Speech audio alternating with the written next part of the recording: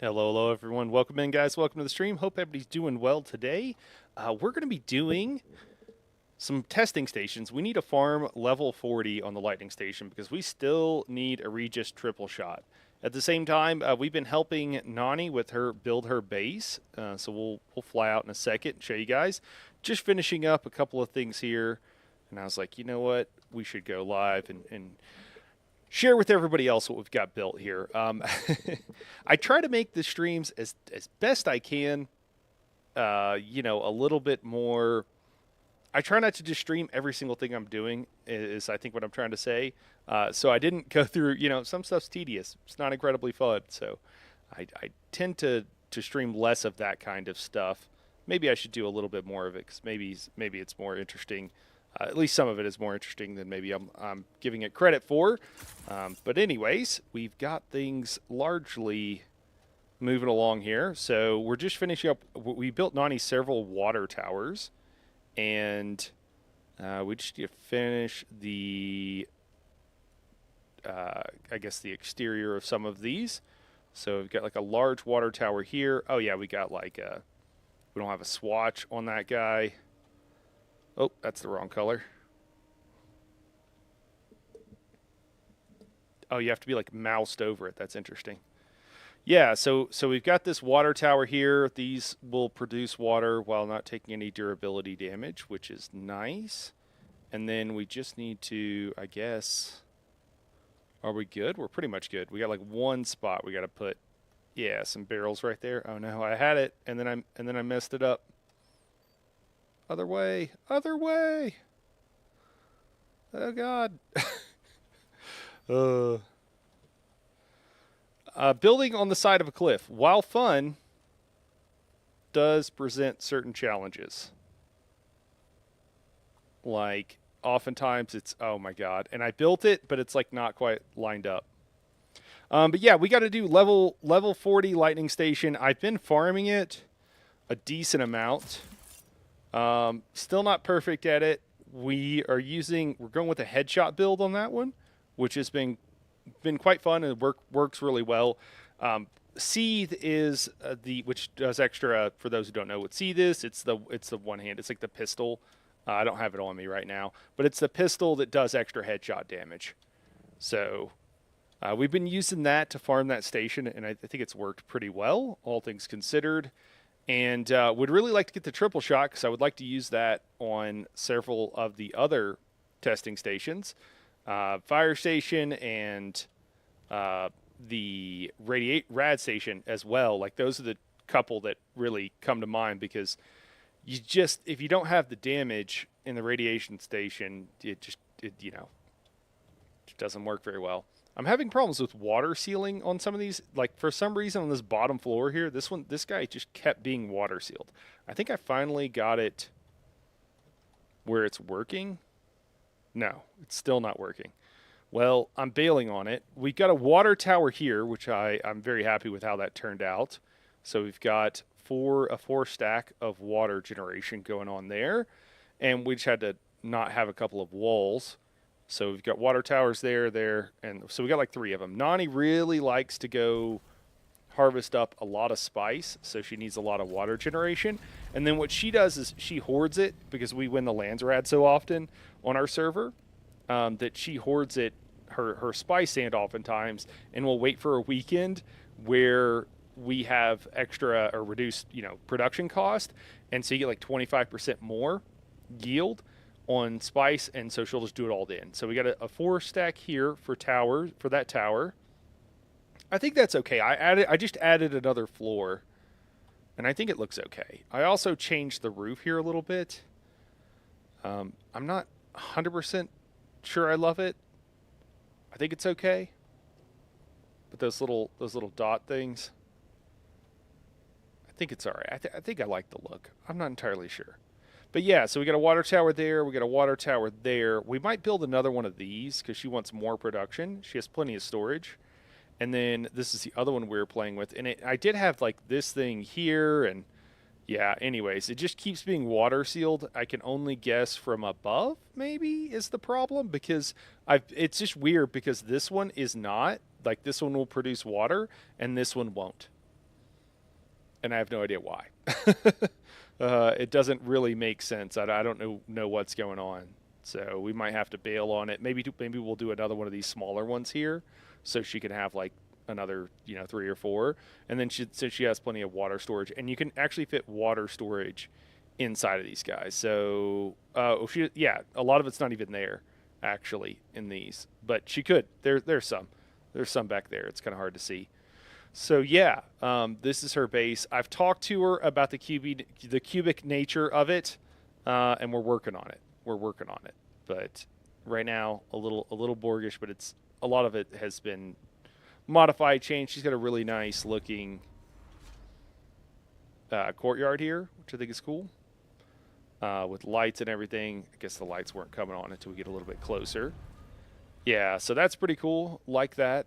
Dig it. And then there's our ramp and stuff. And then now we have kind of a natural path. So you actually drive through here, go through here to get to the guild base. And the guild base is looking pretty good. We've got our water towers here. We got storage here, which honestly we probably didn't need. And then we've got more water generation here and here. So we might swap some of these out because I actually think we have too much water storage here. So we might move some of the water storage, or just get rid of it and copy what we did with hers, and make this where it's actually more water generation should we need it.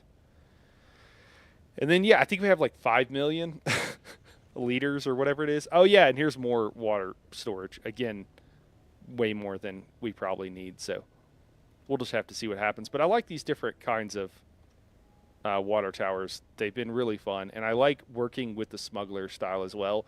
We still haven't fixed all this stuff up here. This is way too large. It needs to go away. It didn't work for its original purpose. We did finish. We got another carrier area down here, as well as, and our ramp is done. We did that the other day. And we also need to do our garage still down here. We've got a crawler, or a buggy down here. A little bit of power generation as well. That can all be moved and hidden. But I think we might want to expand this out towards us so that it's just a little bit larger. But that's our garage area, and then we've got room for something here. I've also added, probably since the last time we looked at this, another storage for an assault thopter. You can actually fit multiple in here if you don't mind them being all up on each other. But we've got a couple of birds for our larger assault storage or area, and then you've got plenty for scouts. So you can park a scout here. It's a little tight. I played around with that roof, and I think the roof's a little bit lower, so we might have to go back. You can park one here. Again, when I play with the roof, I had to put in a pentashield, which I don't love, but for right now it's okay. So you can kind of park temporarily, at least. Those two areas on the left are water sealed. You can temporarily park here or just in front pretty easily with the scout, and then if you want to put it up or whatever. And then if you're going to drop it out, it'll land on this wing. You just walk out the front, and it's pretty hard to not land on the wing here. So I've never had it actually miss whenever you're just like throwing out your thopter. But I would like here, I like this area more or less and what we got going on with that platform, and also something like this. And I'd like to have more, we need more assault storage, and we need more just general storage. We've got a couple of vehicles in here. Oh man, okay, somebody brought over a couple of extra scouts. Okay, so somebody's been utilizing this area. That's good. That's the whole point of it. So these are so that one's like my rocket thopter. I keep at least 2 thopters, one with rockets attached, and then we have some folks that will take breaks and whatever, and they usually just store their stuff at the guild hall because it's easy. But yeah, we got a couple more areas there that we need to build something in. And also, I had originally, this was temporary. This is where our refiner is, but that might just stay there. Honestly, it's fine. It's working well, so it might just stay there and just be there. But yeah, we have some room here if we need to put anything else. I think we need one more. I think we need one more carrier storage is I think what we need. I think that would be pretty nice to have. And I'm not sure where to put that. It's almost like we did have something here and it was kind of in the way. Maybe we need it up here. You know what? We might have to do it up top is what we might have to do. Yeah. Kind of go to the top of our build area or something. But anyways, yeah, playing around with housing, it's been quite fun. Man, that cube. We gotta so Nani has it where she can park a couple of apparently a couple of Thopters there. Man, that's a lot. Okay. I mean, you kind of need something giant, but I bet we can make it less cubish. I bet we can do it. But overall, looking really good. Looking really good. Pretty happy with it. Pretty happy with what we got going on over at the guild hall as well. We just need a handful of more parking spaces, I think. Maybe we could do plenty of like long term. Like we could put some parking here and a few other places. I don't think it'd be a big deal. Now I'm like, I've got a few extra platforms you can see just to make it easy to build. Most of them I've taken down. That one down there will eventually go away, and that'll leave us some space here. We might put some parking also right there because I don't think it sticks out too much and isn't a big deal. Main thing is finding a nice spot for the carrier, and I think here might be another good spot for a carrier. Maybe we'll do it this way so it doesn't stick out quite so much. But yeah. Hey, Nani. Nani, I'm talking about your base and your cubic nature. It's a work in progress. It's going good. I just think we need to round off some of these corners. That's all. You know what you could do? I think is we could also build one of these towers into the corner of the base. That could be cool. That could work. I think we can only do this corner. I don't know if we can do these other corners, but it could be kind of fun. But anyways, let's farm some lightning station. We still need a Regis triple shot, and we need it pretty bad. So let's go ahead and swap out our gear, get what we need, and then head out.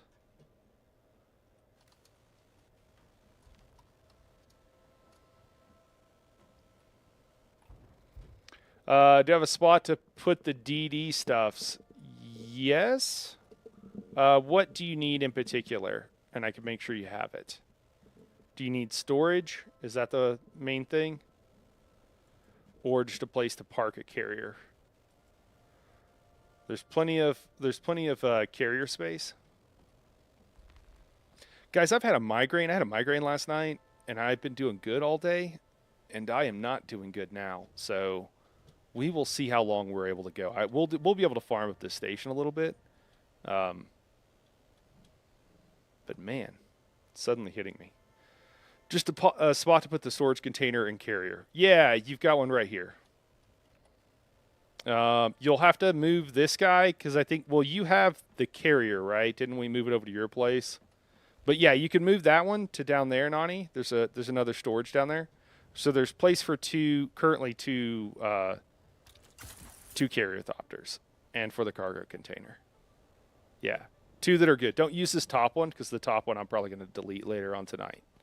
I mean, if you did, it wouldn't be the end of the world. I'd just move it out. It's not a big deal. But yeah, probably those 2. And then the top one's going to get modified.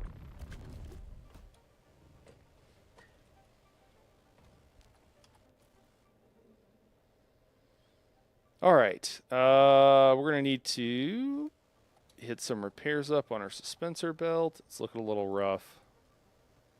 Let's just repair this one. We need to go farm those too. At some point, we'll have to go farm. So I'm thinking what we're going to do long term is, I think long term, I'm going to have a set of tier 4, maybe tier 3, but probably tier 4 equipment that we use for everyday driving. And then we're going to have a set of tier 5 that we use for like the harder testing stations to make them go quicker and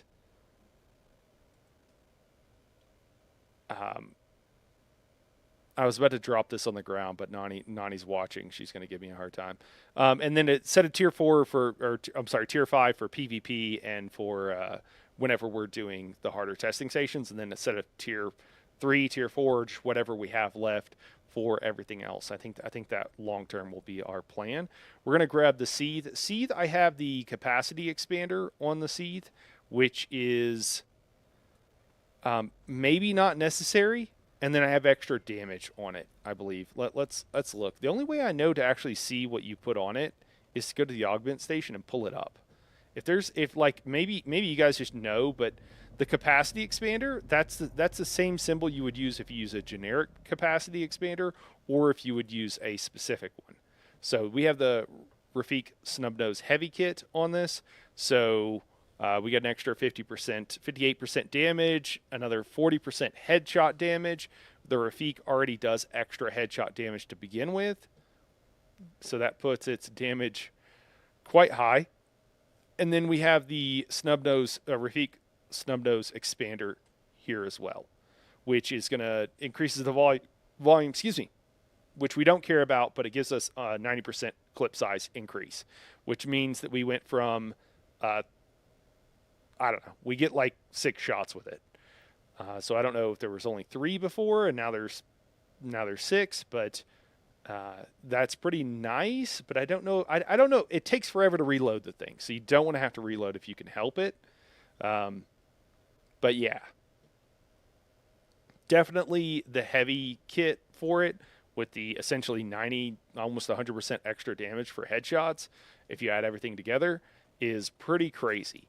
And makes it where running these testing stations is a lot easier.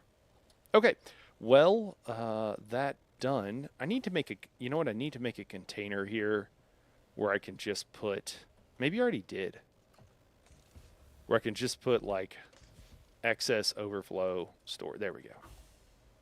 I did. All right. Yeah, Guildhall's still a work in progress. Still a work in progress. We gotta organize some of these chests and stuff like that.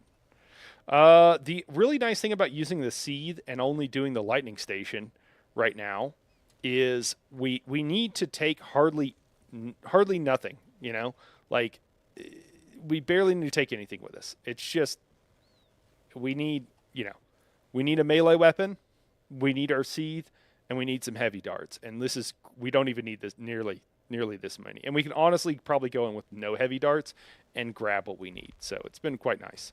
All right, well, let's head out. Let's go do the thing. I need to compile my thoughts and maybe make a couple of videos on a few things that we're doing and kind of talk about. One of the things that has really struck me is that the armor.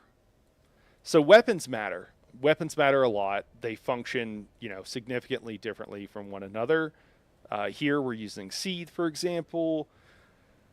Other ones you really want the triple shot. Other ones I really think the shotgun is the way to go. And with the melee weapons, they're almost all interchangeable. You might prefer one or the other. There are situations, like if you're doing the dark station, you might want to use I think a sword is probably a good idea if you're going to do melee in there, because you really want that cleave. And the AoE parry, because they just throw a whole bunch of mobs at you at different points, and I think that's pretty important. So there's a lot of reasons to use a lot of different weapons. Armor, the armor feels like there's rarely a difference. I do like the circuit gauntlets. I do like the power harness, Idaho's charge. Those things all do they do a lot. The X-Core leggings are pretty nice. They can give you an extra dodge. That's pretty helpful, but a little bit less so compared to the others. So for those who don't know, like Idaho's charge makes it where you can fly through the air for forever, and your suspension just lasts forever. The power harness gives you 50% increase on your base power, so that can be very useful. The circuit gauntlets increase your regen on your power. Those things are really nice, but the difference between running, the Forge set just doesn't feel like that much. It really, basically the modifiers feel like they're hardly doing anything, and it's really just the core armor bonus that you care about. At least that's how it feels to me. If you guys feel differently, let me know, but that's how I feel. All right, so it looks like our best run of this was at level 40 and 17 minutes. I'm pretty sure that's with a death, or that would be lower. So, but yeah, we're going to farm this up. Let's do it. I've done 40 several times here. We will have to swap out our skills too. But I would say we've only farmed it maybe, I would say, around 10 times or something. And it has been nice. You know, you see if you put it on the higher difficulty, you do get better drops. I think it's up to 41% or something chances of a tier 5 item. So that's been really nice. I did get a triple shot that dropped the other day, but it was a... Oh, that was poor timing. It did get a triple shot. I was a little slow there. I probably could have sprinted in. It would have been fine. But it was a tier 4. So that was unfortunate. You can just kind of dash through that. We need to wait for our shield to come back up now, though. Oh, I still have... I always do this. I run in here, and then I'm like, wait, hold on. So, yeah, so I still have headshot on. We'll have to take care of this guy, or at least... We want to go with center of mass, which will increase our damage with these blade strikes, because that is considered to be center of mass.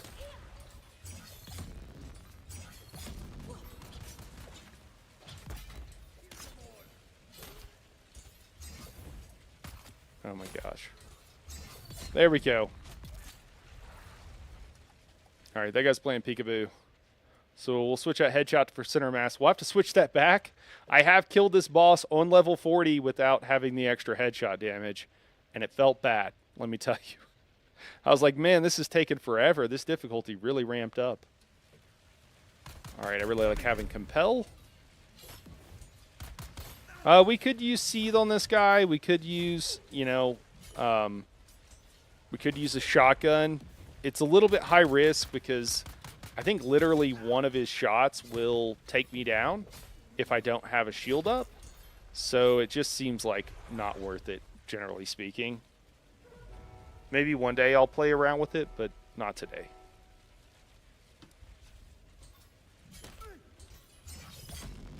And the difference between having center of mass, for those who don't know, the difference between having center of mass on and not having it on is it requires one more heavy blade strike. Oh no, don't do that. Well, that sucks. I accidentally woke that guy up.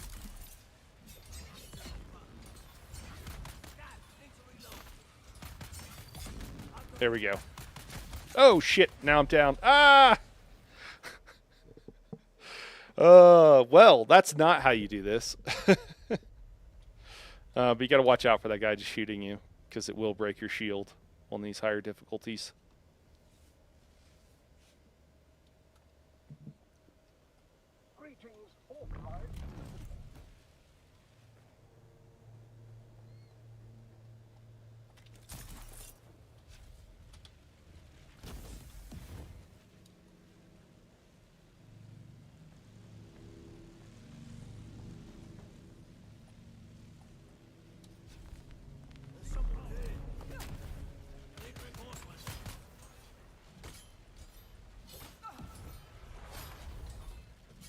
I do think they should do something with melee so that it's not quite so, I want to say boring, but I'm not really trying to be that derogatory. I just think that's probably the most apt description of how it actually is. It's just not really fun to just spam heavy attacks, you know? Not really doing all that much for me. All right, let's do this better this time. All right, so those guys, even though they appear to be walking out, whoo, we were one strike away. I usually do 2 slow blades on him and then CC this other guy and then finish him off with 2 more slow blades. There are other ways you could do this. Yeah, repetitive. Yeah, just spamming. I can do it with one hand, you know, and it's just like you're just pressing one button. It's not super engaging. Overall, I absolutely love this. I just, I love the game and I love the play and everything else like that. These are just some critiques on how I think it could be even better.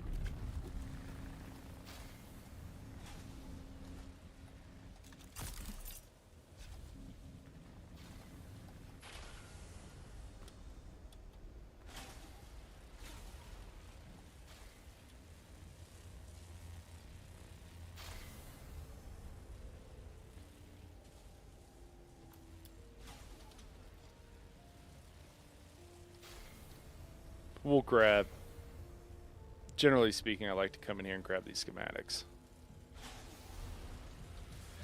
I think we probably have way more than we will ever need, but I used to think that about plastanium dust, and I don't really think that's actually the case anymore. So, maybe things will change in the future. Come in here, we'll CC, and kill the other guy. I like killing the melee first because it is so quick.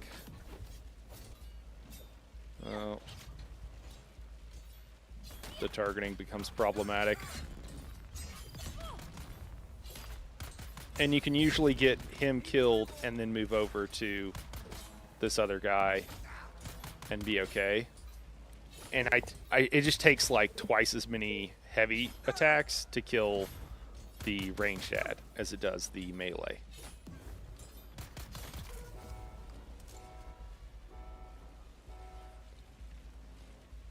And then unfortunately we often end up in this situation where we don't have all of our stand back. Could it be worth optimizing for stamina? Maybe. On our attacks? Like, it's very possible. Oh my gosh. Alright, this guy's going to be a problem. We're just going to... I'm not doing these very well. Guess we can actually use our parry now that we're a little bit better at it.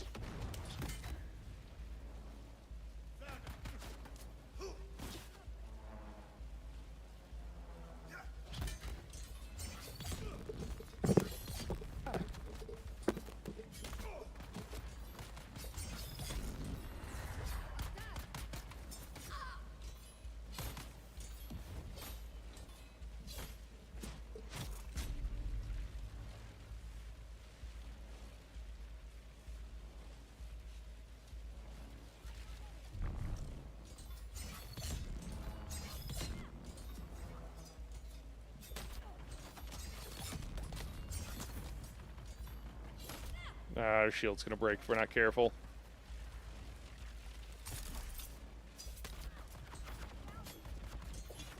That's so annoying. Oh yeah, this guy's here too. Run!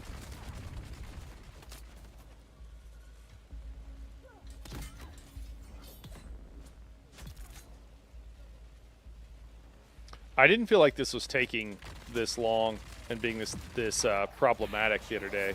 But maybe it was. Whoa! The grenades, man.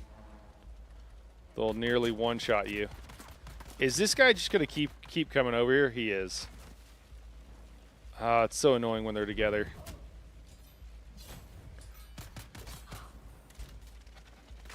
Good news is there's a wind-up time.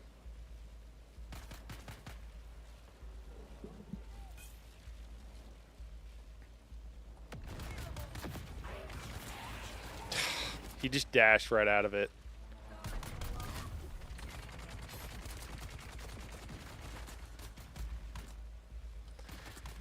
We just gotta wait this out, guys. we can charge in, we can get a couple of hits, but we're gonna die if we're not careful, so I don't know what the trick is to getting compel to definitely work on him.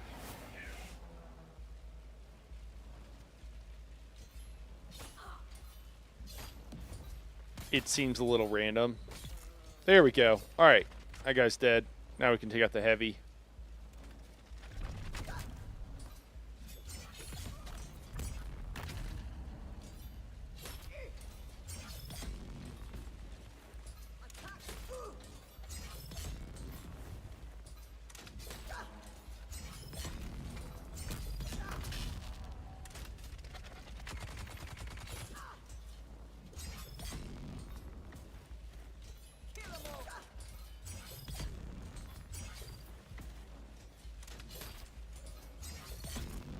There we go. All right. Boss time. Oh. So for this one, I usually run Compel. We're going to put on Energy Capsule. And then I also like to run usually Weirding Step. Partially just because I have it unlocked on my current setup. And then we'll make sure we put in our headshot damage for Marksman.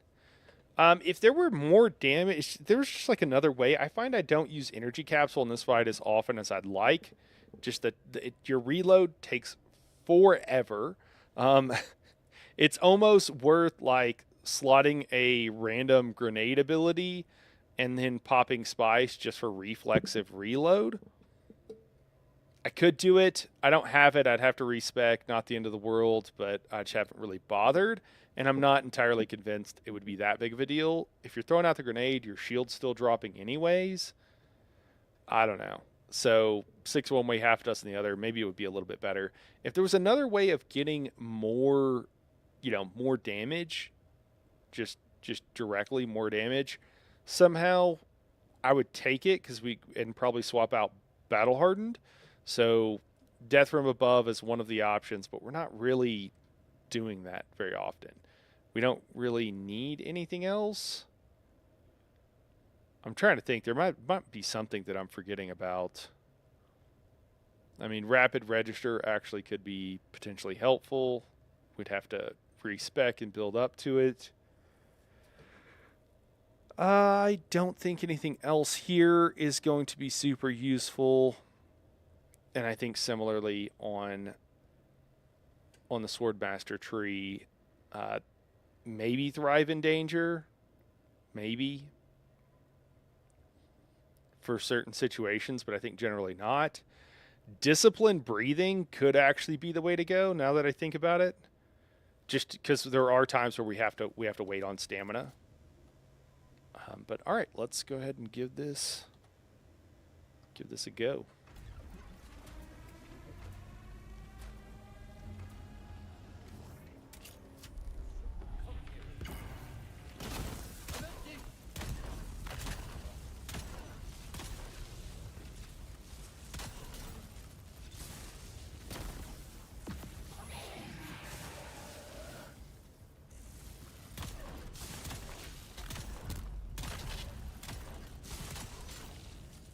So how I usually do this, and how I've found it easiest to do, is I kind of only attack him whenever he's doing his Suspensor Blast.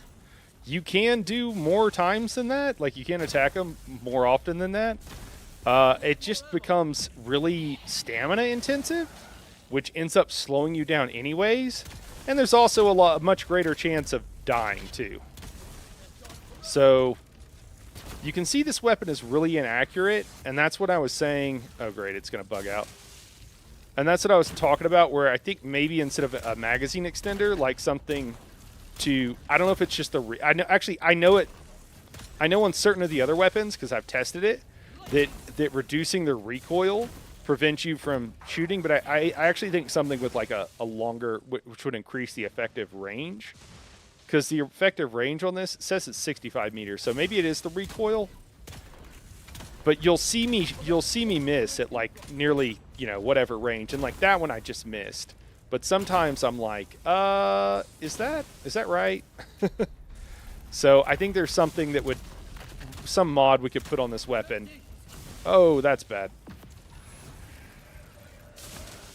Dude, are you gonna fire? I had to dodge like 6 times. All right. That was just a situation I got caught with my shield down, so I wanted to make sure we compelled, so we didn't have to worry about it. Again, just trying to play it really safe. Once our shield is back up, we're good, and we can... Oh, he didn't do his Suspensor Blast there. I'm surprised. Generally speaking, you don't have to worry about the electricity unless your shield is up, and then you might have to worry about it. But if you're firing, getting struck, just realize you might want to dodge out of it very rapidly is the main thing. And then at this level too, you do have to worry about him shooting you and breaking your shield. Oh, shoot. Oh, no. All right, we're just going to run. We're going to run for a second, and we'll be okay. Shield is back up. We're out of stam. Doing a little bit of panic dodging and stuff. I just kind of feel like, hey, it's fine. I just want to stay alive. I just want to get through. Don't take it too personally that I'm not trying to super impress you guys. I do care what you think. I just would rather do this, you know, safely and not really have to worry about it. Which is honestly probably what most people want to do anyways.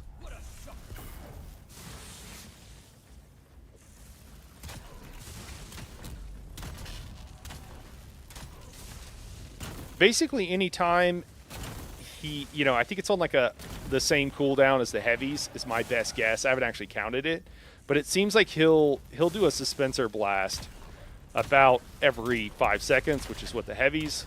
So you can really, you know, kind of kite them out. You can really get him to do his mechanics, so you can just cap him in the head very safely. And you'll learn some various, you know, subtleties. For example, the beginning of a round, he's usually really want to do it, so he'll do it quite often. There are other situations too where he will do it, or there are situations where he'll tend to not do it. All right, we'll go ahead and CC. There's situations where he'll tend to not do it after something has happened. And you got to be careful because it's a little bit different than usual, and you might be expecting him to do it, and you know he just doesn't cooperate. All right, we're gonna fly up for that one, and again, like I said, he can hurt us. He can do enough damage to our shields that it's a problem. He's really out of position from where I want him, so we're just gonna do the normal CC thing.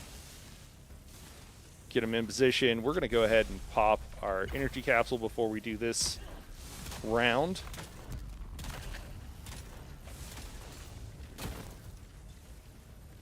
Try to get moving a little bit so we don't just eat those attacks straight up with our shield.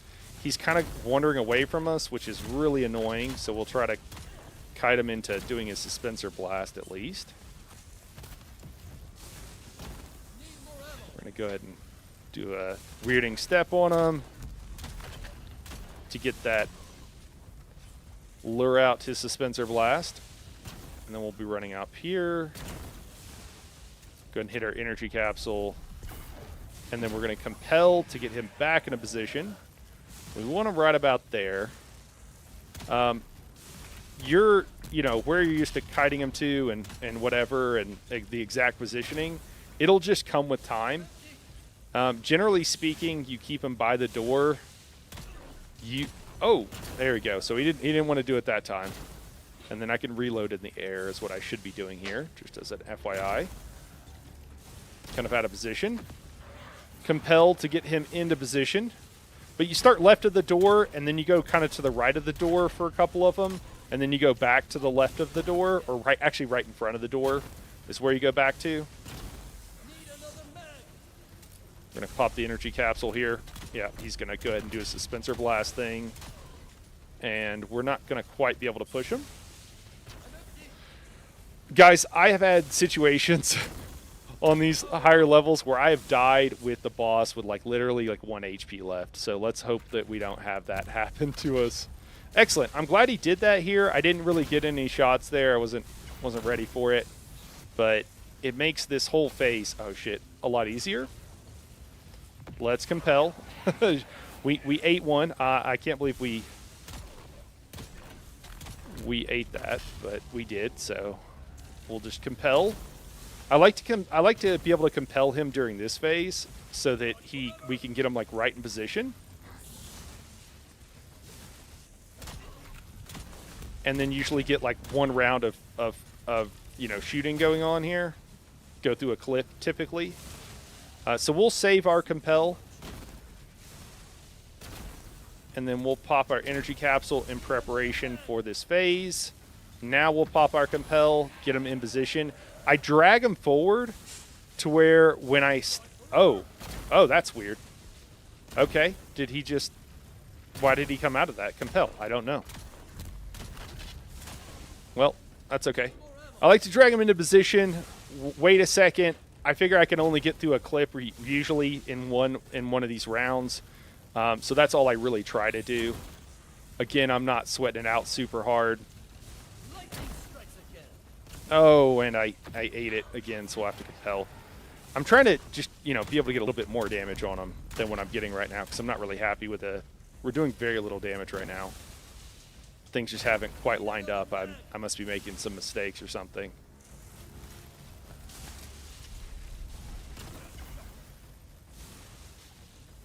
All right, I think we can... Oh, and I take damage. Oh, God. Not ideal. Not ideal. I'm just misjudging where those are at just about every time.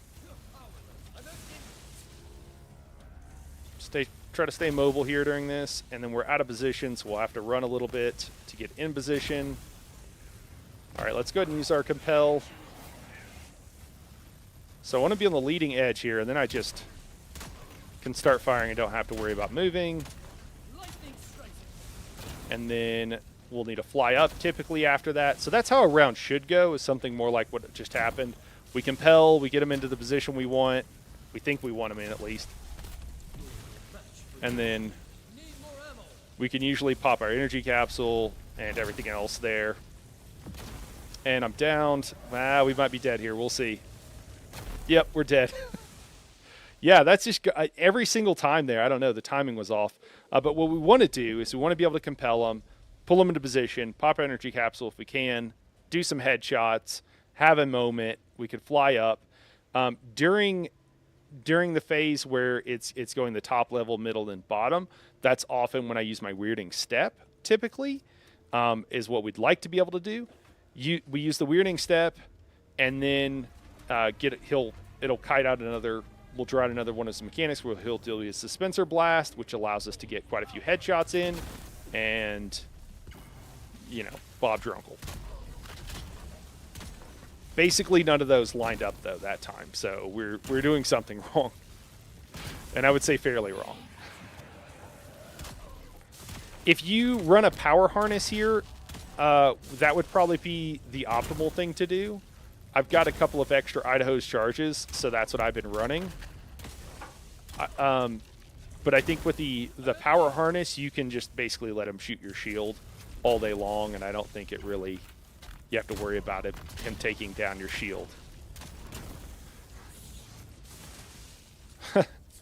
Weirding step has been bugging out just a little bit, where you go to weirding step and you just turn around in the same location you're at.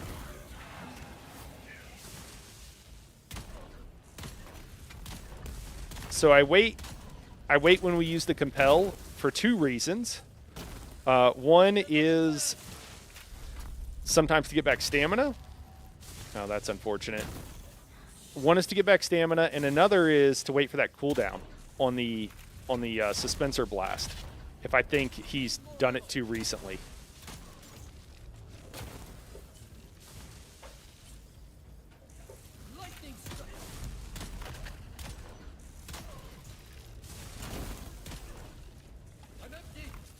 Oh, man, he's doing another one. Okay. All right, we're pushed to the second phase.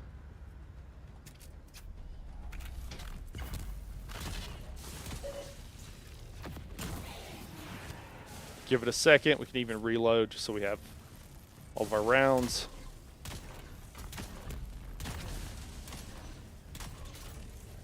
And then you really just sit in front of the door during the second phase. That's the best place typically to be. Oh, that didn't go well.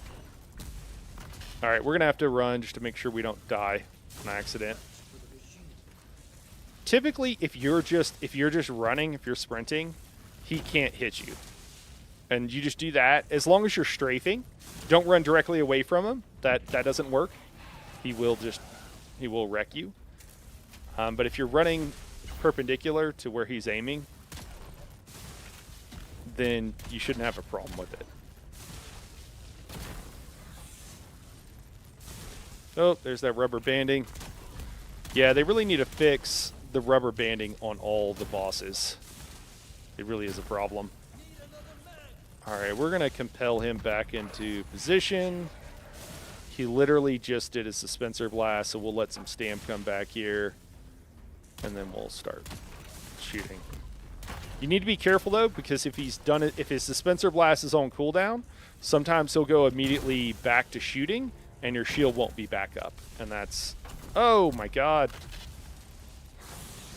I just keep running into it. He's not going to be... Yeah. We're going to have to dodge for a second. Oh, there he goes. I was like, his Dispenser Blast is not going to be off cooldown, so we're going to have to deal with that.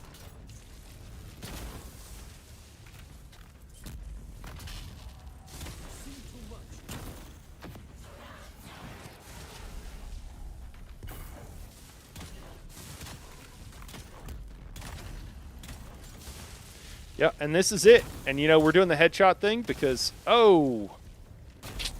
I dodged, but a little too late. Oh, that sucks. We're doing the headshot thing because I think these bosses at the higher levels of whatever, and it doesn't matter what your gear is, right? At the higher levels of whatever whatever is for your gear, right? So it could be, I don't know, level 18 if you had, I'm not really sure, maybe tier 3 gear or something, all tier 3. Or level 20 if you have all tier 3 for sure, would be pretty slow. And so it's just a method of trying to do the most damage to speed things up. Oh, he was going to do it for us there. We'll just give it a second. So it's hopefully off of cooldown. There it is. And I've just found this to be a lot faster than... You know, we should probably CC him, and then he'll do it. And there are other times you can shoot as you kind of do this more. You'll learn exactly when those are. If he goes to reload, you can usually get a couple of shots in. You can actually shoot in between his shots. Oftentimes I like to still dodge right after that. So he started to do a Dispenser Blast and we interrupted it on accident. So he is going to keep shooting. We won't be able to kite it out for a second, but now we can.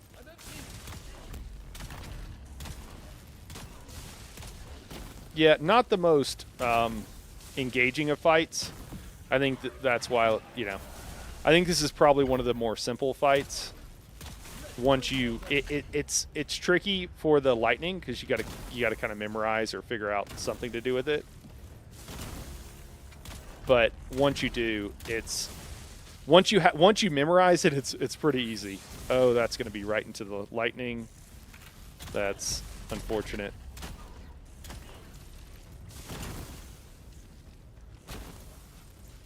Oh my God. I deserve to die here. All right, I guess I'll have to stop chatting and maybe just focus up because we've died 3 times on this now, which is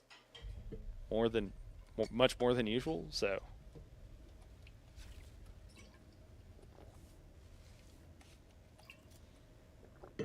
Like to say I have some excuse, but I think my only excuse is not playing perfectly.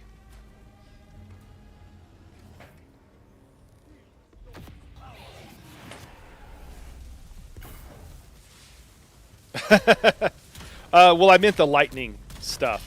But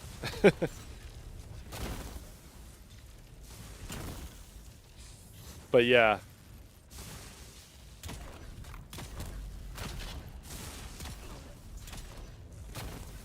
Like that. I don't need to do that. I could just shoot one less time.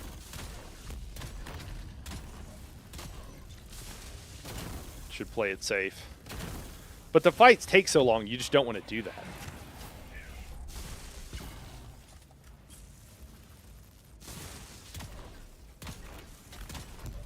I think once we're all level 100 in combat and we get all the extra damage that comes along with that, I think they'll probably be timed appropriately and have appropriate hit points. But as it stands, It's not amazing. Oh yes, yeah, the headshot from sabotage, headshot damage. Yeah, 100%.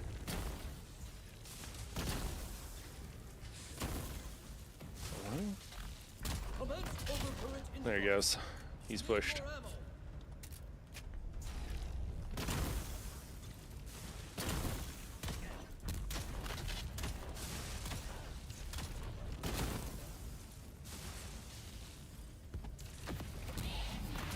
Nope. Picked the wrong time. Just give it a second, give it a second.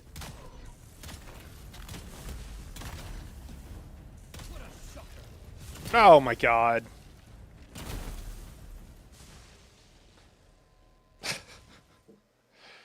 Oh my goodness.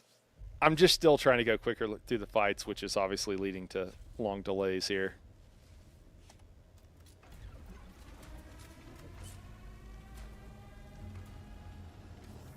I think the grind for tier 5 is entirely too much.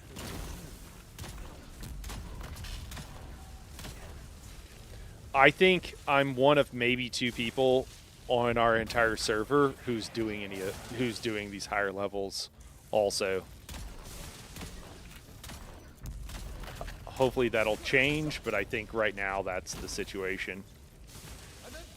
So I don't think that most people are going to be engaging with this content, which is unfortunate. Like, they're engaging with it, but not at the higher levels. And I'm sure these guys would prefer if everybody did. Or I don't know, maybe it's cool. Maybe like tier 5 stuff is just like exclusive and, you know, you either gotta pay a lot of Solari for it or you gotta get good.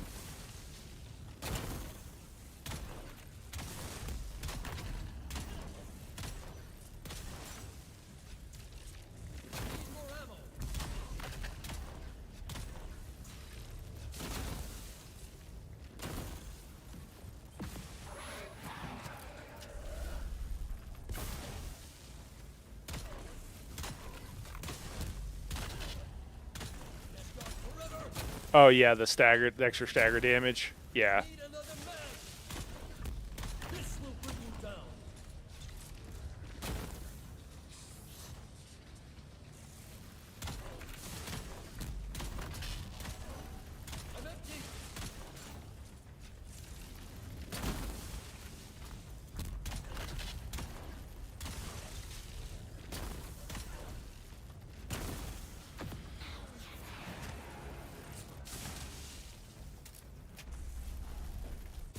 Ah! What am I doing, guys? What am I doing?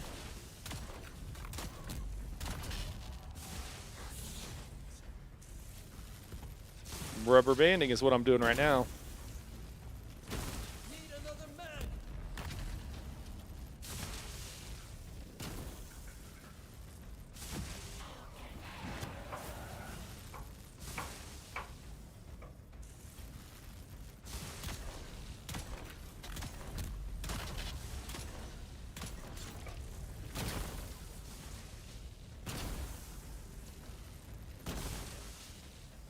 Too much.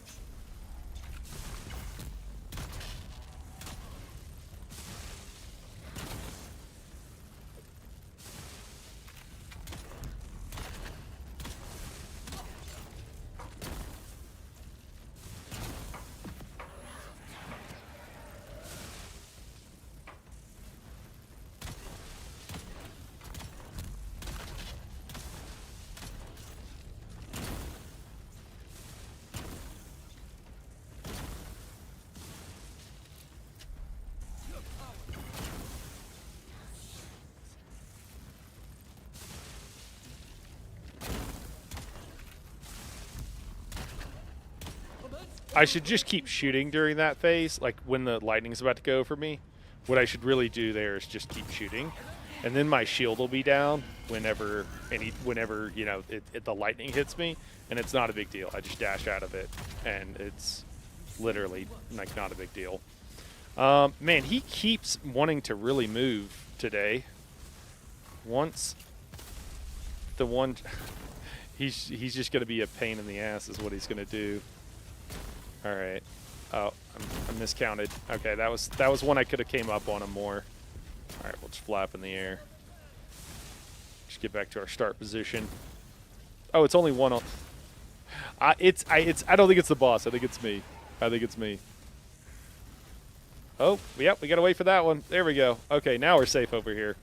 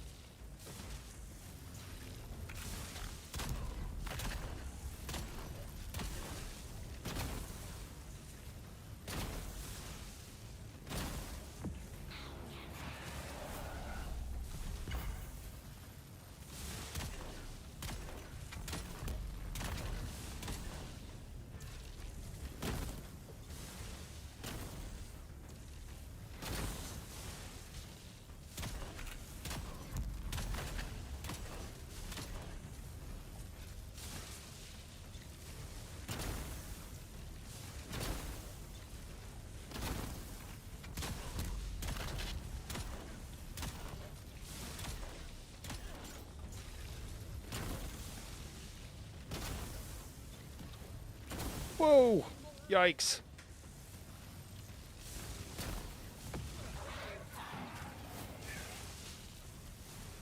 Gotta get back stamina here.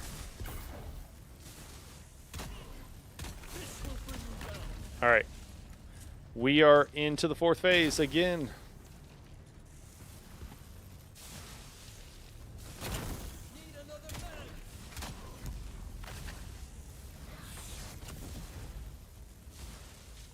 Well, that was bad timing.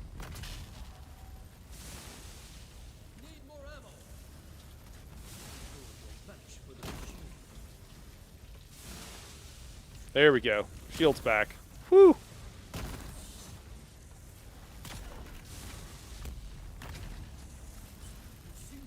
Alright, what do we want to do? Do we want to use our compel now? I think we save it.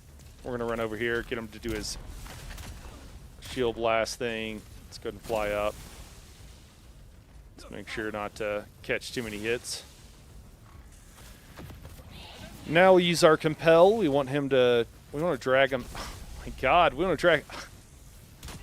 I just can't seem to do it right at all today. Man, I am missing that every single time. At least I'm consistent?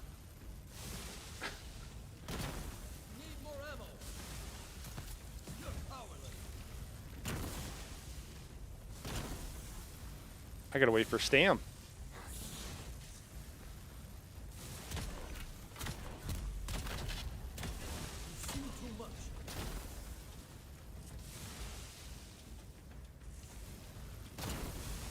Alright, now let's see if we can do this correctly. We want to drag him forward. We want to not get caught in the lightning is what we really want to do, too.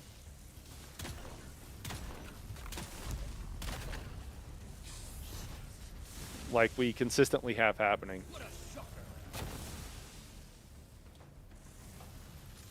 Just going to reload while we're up in the air. Compel is up. We're going to pop it. We're going to try to heal a little bit here.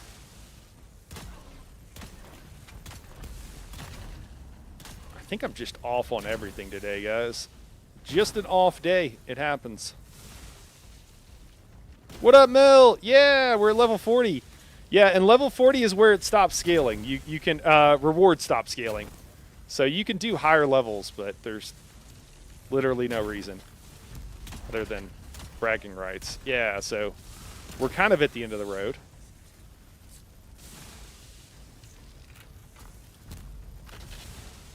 You've seen too much. Got here. Yeah. Yeah, it's I don't know, it's kind of interesting. Kind of interesting. I think there needs to be some balance tweaks with stuff for sure.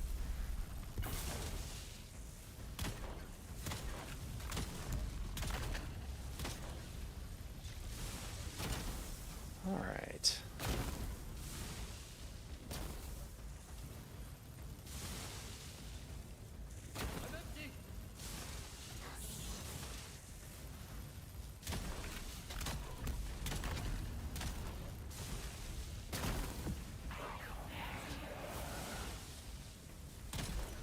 There we go.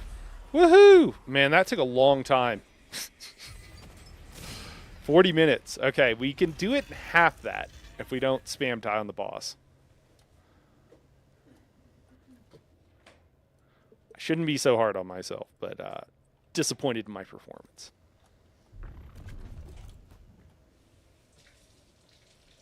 I was just miscounting each phase and everything else. Did you get any good drops on the way to 40? Mel, honestly, no. Oh, and this is going to be absolute garbage. Yeah, a plasma cannon. It's even a, yeah, don't need that at all. This is tier 3. Lightweight adjuster. Don't need any of this. Yeah, not the best drops. Yeah, I'm trying to think. And no, I don't think. We've gotten, I have armor. I've got like a decent amount of armor. Yeah, the triple shot finally dropped the other day, but it dropped in the lower tier. So it was like tier 4, and it was just like, yeah. Yeah, since, sorry, Vesh, I missed your comments. I was fighting it. So sabotage is good for several playstyles. Yeah, since it's all the free small passive nodes, there's a ton of stagger damage increases. Makes me think stagger enemies will get chonked. Yeah. Well, and that's like a melee thing, right? Too a lot, since typically they're going to be.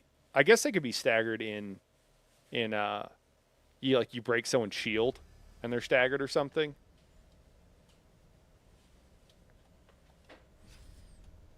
All right, I think we can improve upon that performance. Yeah, so we got a 42% chance of getting grade 5 arms and armor, and then almost 50% chance of getting grade 5 augments, which I have noticed this. So we had a 2% chance of getting a grade 3 augment, which we got a while ago. And normally I can do this with 0 to 1 death.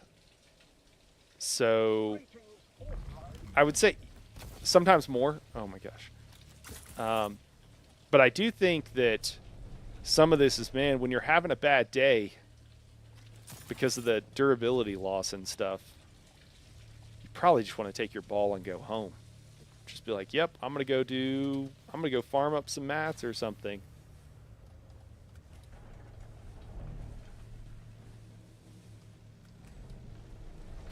Choo.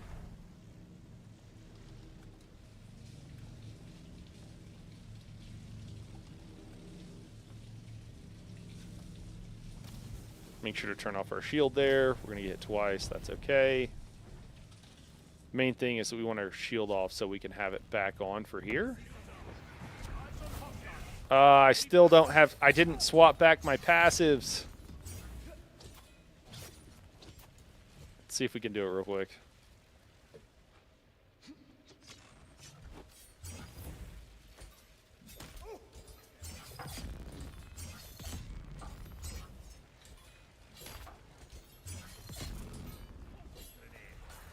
Oh, shit. Get away from me. Jeez.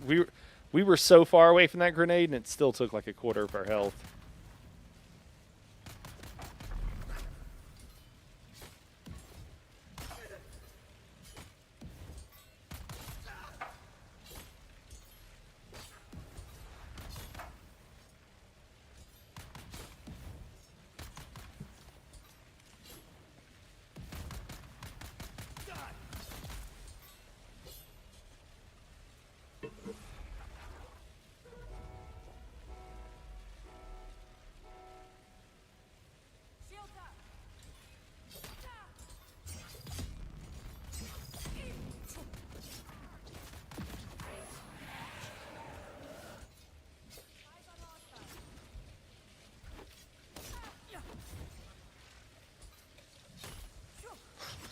Oh my god. There we go. Got a parry off. Let's get another slow blade. There we go.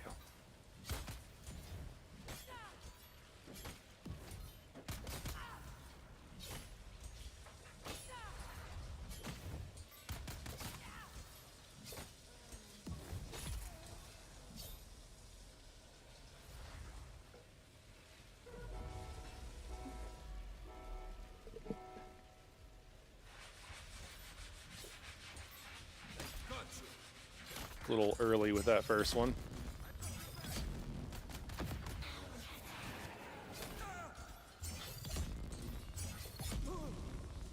Oh, oh my god. Come on, dude. There we go. Is that 5 hits? I thought it was normally taking 4. Maybe it's 5. Maybe 4 is like level 38 or something.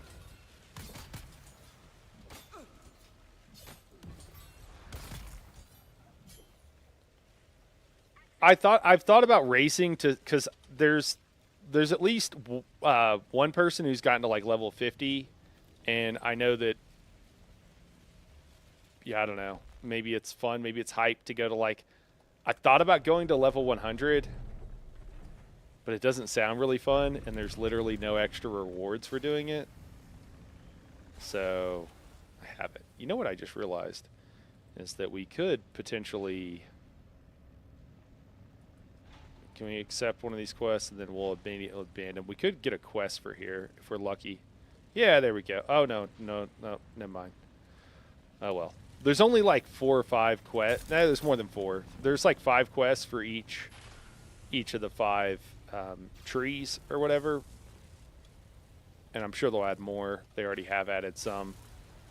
But sometimes you can grab a quest and immediately abandon it, and it'll give you a random other quest.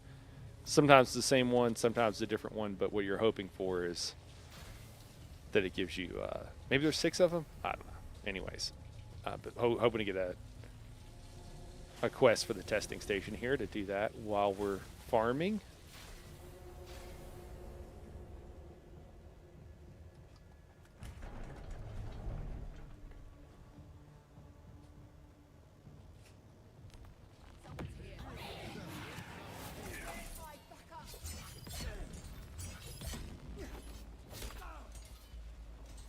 Oh no!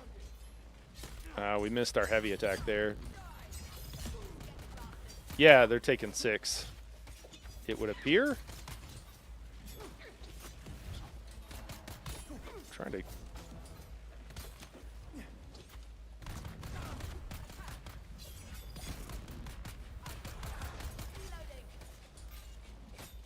Let's do this. Let's get back some of our stamina so that we go into the next phase with most of our stamina, and see if that will speed up the consecutive phases after that. As long as we're judicious with our stamina use. I think Compel uses a lot. Maybe we could use something else.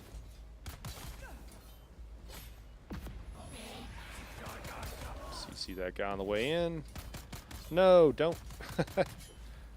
Don't turn and target him. Oh my god. Ah! Shield is... Oh. I can't seem to land a parry. We just can't have that guy shooting at us. It scares me every time.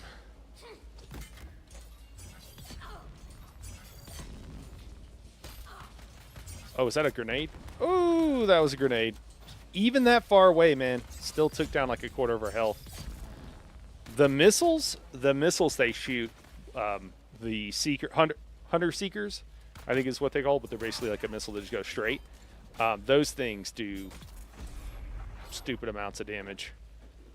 All right, we can run back into position. I think they'll one-shot you.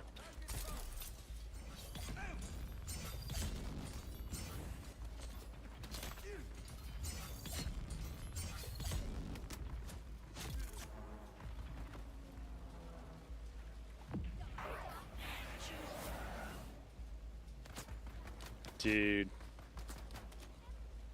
He just switched sides.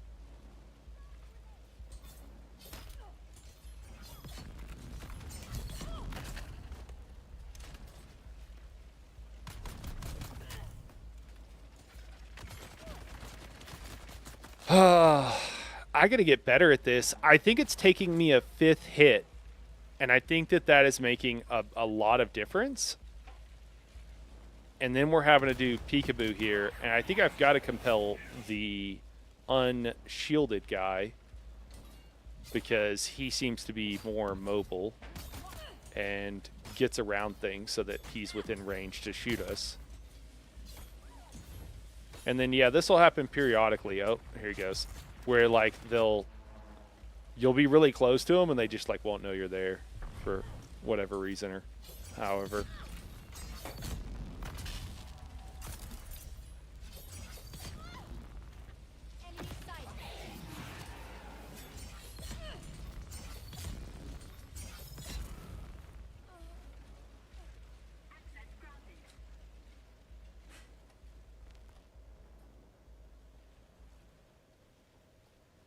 All right, time to do the thing. Let's make sure we swap out all of our skills, including passives, put the headshot on.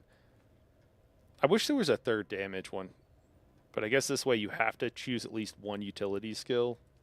So maybe that's actually a better overall way of playing the game, or way of having the game designed so that people will not just choose the, pick 3 damage passives kind of thing.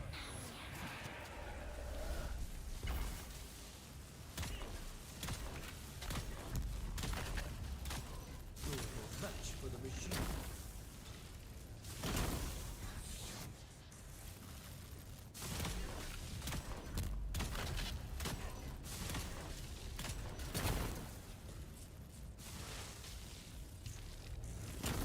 Need more ammo.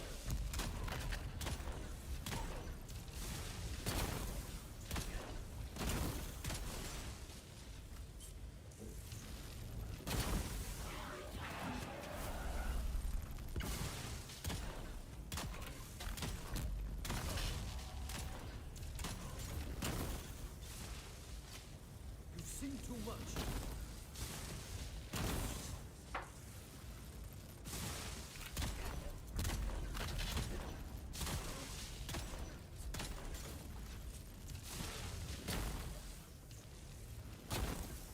Need another man.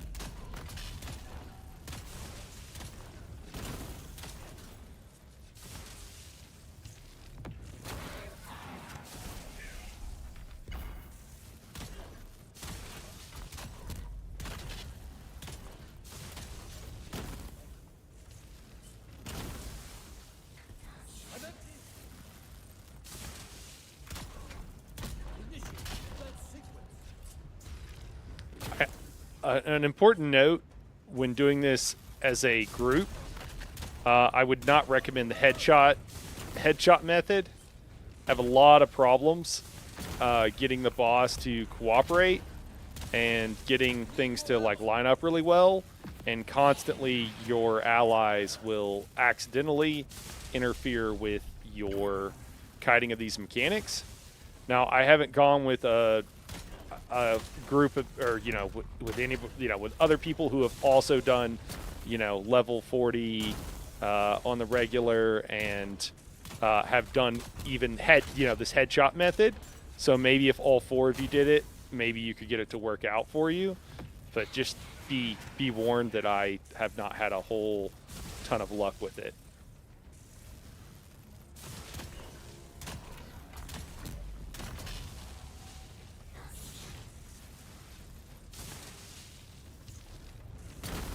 Woo! Oh my god. I may or may not be able to get back up. Yep. Shield's still not up, though.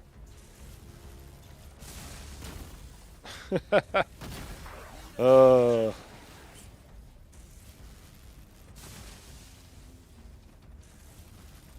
my god, I'm getting hit. I'm trying to reach chat.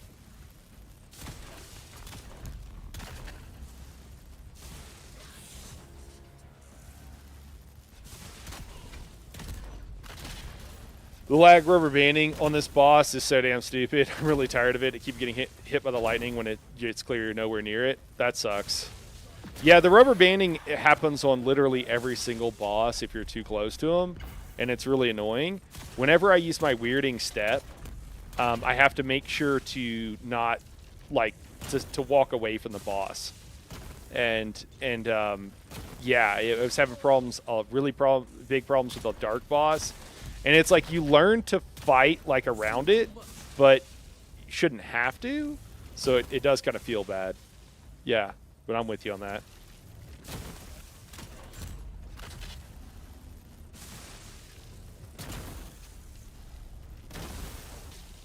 My poor power pack.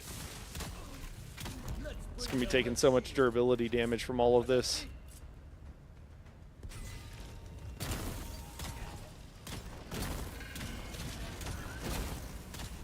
So you can't do it like that. It's just, I don't know. What's the reward for it? Not really much. I mean, you can get them down faster in theory, but if you mess up, and the fights just go so long anyways, I don't know. Tends to not really feel like it's really worth it to me. You're powerless. Oh, that's bad.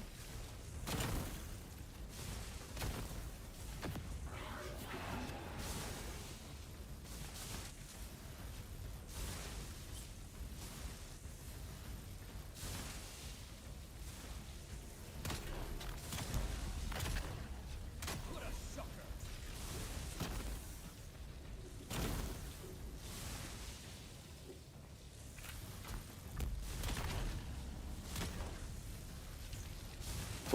We're chilling. We're getting back stamina.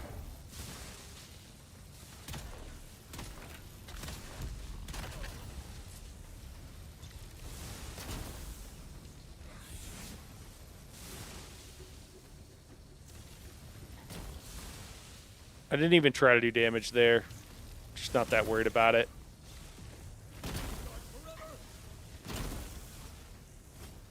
Jeez. Alright, fine. It's going to be like that.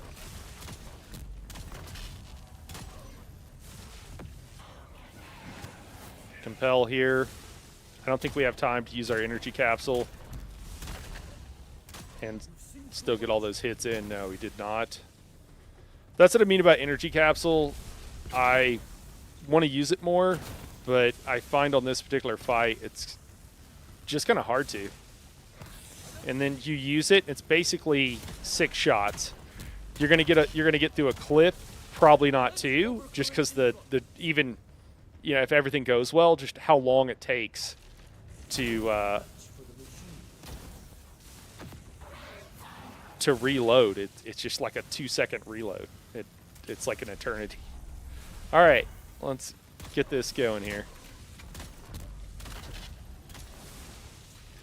Get a little running head start so we can jump in the air and avoid his shots.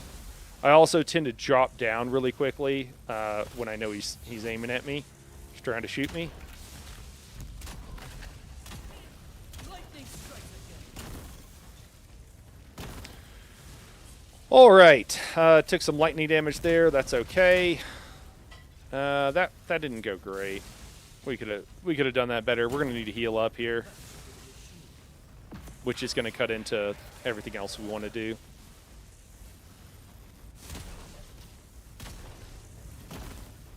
Oh, and our shield's gonna go down, and we're gonna go down. We're dead. We're dead. We're dead. I don't know what the deal is. I feel like I'm having to do stuff different. I don't know if I was on like level 38 for a while, and then because I've done 40 probably 5 to 7 times. I'm not feeling great. Maybe I'm just like out of it. But the flow that I had going, I thought, is just not working today. Not at all. I mean, I say not at all. We did clear. It does do damage and stuff, but maybe I'm trying to do old strats and I need to change it up because the timings are just not working out at all, and I'm constantly getting hit by lightning, which is insane. What's up, Talith? This lag makes it feel like the devs are straight up cheating at this point. Yeah, it can be pretty frustrating. All right. So let's also, it's 17 minutes and 45 seconds. Let's see how long this fight takes.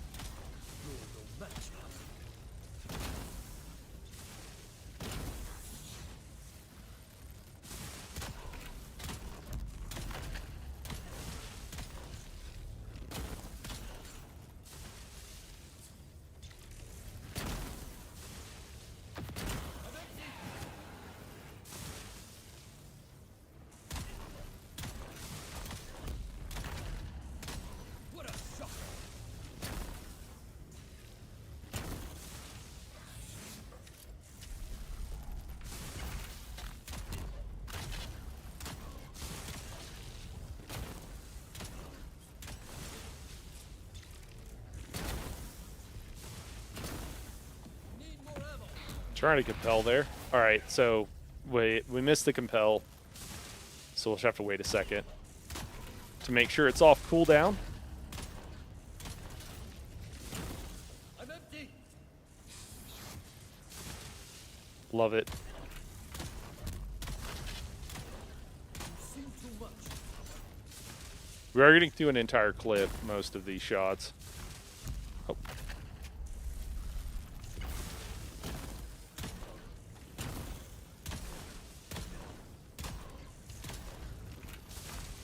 Power on.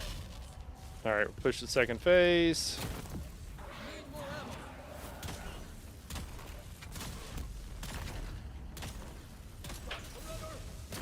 Reload. Ah! Almost get caught by the lightning. I'm empty.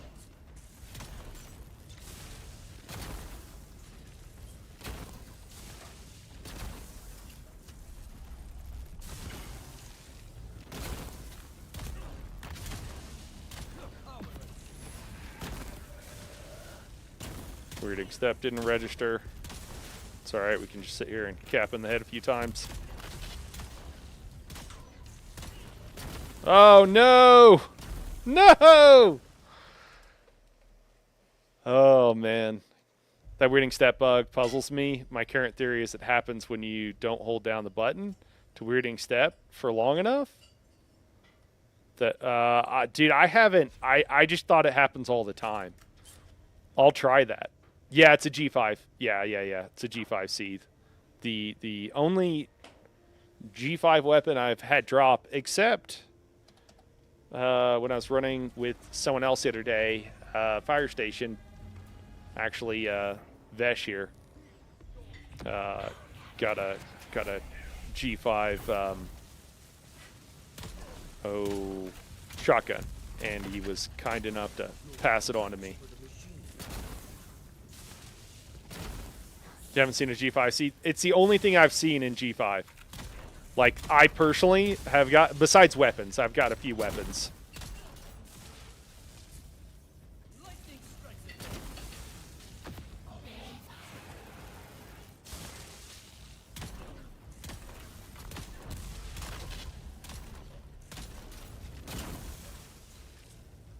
Need more ammo. Dude, 3 G5 las guns, no seed. Okay, that's wild.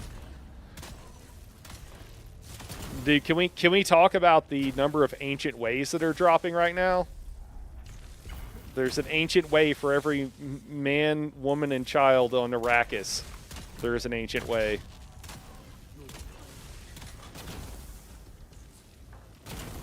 I'm empty. I don't know. Maybe what we need to do, guys, is just like get good and be able to just constantly fire off rounds with seed to make it work. Yeah, for mods, Talit, just FYI. So I've got two, mods that are designed for this weapon, Snub Nose Rafik mods, and one of them was the capacity expander, and I don't know. I'm on the fence if it's worth it. It does feel like the aim is all over the place. So, just FYI, like you'll fire a shot, it'll go in the right spot. I think it's because it has really bad recoil, maybe.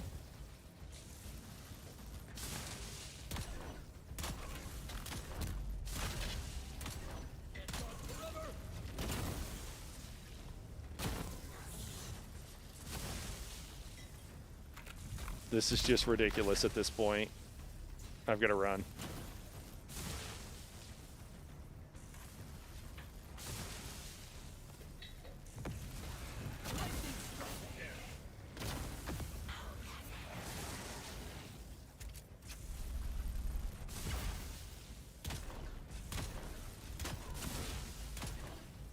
Wait, why did it take down my shield? I was actively firing. What a shocker.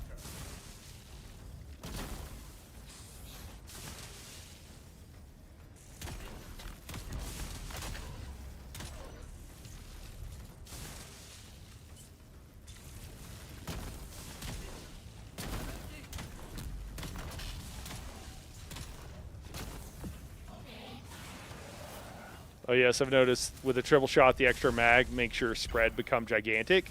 So it's not a true sustained DPS increase with like the math shows. Oh, okay. So it's not just me. Need another man. I think that's actually the recoil is my best guess. So it almost seems like something with more accuracy. Accuracy could also be part of it, and like less recoil is like maybe the way to go.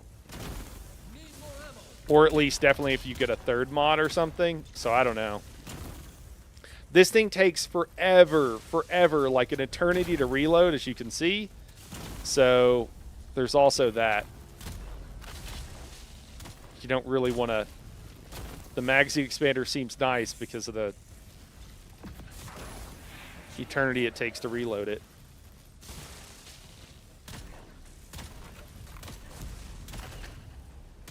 Lightning.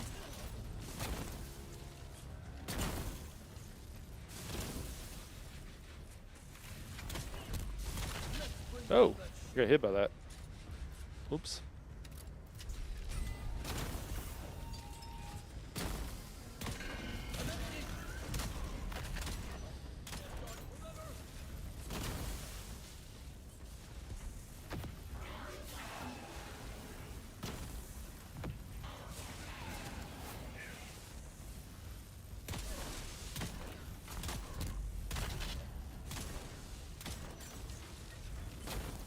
Yeah, and it can be really hard in these fights, too. Like, you want to see if you're getting headshots at different times, but it's so hard to actually, like, you know, make sure you get the headshot off without getting one shot by something, and also see what the damage is going out to the boss.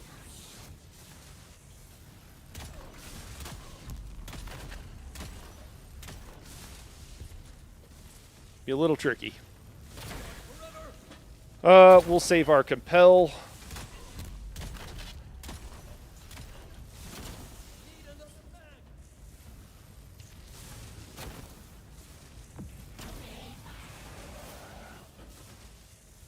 man. Oh, we're out of position. Well, we'll just wait. Wait. Fire now. Oops. A little too close. I'm empty.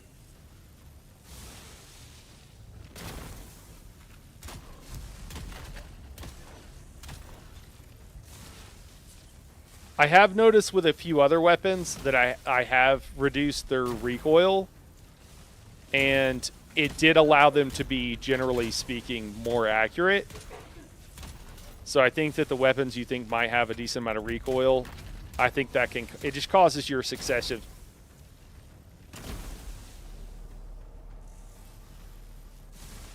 I just thought my shielded came back on.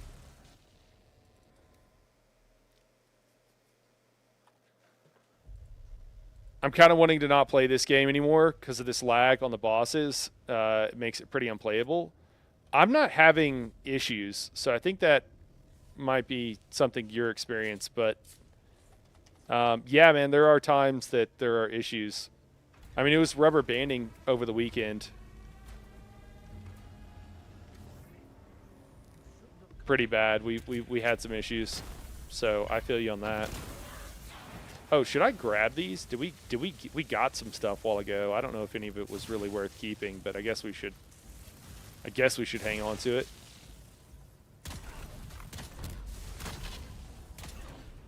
No point in letting it time out on the floor, I guess. Need another man.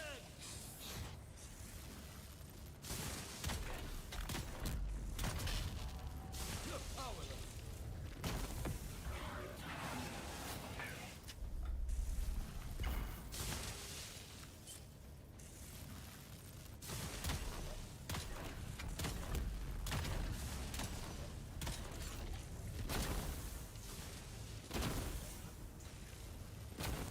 Need more ammo.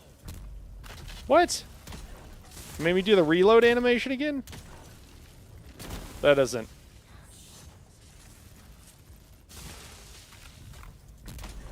There's that rubber banding thing.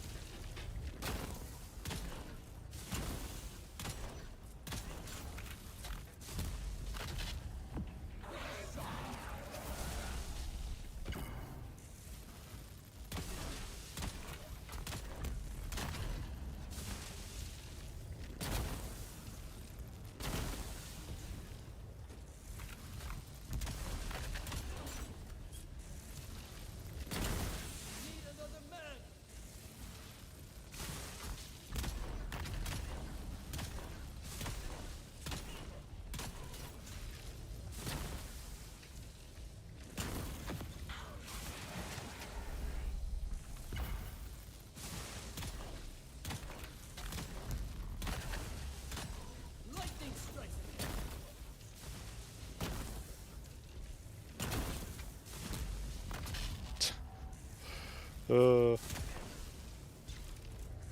Need more ammo. This will bring there we you go. down. Phase 2. Heal up.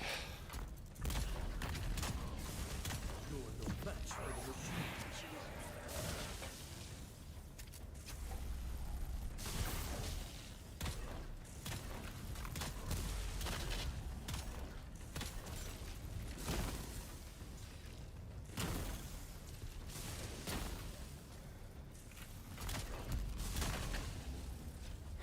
Can't guard forever.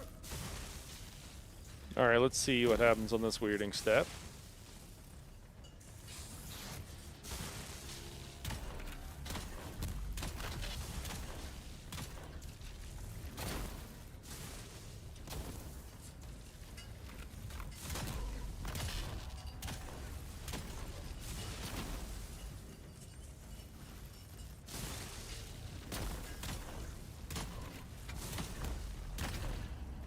Lightning strike again.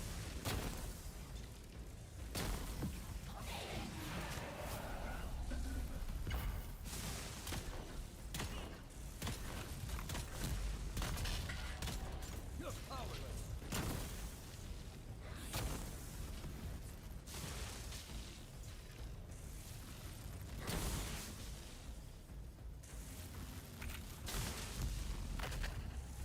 What a shocker.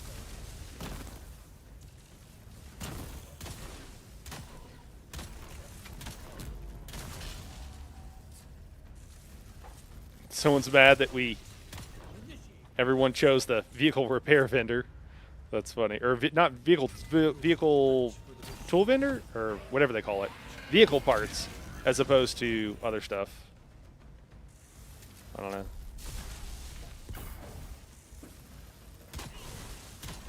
All right, looks like people are getting on. We might be able to. I need to buy some What a shocker. off-world I'm empty. components.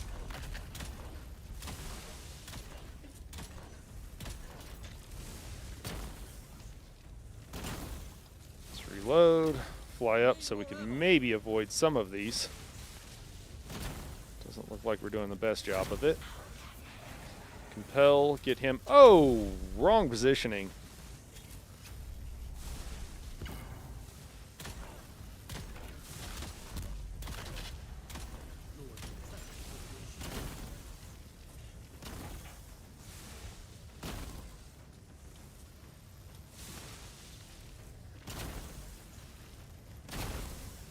I'm empty. You know, we're gonna move. I think we got one right where he's at. Yeah, and then use the good old compel.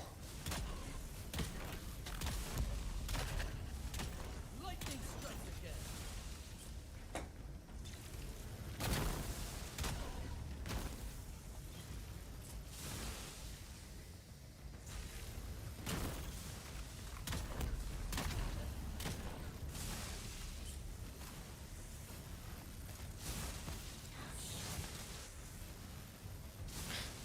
Damn you, rubber banding!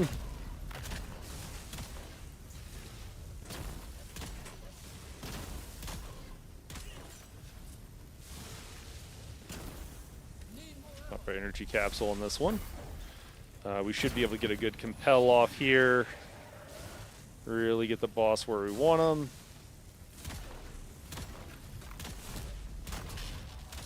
Lightning strike. Oh, that last shot. I'm empty. That was way off.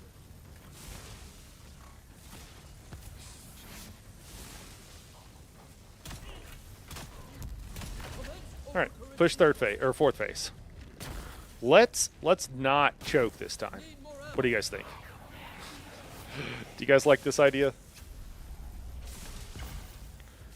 Think we want one more to strike and then we're good? Oh my god. Not if we let it hit. Sorry guys. We just got to run. All right, our shield's back up.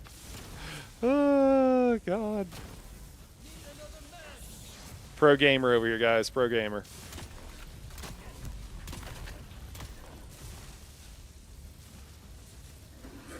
I'm empty.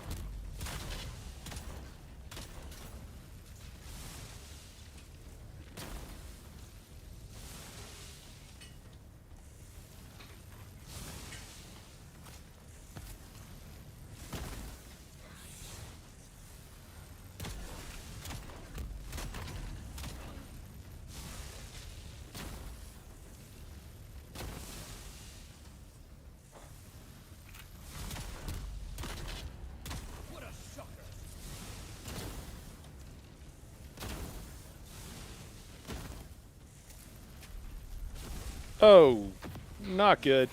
We have a compel up, so it's not a big deal, but we shouldn't be getting our shield taken down during that phase at all. It just shouldn't be happening at this point, so it feels pretty bad when it does, and it's been happening really consistently today. uh, we're just getting hit by everything. All right, compel. You've seen too much. I don't think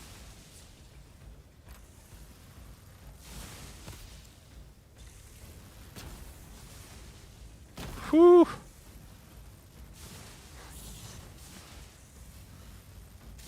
what a shock. Need another man.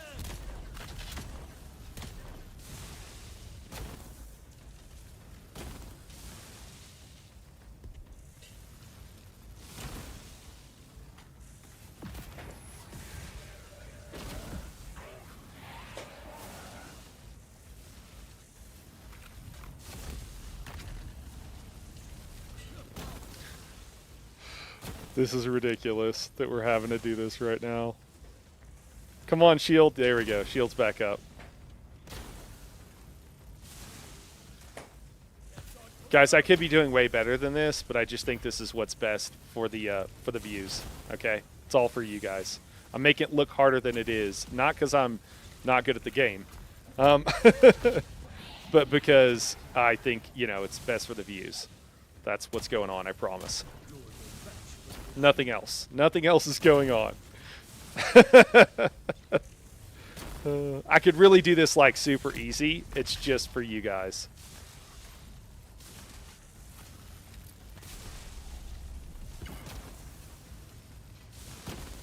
Need more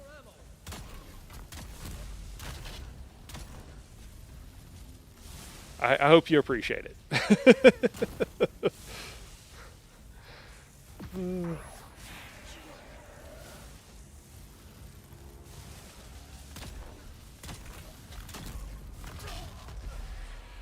Woohoo! We made it. Oh, man. Yeah, I got to keep you on the edge of your seats. There we go.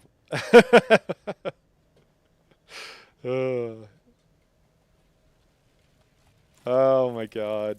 And they're even tier 4 boots. Oh, my God. Barrel extender and energy dispersive padding. Yep. It just feels bad. It just feels bad. Do they have patch notes for tomorrow? I'd like to know if they're... I'm sure they don't think there's a problem. I'm sure they're like, no, it's totally fine. But the drops need to get better. They are not what they should be. Doing like this hard of content and then getting to the end and getting literally nothing you want consistently is it's disheartening.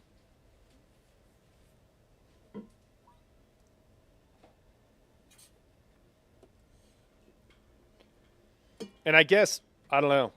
I'm not sure. I'm not sure where my skill level is gonna have me end up at.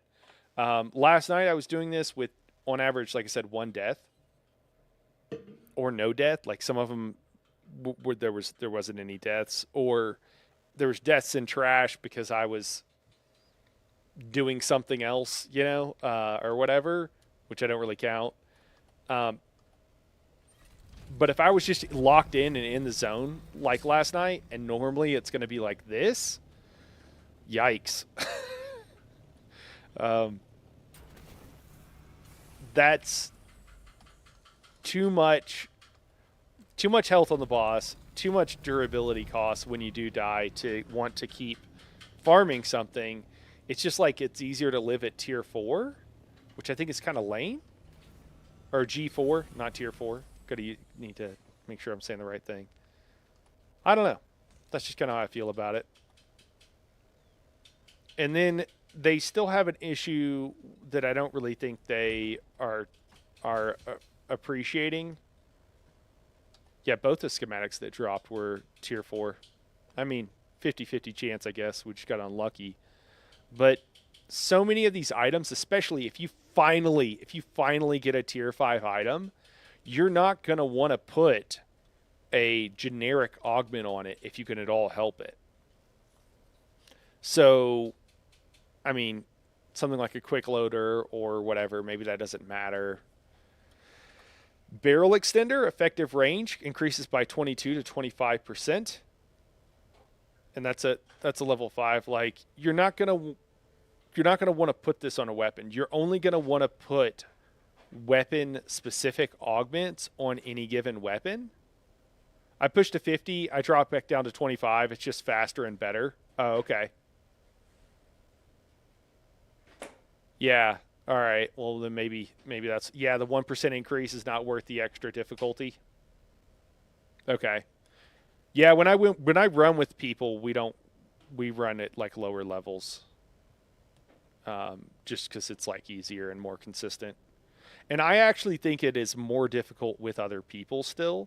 Like even if all the mobs were the same, just running with more people and the boss's health was the same is on certain of the fights, it's actually I think harder. Some of them it makes it really easy or it makes it a lot easier, but other ones it makes it difficult. So the fire boss, if all of a sudden he's like shooting at a different person, or really all of the bosses do this, they'll change their targeting like at an instant, and sometimes they'll like the poison boss he'll like look like he's going to knee charge you, and then he'll knee charge somebody else, and that person has no chance of dodging it. If you can do it 25% faster, the math ends up basically the same. Oh, okay. Well, I'm sure I can. All right. Well, we need a farm lower levels. That's fair. Yeah, I think it was like I think it was about 20 minutes is what I was doing it in. My best time was like 17, but I think I had some 19s. Was the more of the average, or maybe even like 20 minutes and something seconds. So that's interesting. I'll have to see how it ends up. All right. Well, mission accomplished there. I don't want to keep doing that. It's rough. It's rough. It's taking way too long. Oh man, our static needle's almost broken. I think I've got another one, but only so many.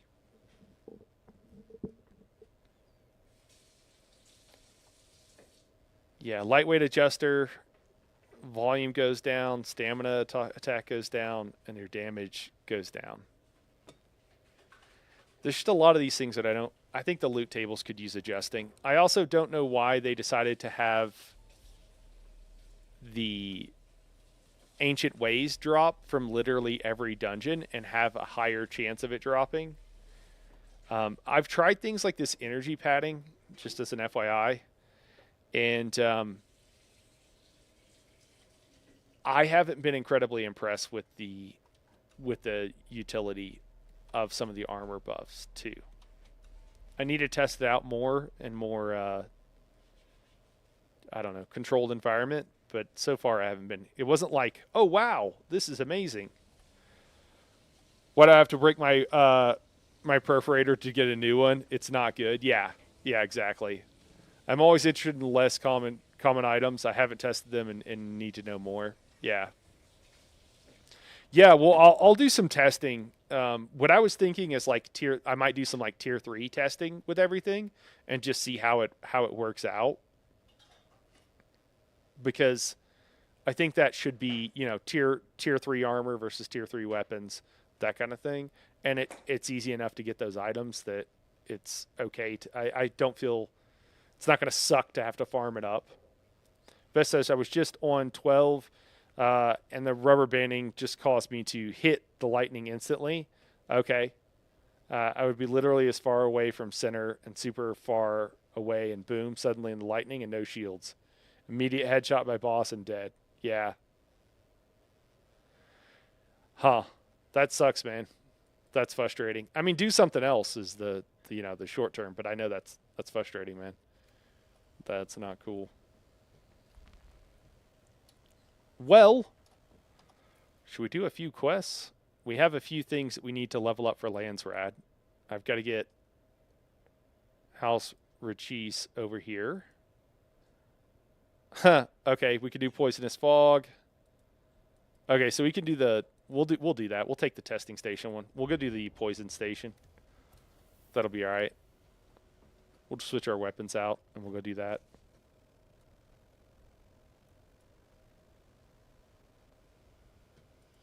Our shell burster, man. Shell burster is looking rough. Do we need anything else? We'll probably just melee the ad when it comes out. So I think that's all we need. We could bring the perforator instead. Maybe? Am I worried that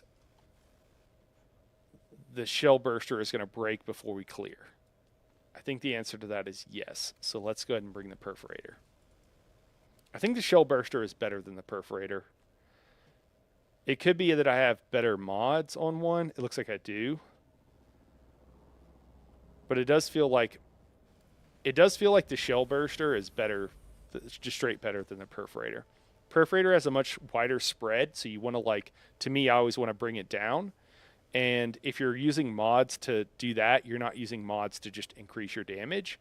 The perforator also has 4 shots it can fire versus is it 7 or something with the shell burster. Shell burster has more. And so I think the shell burster is just a better weapon.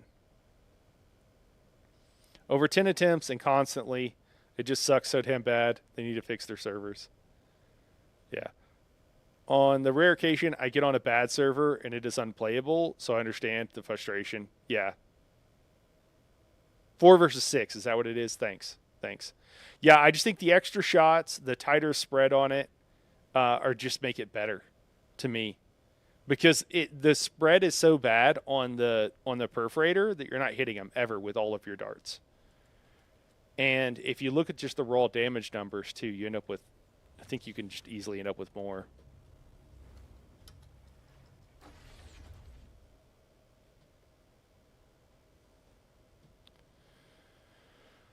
Let me see here.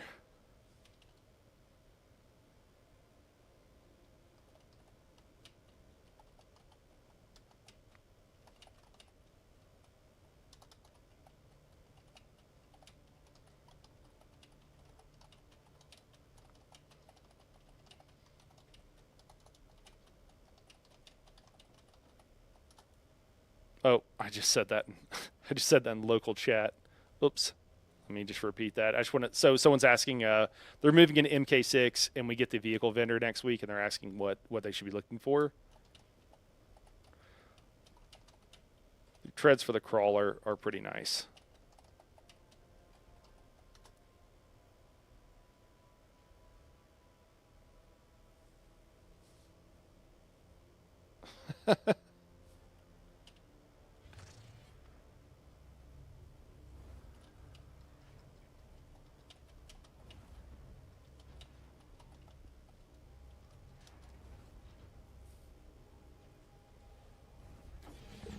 The GDRDA 44 amplifier increases damage and reduces spread.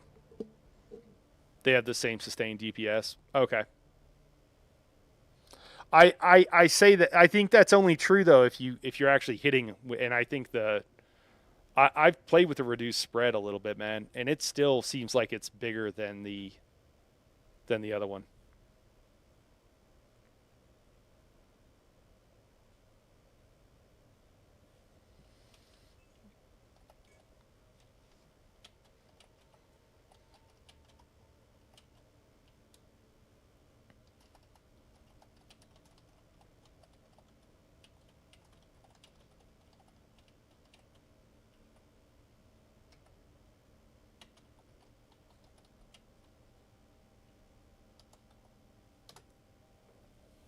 There's more people on. Let me see if we can get some more off-world components.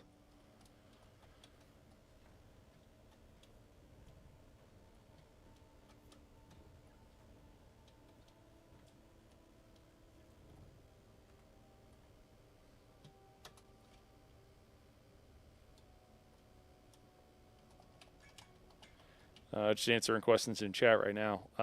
People are asking how much everything costs. They haven't seen the vendor. There's apparently a lot of new people on. While we're waiting to see if we get any bites on this, guys, let me just bio real quick, and we'll be right back. Let me just fill up my water here.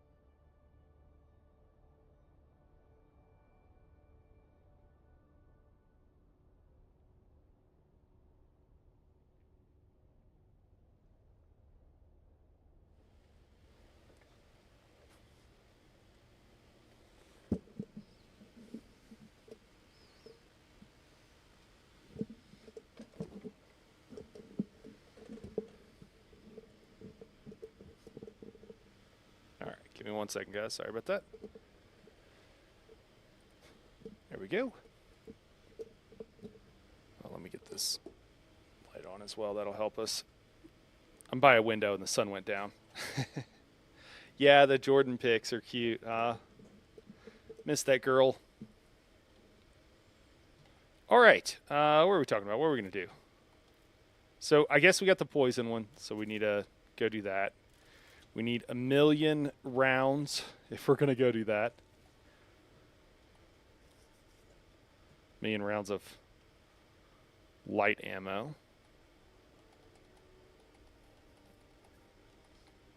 Might as well just stock up. Dude, it's hard to have enough ammo. I think I actually need like larger chests to be able to come here and like grab whatever I need. I think we're going to have to go with plastanium chests. I feel like I'm forgetting something, but I think that's all we really need. Should probably repair this sword if I can. If I can still repair it.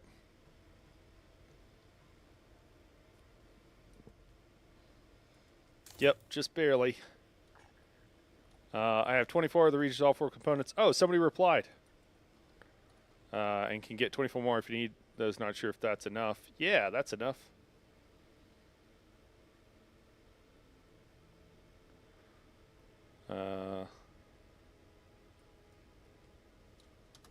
Weapon damage would be nice since we haven't. Okay, interesting.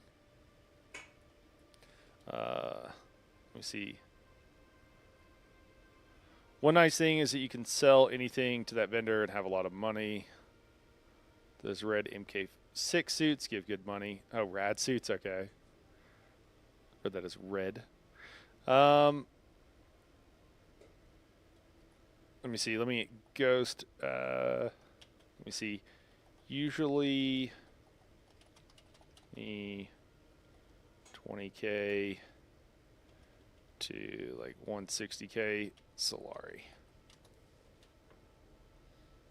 All right, cool. And then that is enough. I just need to. Where's my DMs? Where's the private message? Yeah, cool. What would you like for them?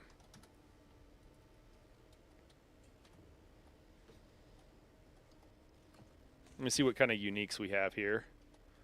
Let's get this alphabetical. So we've got, I think we've got a decent amount of tier 3 melee weapons, some tier 4 ranged weapons, probably just the lightning guns and pyrockets because those drop like candy. We got 13 ancient ways, levels 3 and 4, maybe a couple of 2s. Got some forge boots, forge pants. I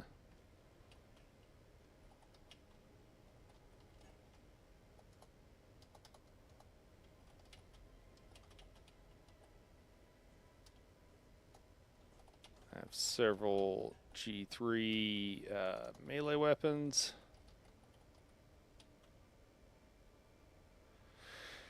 And G4 lightning gun. I could trade for them. We're kind of overpaying, but honestly, like it doesn't really matter. Maybe it's not overpaying because the supply of these things is really low.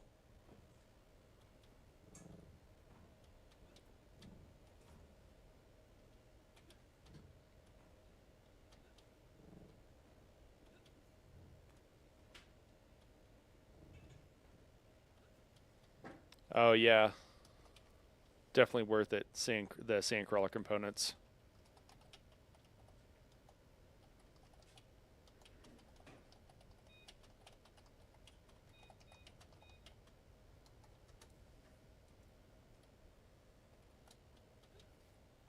It was funny, that person was really tilted that we didn't choose. I guess they wanted range weapon damage. I mean, you know, it could be kind of nice now that we've had everything we need for a while. It could be nice for the testing stations if it just works everywhere. I could get behind that for like next week. I think I voted for whatever. I was just like, well, it doesn't matter because so many people had already voted for the same thing. So I was like, well, I'll just throw my votes behind that, I guess. We'll see if he gets back to us here before we run off to another testing station.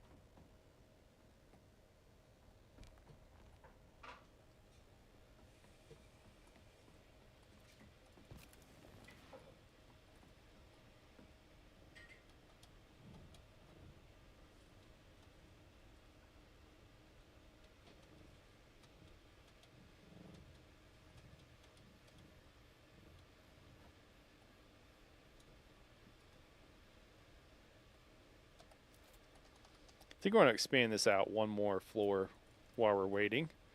Could probably do that.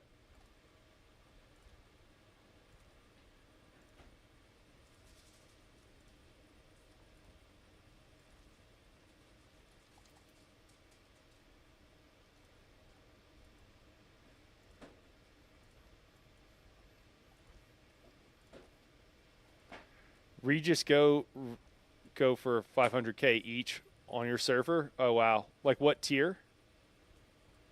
Oh, Regis components. Oh, okay. Yeah. Okay.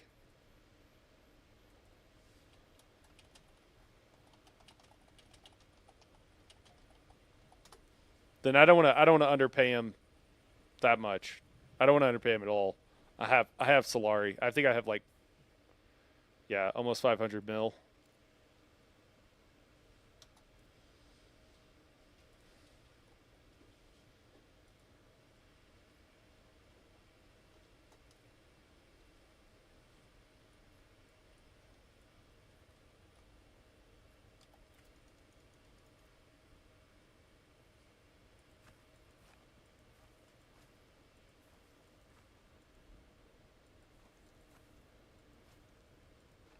There's just generally speaking, every clan wants them. Yeah, the demand is high because they're patching the August reroll glitch, augment reroll glitch. Okay.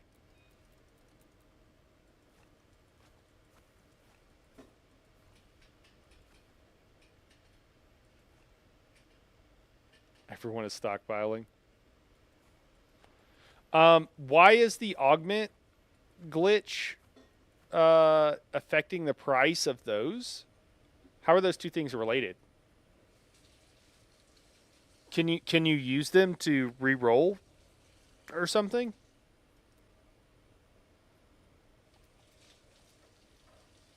You need to make loads of augments, and they all yeah. That's fair.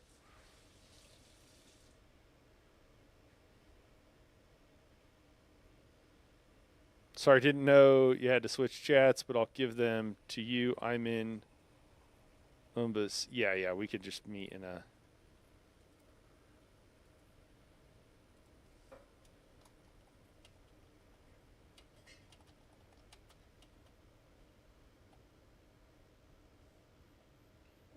Yeah, we can just meet in Arakeen.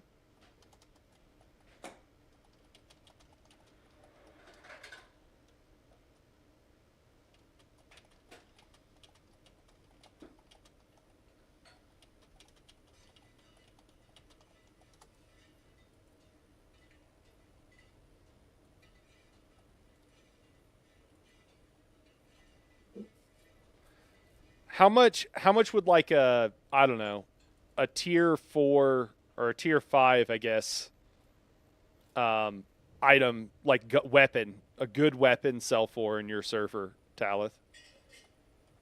If I can ask, just so I have an idea of how much I should pay this guy, cuz I don't think he's going to know either.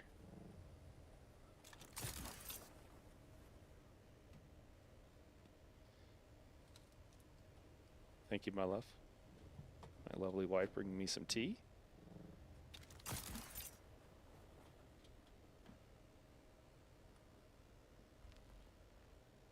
Halleck's pick 5 goes for 25 million right now. Okay. That's really cheap. Day day 1 replica pole sword for 50 million. Wow.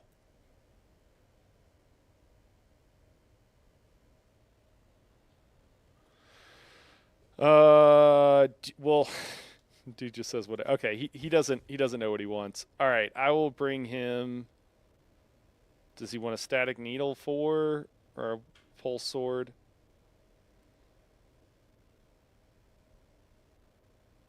Maybe I'll bring him like a pulse sword and give him a bunch. Can you just trade Solari, or do you actually have to pull it out of the bank?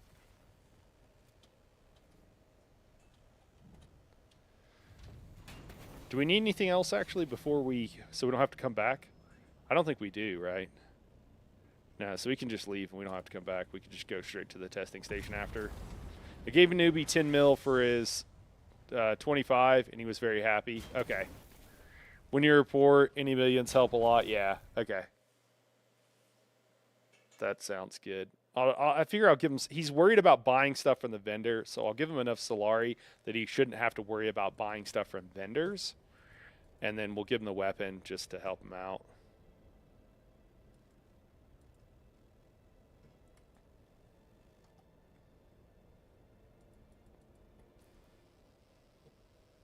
And then can you pull up chat? Yeah, you can. Okay. I'll invite him to party.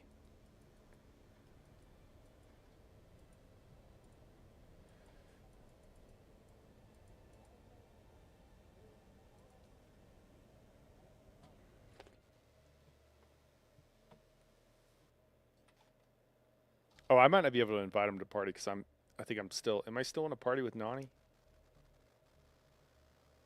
Who I don't think has been logged in for a minute. She's doing other stuff.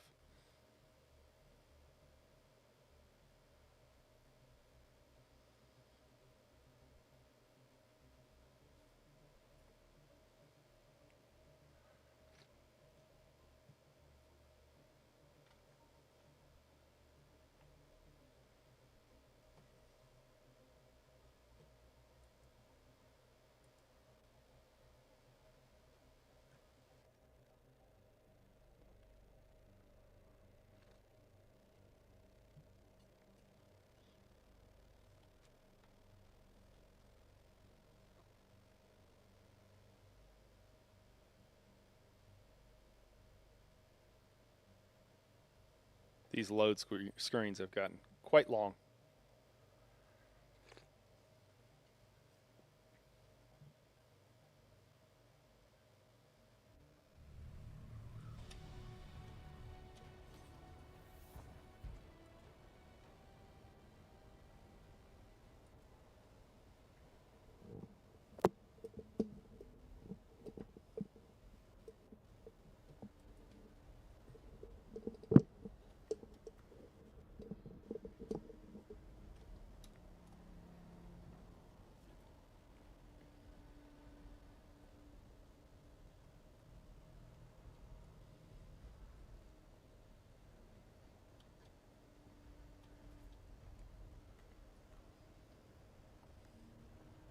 What up, man?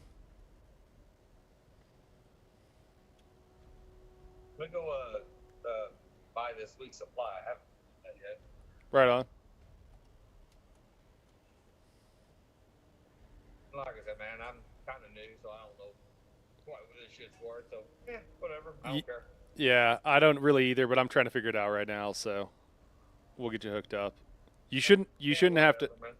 You won't have to worry about buying stuff from the vendors. At least, I'll give you enough Solari for that for sure. Like I said, man, I ain't worried about it.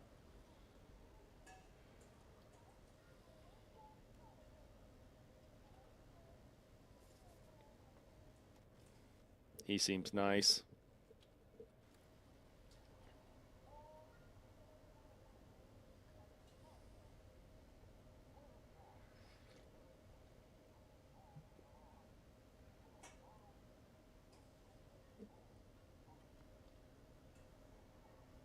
Give him a minute. Don't want him to feel rushed. I didn't realize I could use this walk button until a couple days ago. I was telling about it. It's Uh, cool as fuck, though, bro. I love this game. Yeah, like I said, yeah, I'm just happy to be able to help somebody out. So somebody helping me out all the damn time. yeah, been grinding out these testing stations, so it goes kind of quick.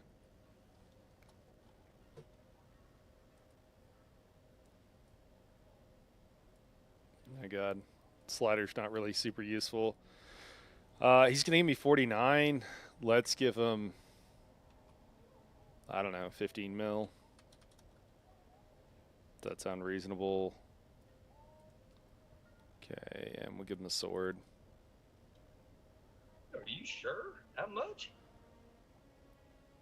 How do I say yeah?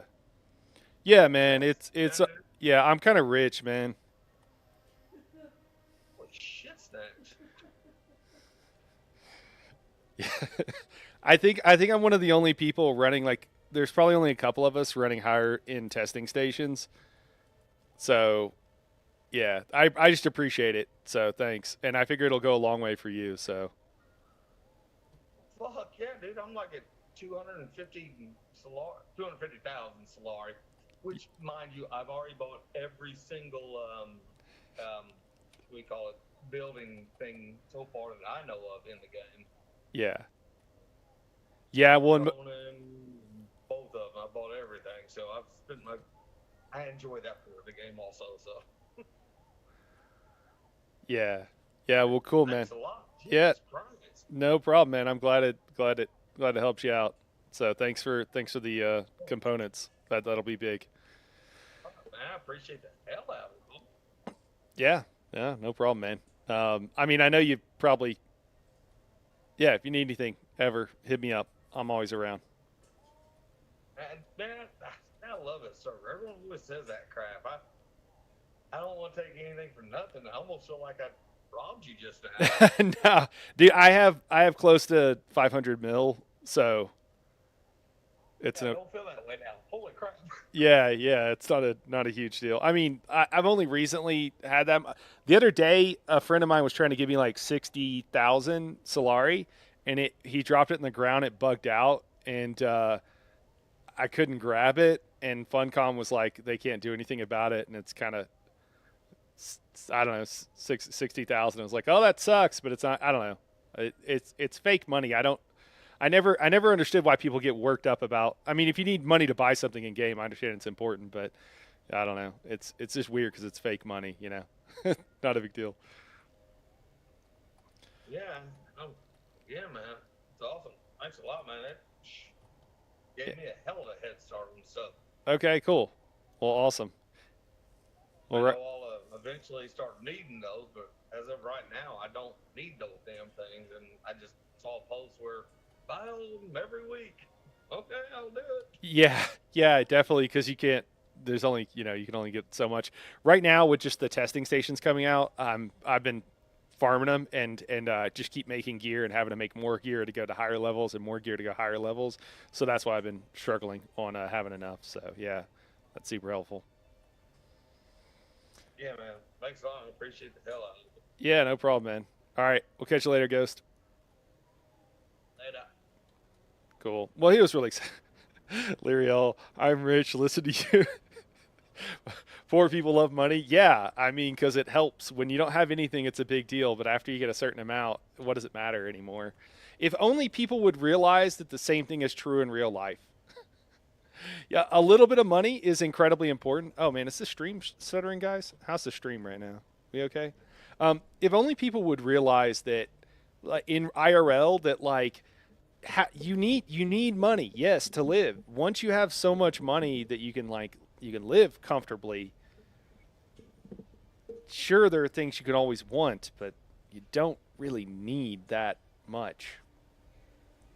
Also, yeah, you're truly around all the time. You're a spice addict. I am a spice addict.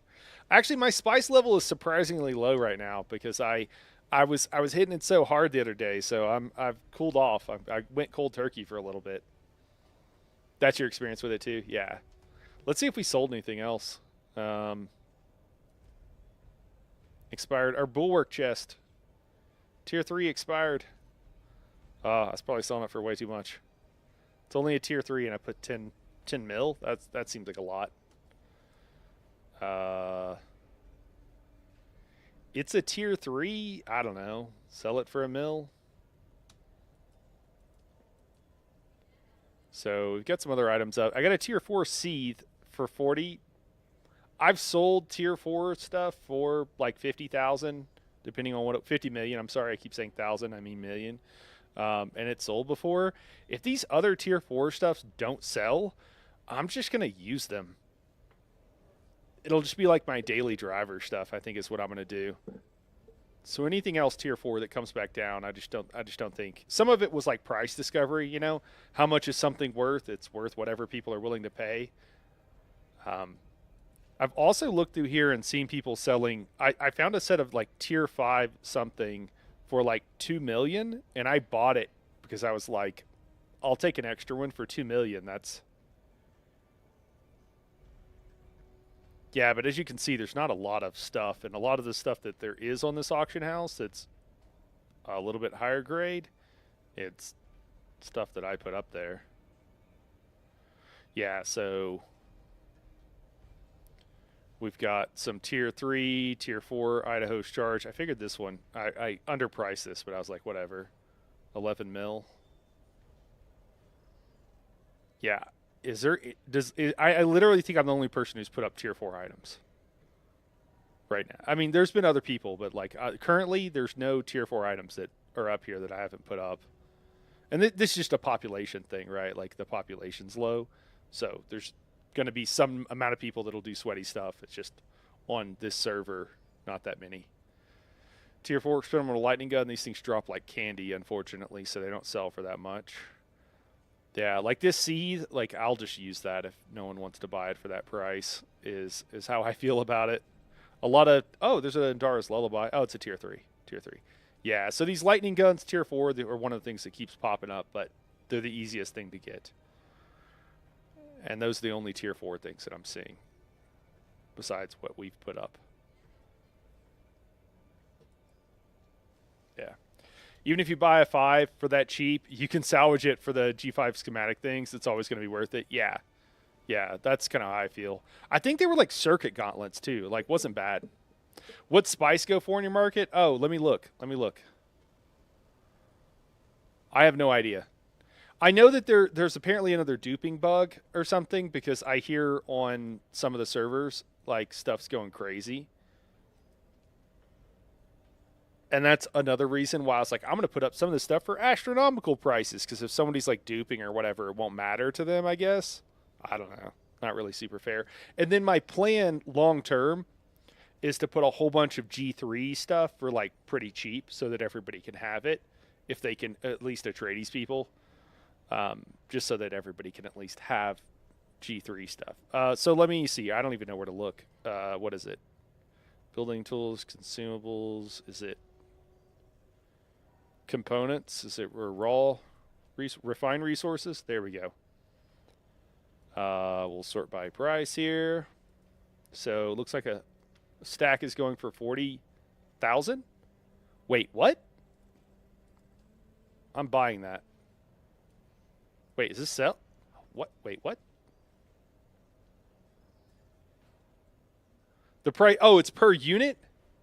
Oh, okay. So the total price is 20 mil? Probably not worth it. Yeah, I'd be poor on Pax or Harmony. Yeah, exactly. Yeah. Yeah, I know. Yeah, the different servers and everything, it's crazy. I think below 20K per is a decent price.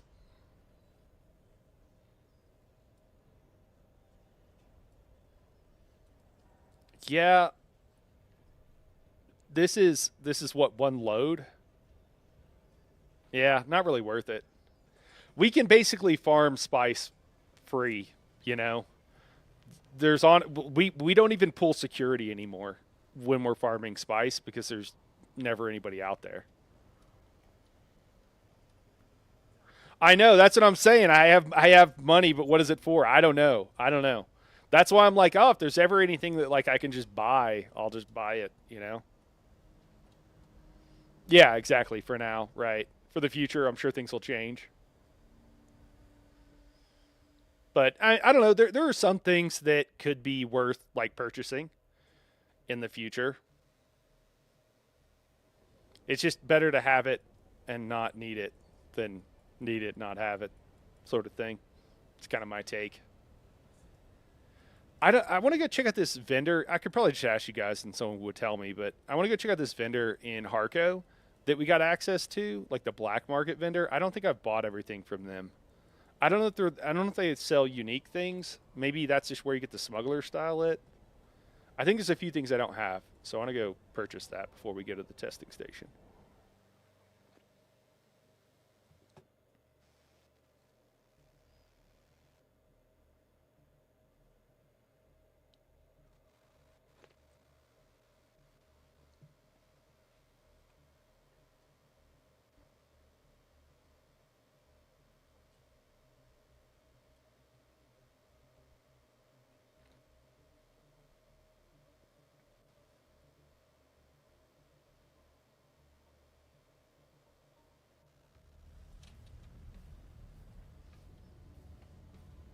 I just want to have enough Solari that if I ever need to buy something, I could just buy it, not have to worry about it. That's my goal. That's why. And then honestly, the schematics I'm selling, I do this in every game, right? Like this is something you can do in any MMO. Is since things are new, the prices are really high because there's high demand and low availability.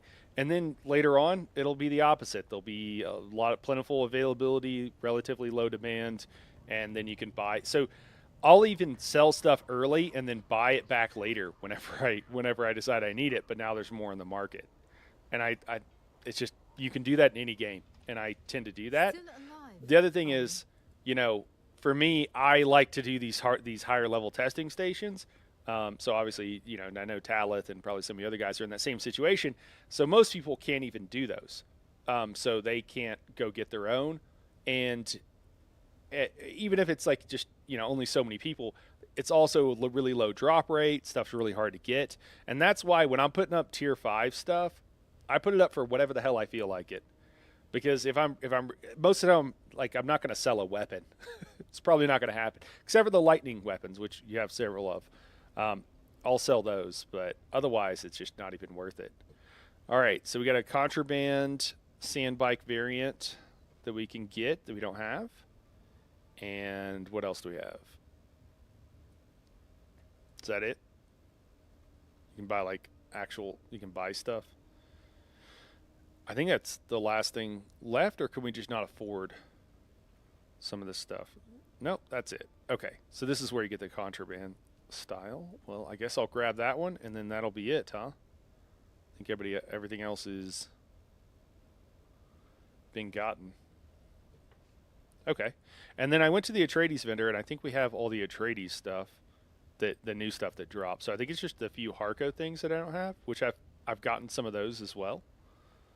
So I think we're almost caught up on everything.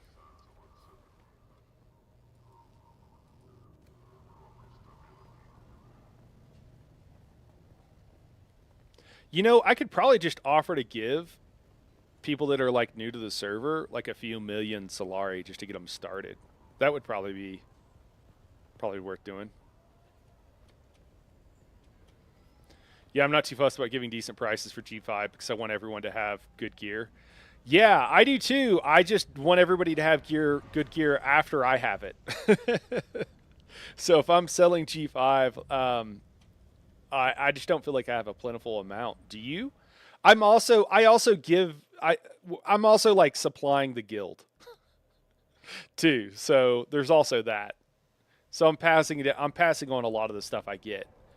But it's like once everybody has a good amount. I sold 15. What?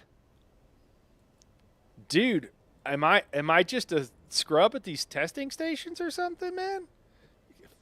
15 of them? That's wild. I don't get them that fast. Like, you speed run them? Okay. All right. Well, I'm clearly doing something wrong here. Or is it that I should be dropping down to like that 25 mark and trying to do them faster that way? Part of the problem is like I would be able to farm these faster if right. So we're about to do level 20 something, and I'm still on tier 4, man. I don't even have any tier 5 to use like the proper weapon. It's literally just melee weapons and that one. Yeah, so we'll do this one on 25. Yeah, okay. Well, we'll try 25 here. Also, let me remember to switch my bar before we get into Welcome to Imperial Testing Station into combat here.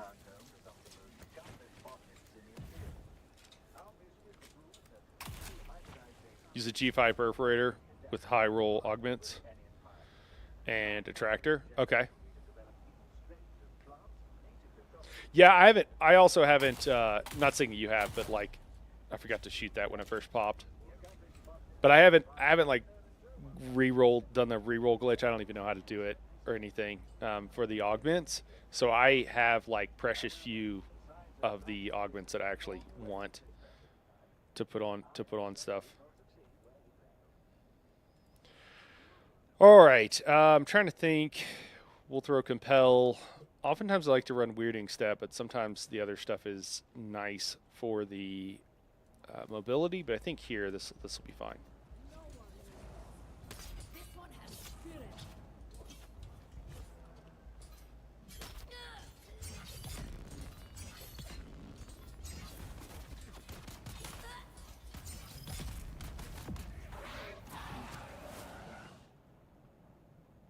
Oh. Did I kill that boss last time without changing my headshot? I think I did. I think I did that boss without the extra headshot damage passives.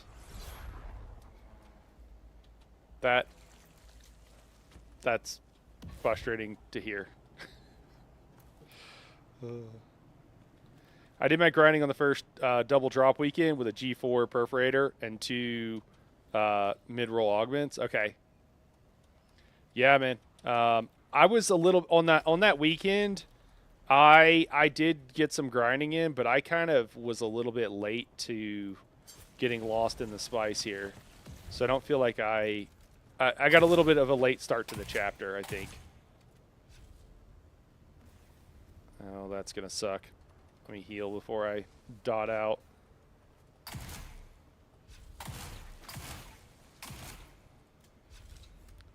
It's not catching fire like it normally does. I don't know what's going on with that. Am I using the wrong weapon? Oh, I'm using the wrong weapon. And I couldn't tell them apart. That's why. I was so confused. I did 19s for 16 hours a day. Holy shit. Okay, yeah, you just played a lot more than I did. All right. Yeah, dude, that's on a I'm not on that level. That's wild.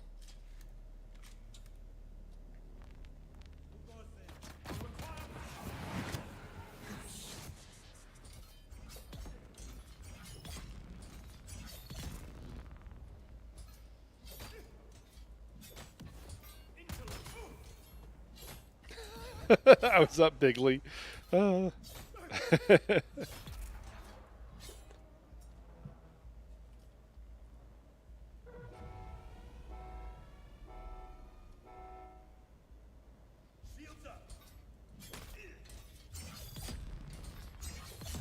Oh man, another double drop week would be epic. I think double drops just being the norm would also be just fine. Really. They're good enough. Yeah, okay. Yeah, we're on the same page.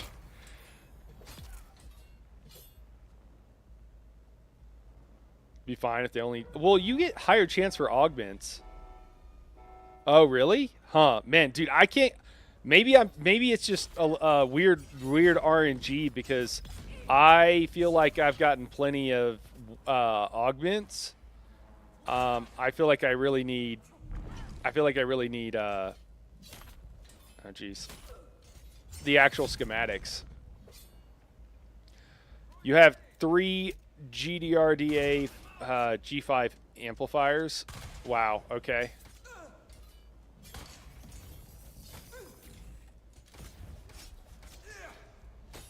Galadorn says, I still can't do Landsrat after Chapter 3 from a quest bug. Been making help tickets and bug reports all last month. Dude, that sucks, man. Nani, one of my friends, Nani, also has a similar problem. It's not that bad. She can participate in Landsrat. She just has one quest that it permanently thinks she has, even though it's not there. And she can't take a third quest, which really sucks. And I know that when she's like talked to them, they've been going like back and forth trying to like figure out why that bug is happening, and I don't think they know. Okay. What do we got in here? There we go. I was like, why are the bags already full? I mean, I know I have a lot of darts, but still. That's too little, IMO. Because I broke 2 perforators getting them. Yeah, well, exactly. Yeah. Okay. Still have the components. Yeah, I know. I'll make sure that they're kept safe. I promise. I should have taken them back. Are these guys not going to follow me? There we go.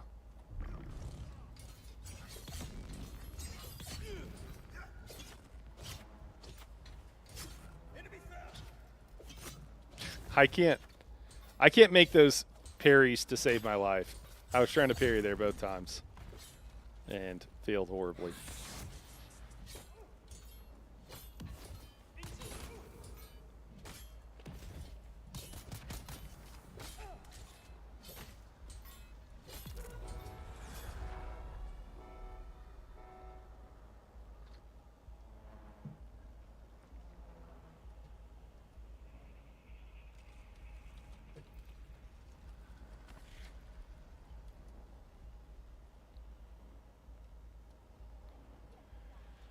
Usually the melee guy comes running up.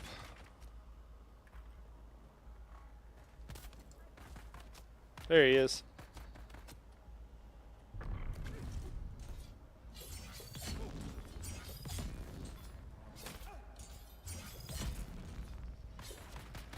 Is it only 3 hits? Maybe it just only takes 3 hits. Maybe that's it. On this difficulty, it just takes 3 hits. It just feels wild to me after it normally taking 5 for so long.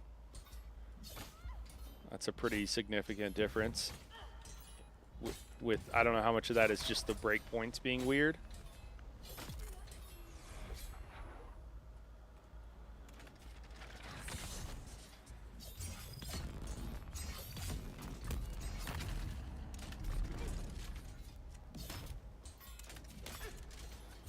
He just dashed out of that.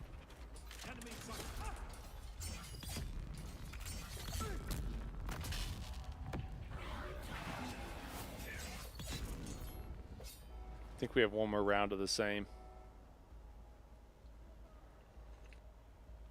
Can't even get to the initial specialization quest since the Speaks to Faction Leader quest disappeared. Galadorn, dude, that's tough, man. That's frustrating. Have they at least been trying to be helpful? How's the support?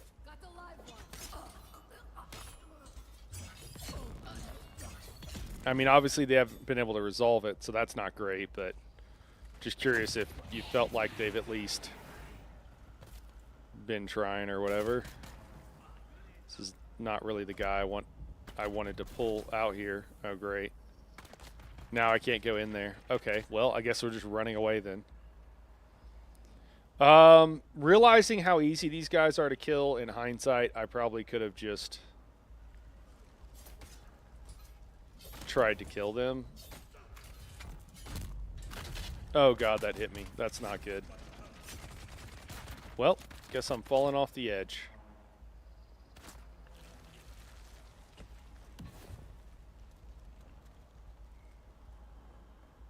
If the heavies only take three hits, that's wild. That would be crazy.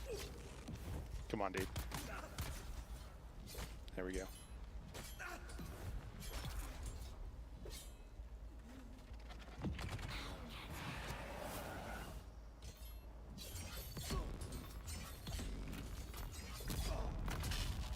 Definitely not 3. I wasn't counting a while ago whenever we killed that guy.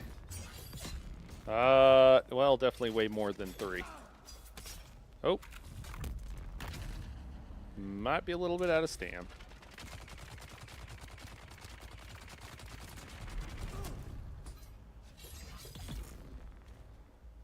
Is that 5 or 6?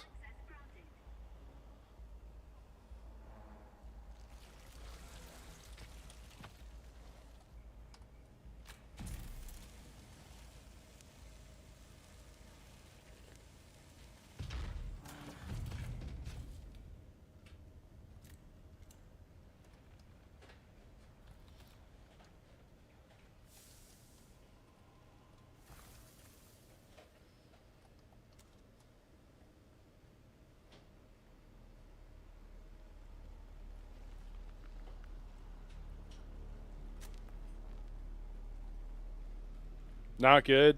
They close my help tickets every week, telling me to do bug report. I never get responses for bug reports. Ah, there's someone here. Yeah, because I think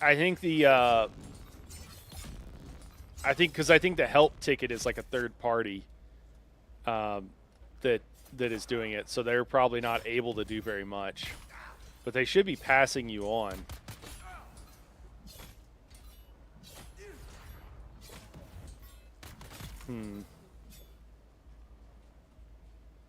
Yeah, dude, that's not okay. I'm sorry. I'm sorry to hear that. Am I using the wrong rope? There we go. Using the wrong weapon.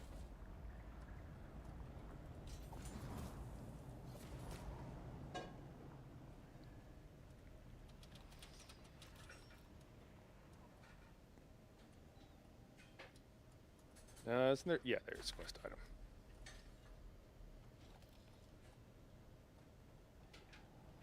All right, just gotta kill the boss.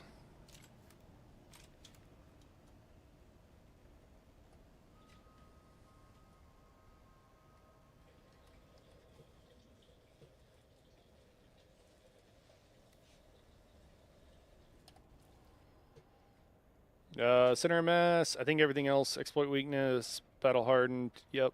And then we'll put energy capsule on. Attractor field for maximum damage.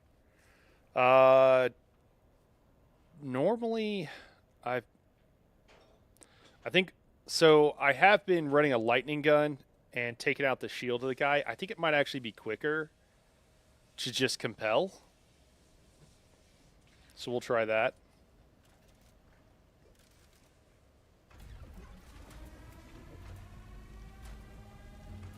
We'll give the perforator a go here.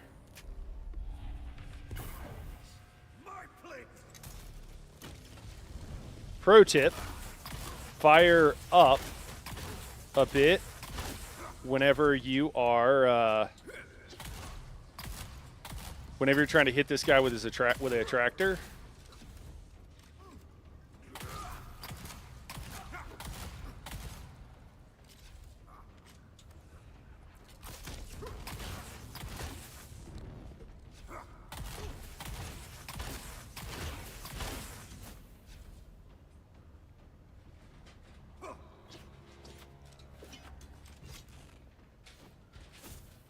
Trying to get back some stamina.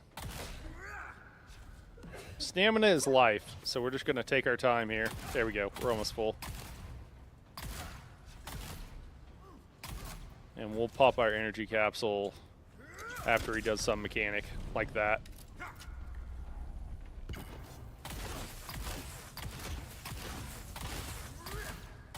I've talked about it before, but he tends to, whenever you go to use your energy capsule, you are animation locked. I think you can. There are certain things I think you can do to get out of it, but like generally speaking, you're animation locked, and so he'll tend to knee charge you when that happens. What's he doing? Okay, that was very scary.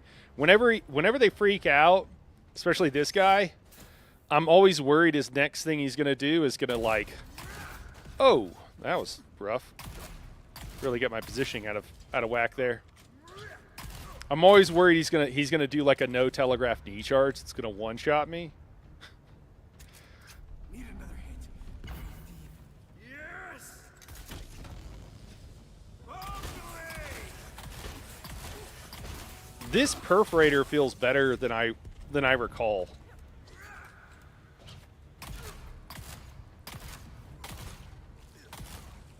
I guess I should probably do this thing, huh?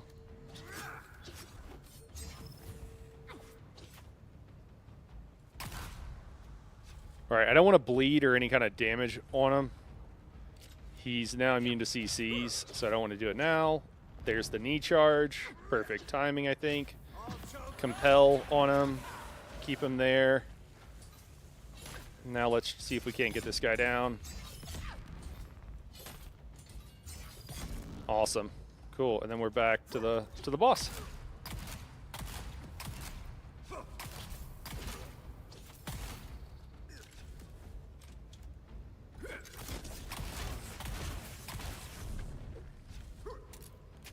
Same deal. It's not great timing with the attractor field up. Maybe it would be better to just use the attractor field because it's like 2 seconds. Feeling gassed, are we?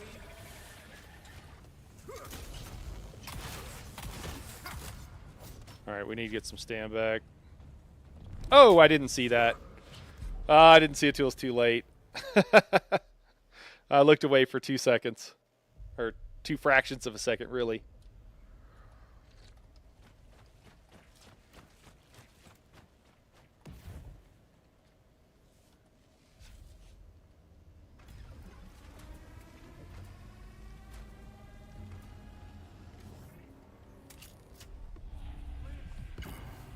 Neither do I.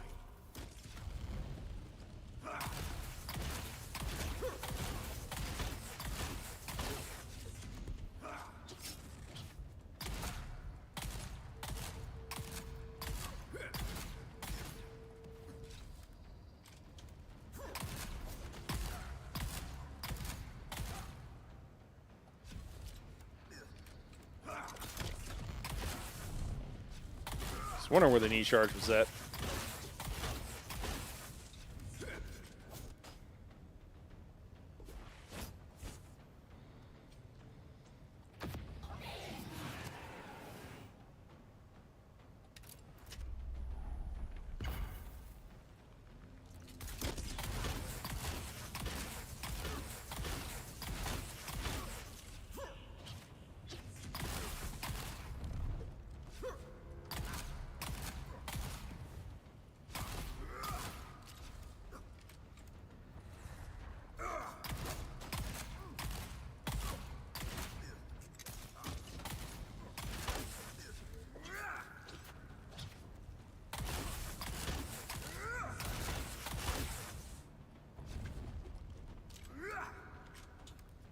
Should have waited on that. On that reload. Alright, he's pushed. I'll tear you apart. Alright, let's do a better job this time. Let's pick this stuff up so that I don't give anybody a heart palpitations by leaving the Regis components I just paid a bunch of Solari for on the ground. Alright, let's CC. Come on, dude. Come on out. Yeah, there you go.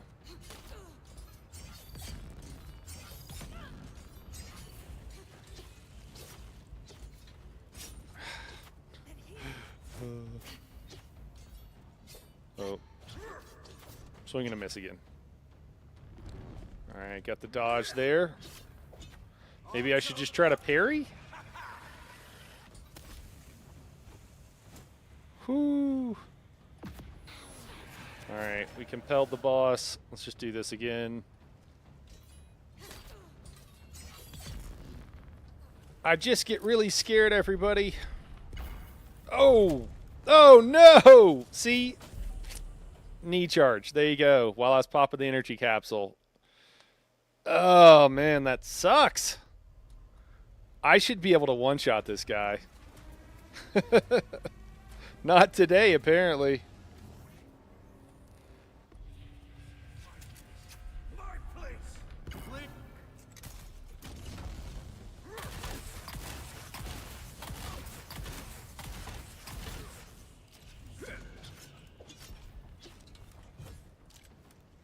Oh, the reload didn't go through?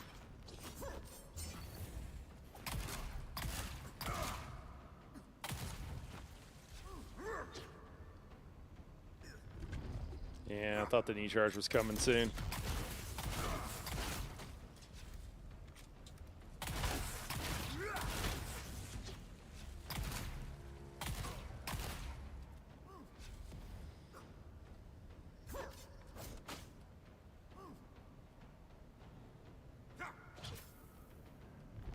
I need to figure out a way to dodge less.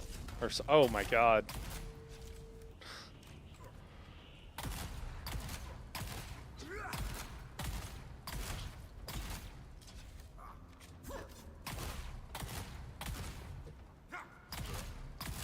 Or regen more stamina.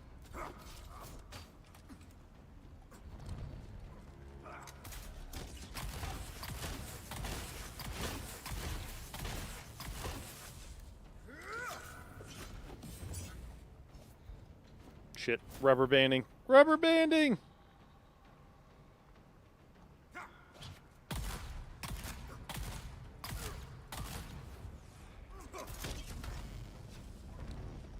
Figured that knee charge was coming. Whoa! That actually, I didn't have my shield up there.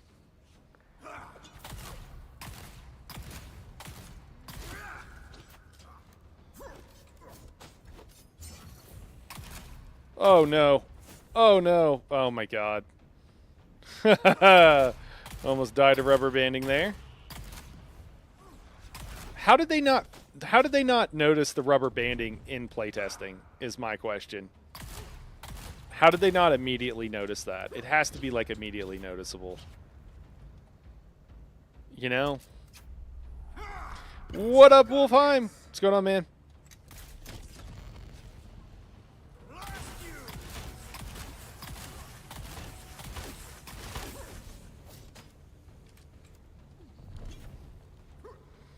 Alright, that's probably a good time. I want to make sure he's not bleeding or anything.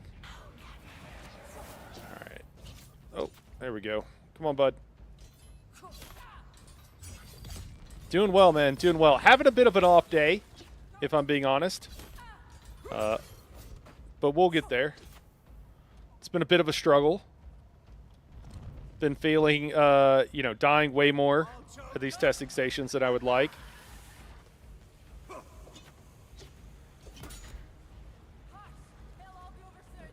Alright. Oh my god, I compelled the wrong guy.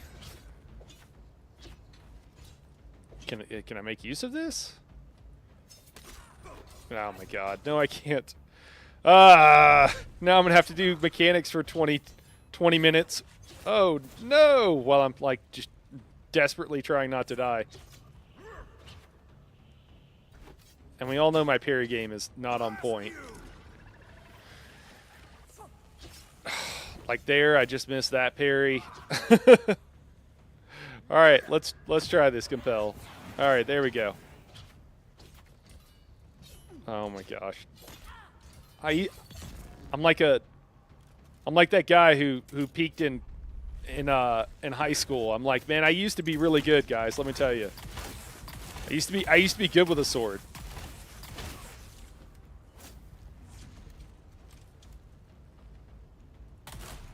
Woo!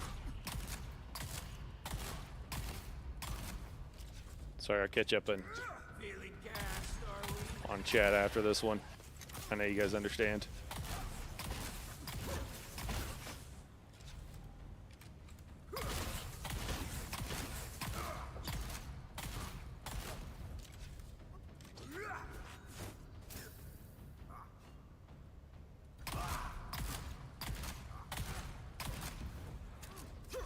Oh, that was a mistake. Yep. All right, I block canceled it, so you can't block cancel it, but otherwise you're locked into the animation.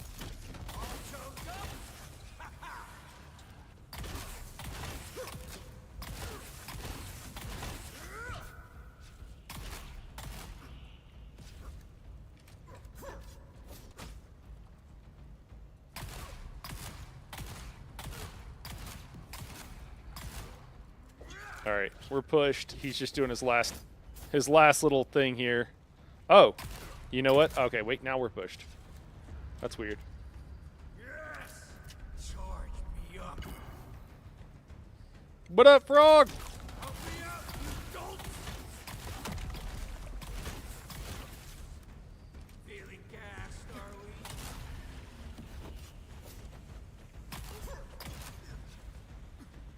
Jeez. Calm down, dude. There we go.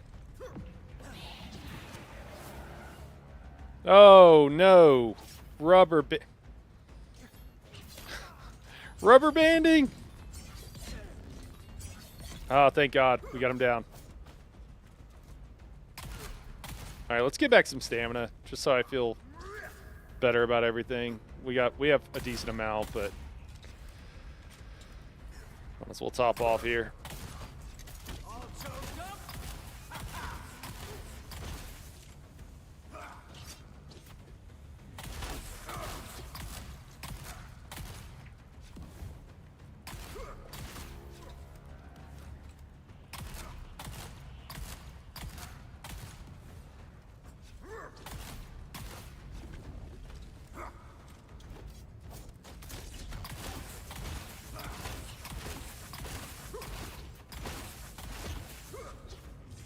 Oh, God, I'm out of stamina.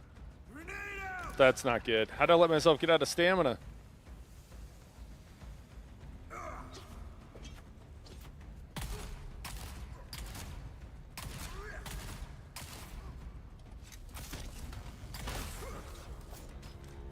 E-charge? E-charge soon?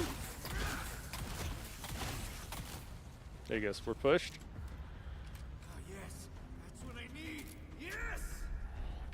I don't think we're going to kill the ad on this one until... Need you in here now! Oh, we got a little poison there. A little too close. Flew close to the sun.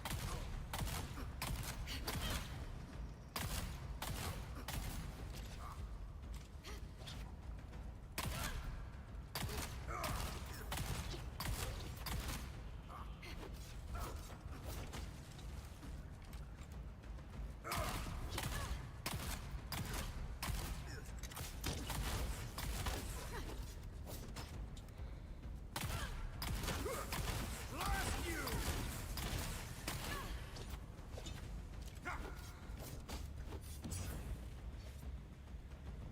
Woo! Let's get back some stamina.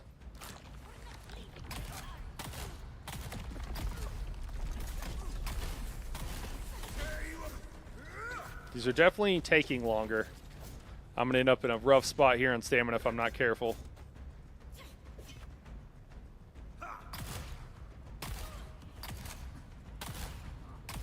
Grenade out!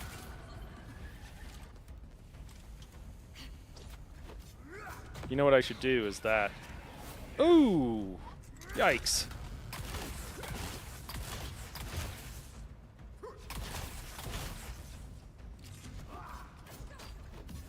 Oh, God. No stamina. No stamina. Scary. Scary times. Ah. Oh, I didn't. No. There is a brief second when you shoot your attractor field where you can't really see very well what's going on, and that's when the knee charge came, and it just shortened the window, and then I didn't react fast enough. It's been a tough day for testing stations, guys. Oh my gosh. Are you using a rapier? Haven't learned how to use them. Yeah, I can tell you a couple things, Wolfheim, that'll help you real quick, man. First off, the difference between left click and right click, they do the same thing. One just goes forward, one goes backwards. And then for the parry window, it's way earlier. Way earlier. So you got to be anticipating their attack or you're not going to hit it.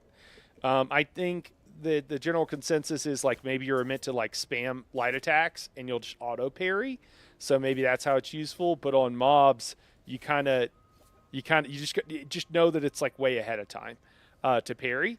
And then your left click heavy attack does that, and your right click heavy attack steps back and then steps back forward. Both appear to have about the same reach. I think the same reach. But there's a lot of times where the right click heavy attack could be helpful to step back from something and then to step in. Nice Space Ninja outfit I got there. Well, thank you.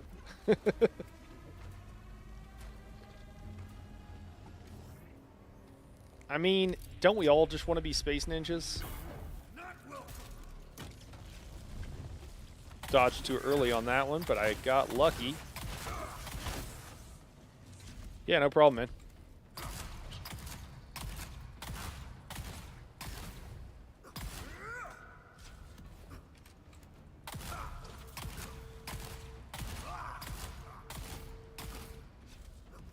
I think there are emergency alerts going out on my phone right now. See, like that. You fire that attractor field and you can't hardly see the boss for a second.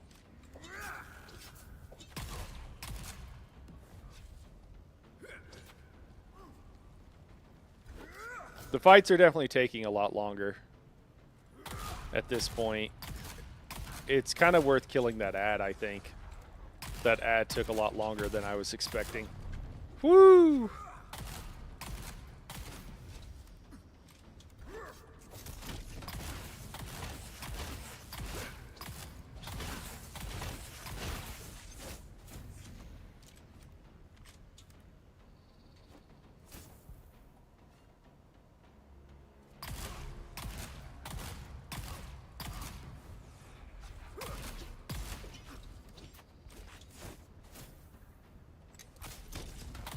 Should have saved that attractor field. Oh, I dodged way too early. I dodged like way too early. Hey, man. Thanks. I appreciate it. Wolfheim. Thanks, man. Thanks for the coffee. Is there any way to improve your stam regen? There are, Mel. So one of the ways, probably the primary way, is disciplined breathing here. So it allows you to start regenning stam like faster, and this is a slottable passive. So you would just put it here, and in this case you would swap it out for battle hardened, which allows us to do our attractor field. I don't know. Maybe it would be worth it. We're only getting a 10% increase because I'm not really spec'd into it right now. The other thing is I could not dodge so much. There are other passives that we've already taken. Man, my phone is just blowing up. Let me just move it or something. Not a big deal.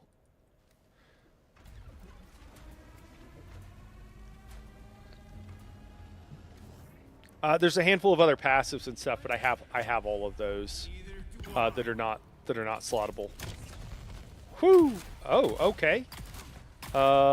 That's interesting. Whatever happened there.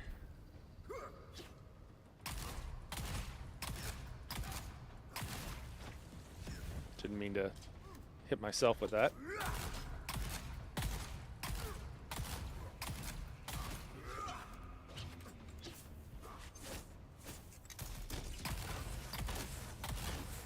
Oh my gosh. I looked away for a second, almost didn't make that one. Just don't take your eye off the boss. That's the key to this fight.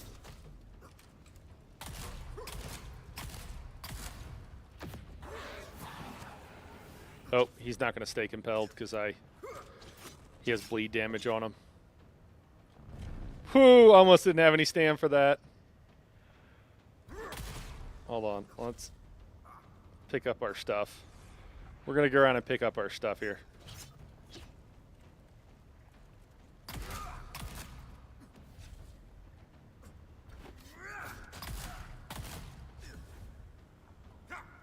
All right, we got our stuff. There's the knee charge.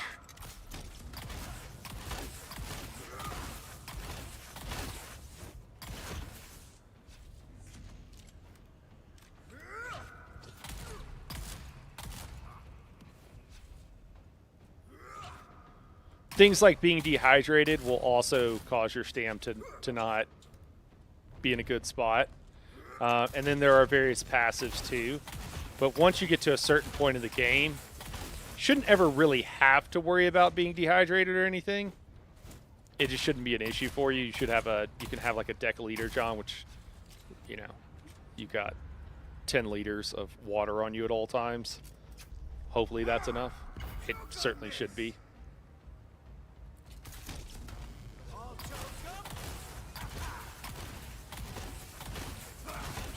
All right, I gotta stop attacking him for long enough for the dots to tick down.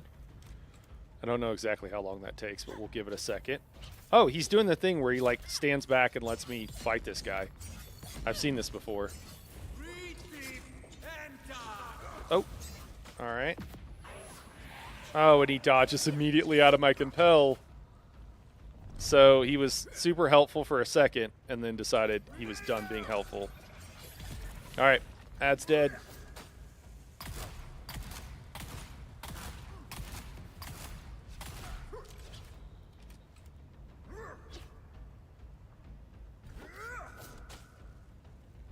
Just making sure I have like pretty much full stamina for the next damage window that I want to do here. Figured the knee charge was coming.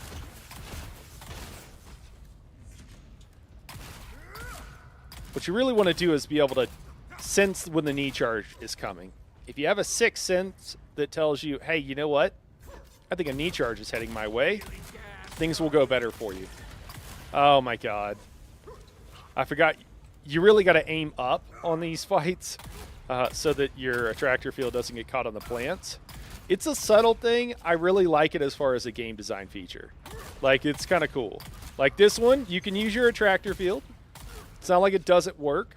You just gotta do a little bit different. Just gotta be a little bit different. You have to change what you're doing for this particular fight. Whew, that was so close. We almost didn't make that one. I was about to say we should regen Stan, but I think we can just push him. He's almost pushed to the next phase, and then he'll walk away from us anyways. Yeah, and we'll have time to do everything we want. Bandage up. Let our Stam come all the way back up. This is going to be phase 3 we're going into here. We're missing a bit of a damage window just to regen some Stam. So maybe it would have been a good idea.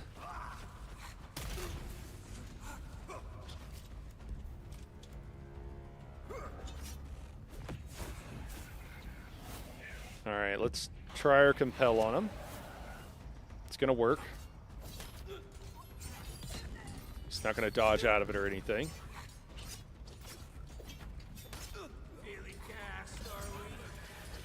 Jeez, come on, man. Come on!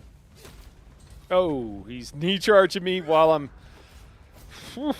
Man, this is stressful. Knee charging me while I'm trying to melee the other guy. I don't really want to do this with you, man. All right, we compelled the boss again to CC him, and we're good. Let's go ahead and get all of our Stam back up. He decides to go right into a knee charge, of course, when he comes out of it. That's fine. We were kind of expecting it.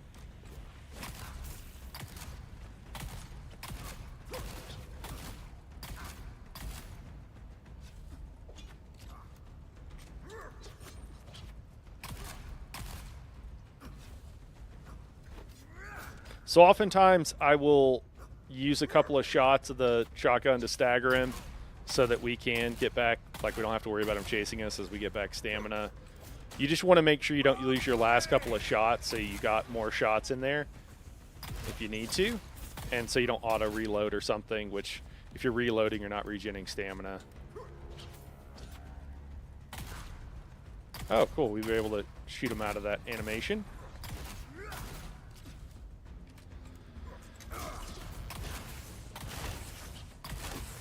And in theory, I'd be hitting this attractor field and the energy capsule every time I get the opportunity to. Oh my god, he's getting a chance to do this again on the 3rd phase, but I'm just trying to take it easy and hopefully not die like that. Man. It's tough. It's a tough one.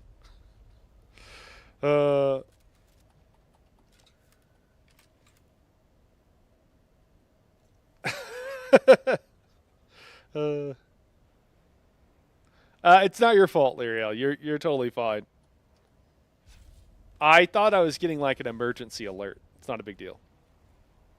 Yeah, this is the Ornithopter pilot skin, which you get from doing level 20. Yeah.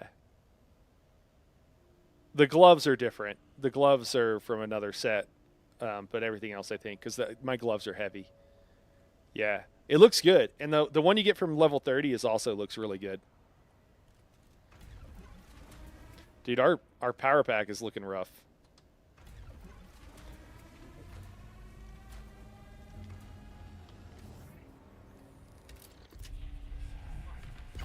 My place. Let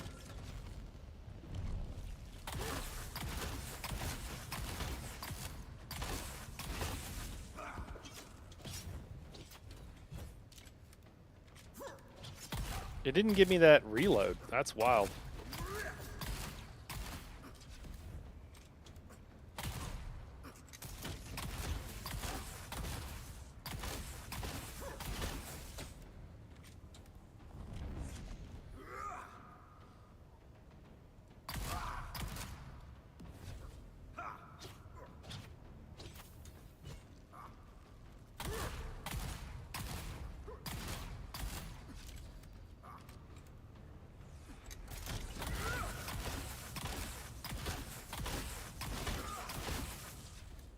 Need charge.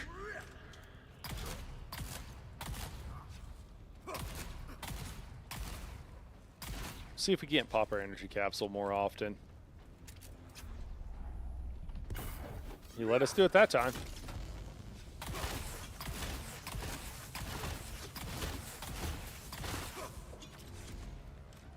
Need charge.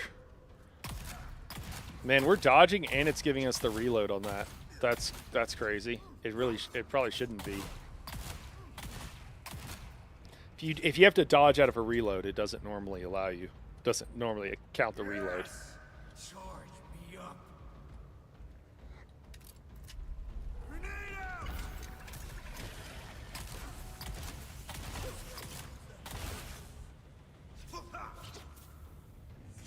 Need charge. Let's go ahead and switch weapons.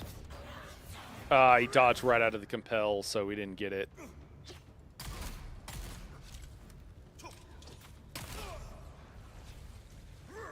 Kind of just waiting on compel to come back, and we'll just DPS the boss until then. And just use our shotgun to stun the ad. Yeah, I think I like our... I think what it comes down to is I think I like the other method better. And I should just bring a lightning gun. You know what? I think it is better because I think the other part of it... Knee charge. I think the other part of it is that with the lightning gun and doing that method with the... whatchamacallit? The gravity mine or whatever. I think with the gravity mine... Since it already damages their shield anyways, you don't have to hit them as many times with the lightning gun. I guess I was thinking like, yeah, but you have to hit them a decent amount of times with the lightning gun or with something to break their shield. But with the gravity mine, you really don't have to if you're using it right. So I think I'm just getting stuff convoluted in my head.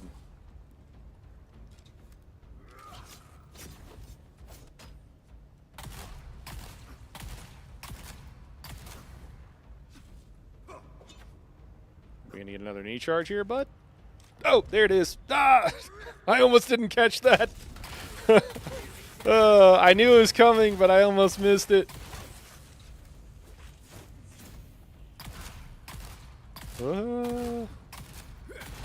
My whole body jerks whenever I get a dodge, especially in one of these knee charges. There it is, and I did it way too early.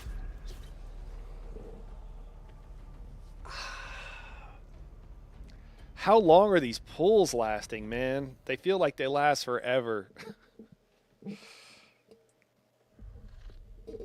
Wolf, we're on 25, man. We are on 25.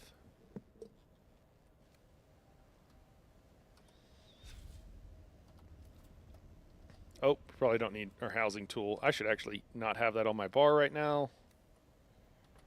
Just trying to drink water. Heal kits are looking a little low. Swap out some other ones so that we have them. Yeah, man. We're getting up there. I've gotten to 40 on the lightning station. I'm not sure where I'm at on everything else. We did a couple of lightnings at the beginning of the stream. They didn't go as well as I would like, but they went okay. Just trying to get that tier 5 stuff, man. You know?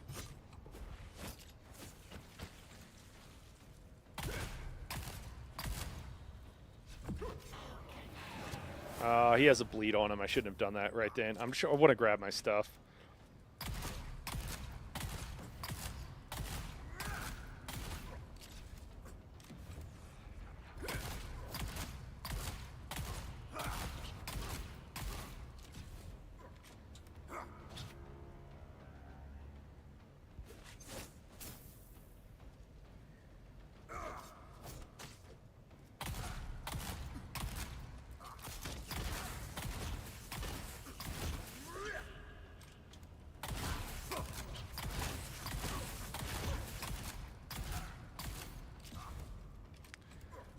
All about the knee charges with this guy. You just gotta dodge the knee charges, and everything else is fine. There we go. There's one.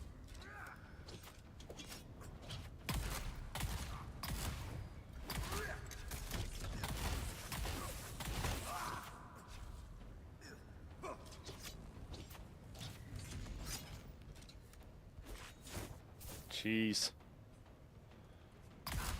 Alright, I'm just going to stun him for a second. Get back some stamina here. Don't like not being able to see him because he will knee charge from behind.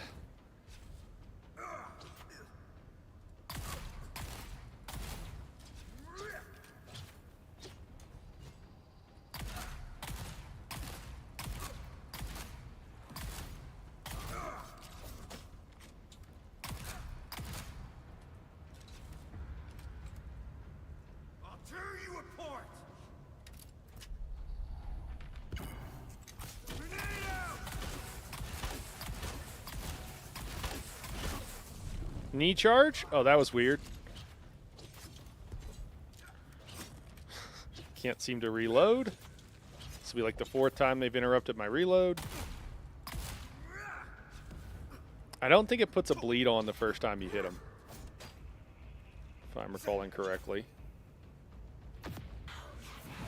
Alright, we are good, it looks like.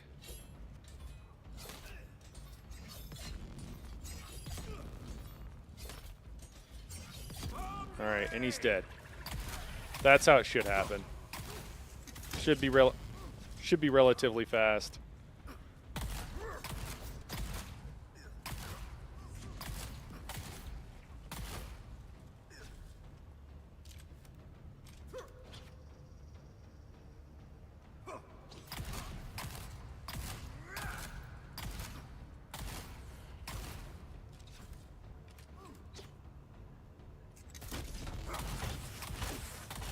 Knee charge.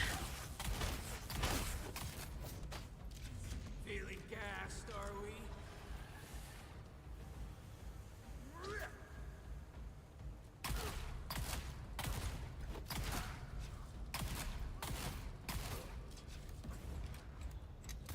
Oh my god, why did I fire that? That was never going to hit anything. Just wasting a cooldown.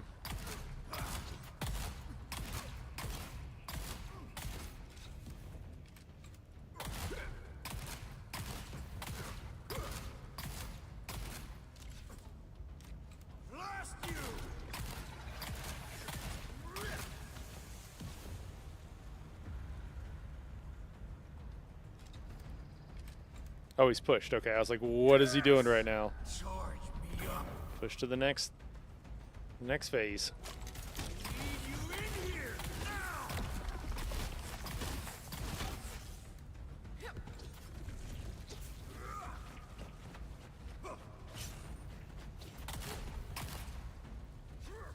Here in a second, he's going to knee charge us.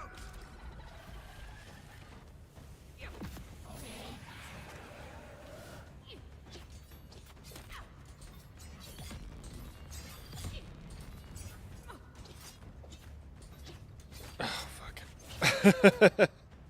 I accidentally started attacking him. Knee charge coming in. Maybe, I don't know, maybe I could do some melee action here. Nah, he's going to come out of it too quickly. All right, let's CC him again. Looks like I have it up. And one hit should do that guy. Yeah, there we go. I thought you could shoot those pustules on the ground. I guess not.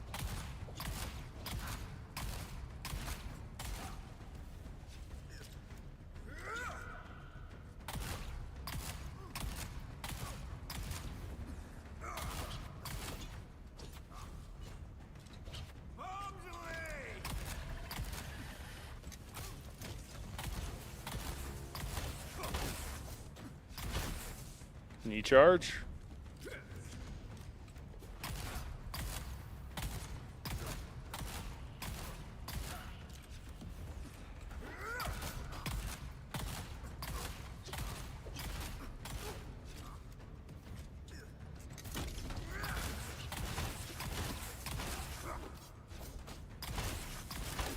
Knee charge. We want to get back some stamina here. Oh, we're pushed, actually. Or about to be. Alright, we're pushed now. Alright. Pop some cooldowns.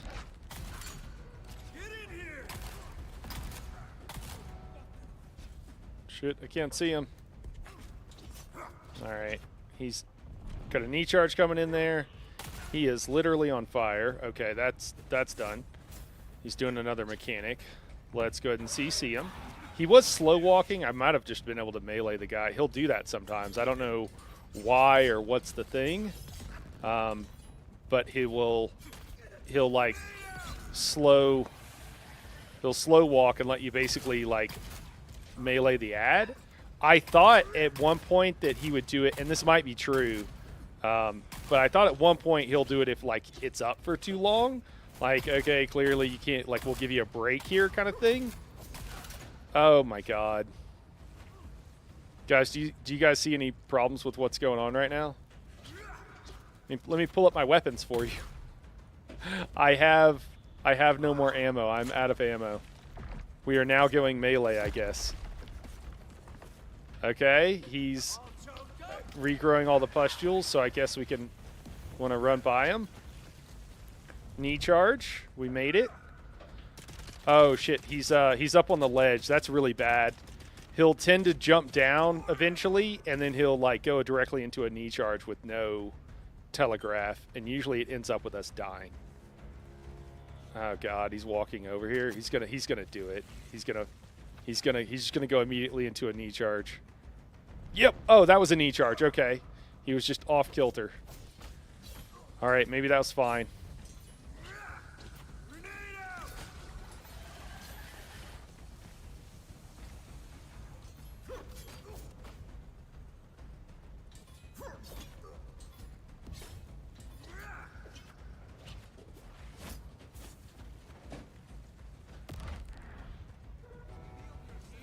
Oh shit, he's calling another ad? What? What? Knee charge coming in? All choked up. Oh my god. I'm not ready for this. Please let me get out of that. Okay. But then I walk right back into it, I think. Oh my god. Knee charge. We made it. Oh my god. I am not prepared for this. Mentally, physically, emotionally. Please don't attack the boss.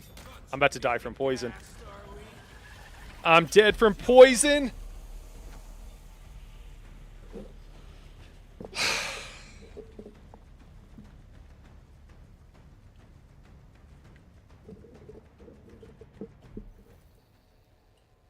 It's okay. It's fine. Everything's fine. Everything's fine. Boss seems really tanky. Is this supposed to be a group encounter? No. This is. I'm on like solo mode. So if you go in, it'll scale frog. The boss is really tanky because we're at a high level and we have low level, like lower. The bosses are overly tanky. I should say that. It is a bit of a grind, but also I could have a little bit higher level gear. Yeah, I think what it comes down to is that I think that the bosses are scaled for if you're on the max difficulty that matters, which would be like level 40, and you have all the passives, I bet they feel okay. But I still think that it's a little too much. I still think they could bring the health down because yeah, it does feel like quite a grind, right? So yeah, we ran out of ammo. That was what happened there, which sucks. So we have to go. This is also a problem on these fights. They didn't put scrap everywhere. So on some of these, you can. I mean, I brought a ridiculous amount of ammo with me. It's just that the shotguns take so much. And then they need to put scrap by every one of the bosses so that you can, unless there's some scrap somewhere. I think they scaled for when we have 3 augment slots. Well, yeah, that's what I meant. Oh my god, I got turned around. 3 augment slots and also all the passives from the combat tree. So I would be doing 70% more damage than what I'm doing right now. So I think they scaled it for what you'll eventually be at. And until then, it's just, like, really difficult. Talith, you don't know where there's any, like, spots that you can actually harvest scrap with, like, a cutter array, do you? In this dungeon? That I don't know about?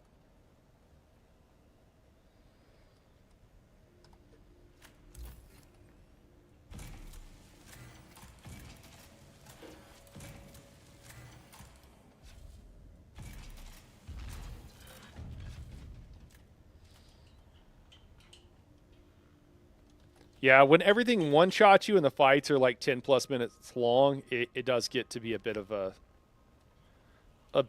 grind, a bit much. Heal kits have respawned. Is there anything over here? I just want to make sure there's nothing I'm missing. Because I know there's some stuff in another station that I didn't know existed. And then I found out about it later. So can I loot that? There we go. Oh, okay. You're like, I don't die on the same boss over and over again. So I don't usually have this problem.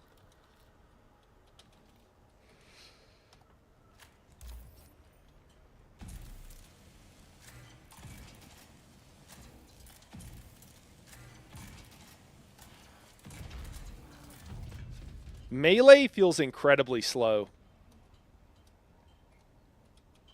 Melee feels a lot worse and a lot more grindy than ranged. I'm not really sure how most people do it.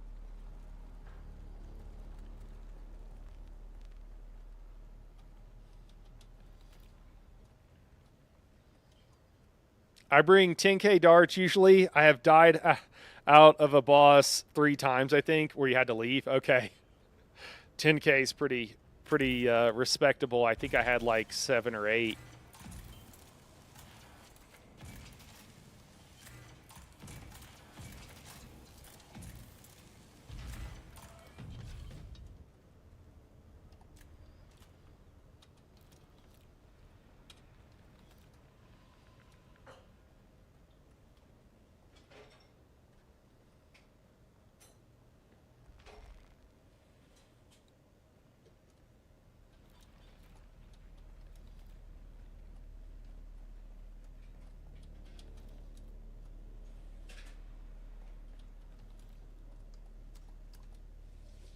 in places like what is it, the fire boss?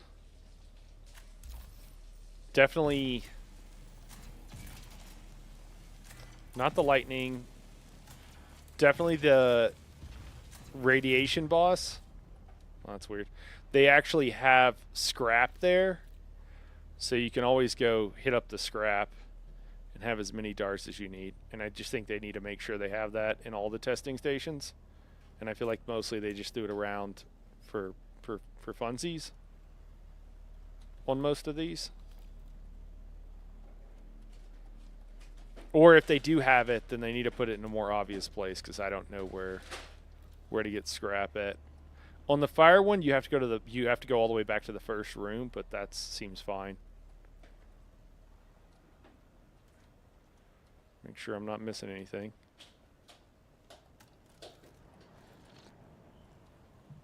I knew I was low on ammo, and I knew I might run out.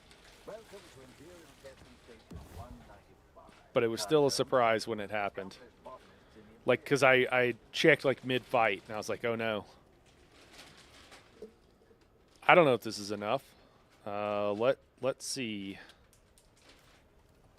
We've got 1,100 right now.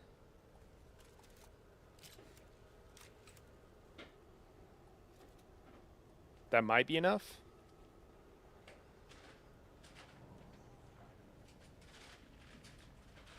We got to one-shot it. We'll give ourselves one shot. If we make it, cool. If we don't, we'll have to leave.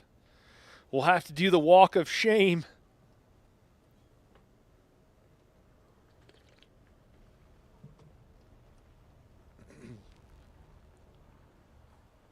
I never have to deal with the poison because I almost always just use the shell burster. And it just blows up the poison. And that's what I should have done. I think there was some more scrap in here. I bet it's respawned. Maybe it hasn't. Never mind. It has not.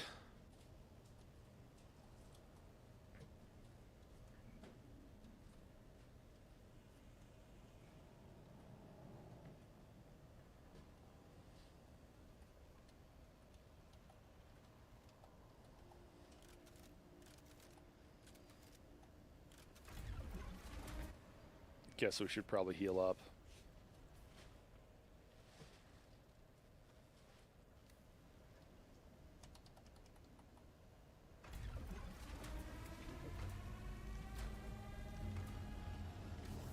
Could try melee for the first part.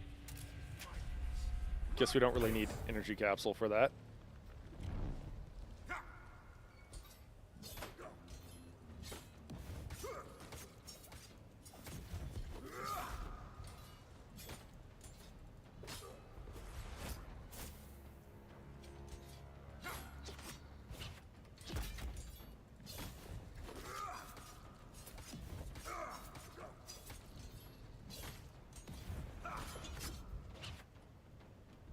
Knee charge.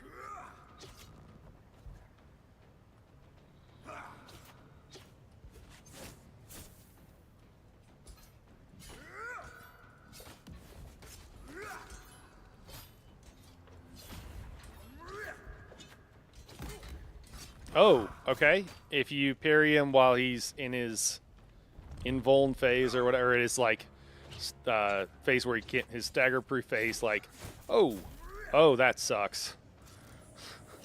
That's harsh. That's harsh. Yeah, I don't know what to do about that.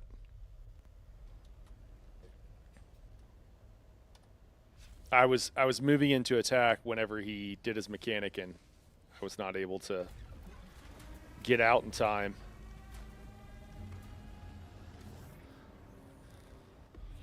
Welcome. I mean, no, not welcome.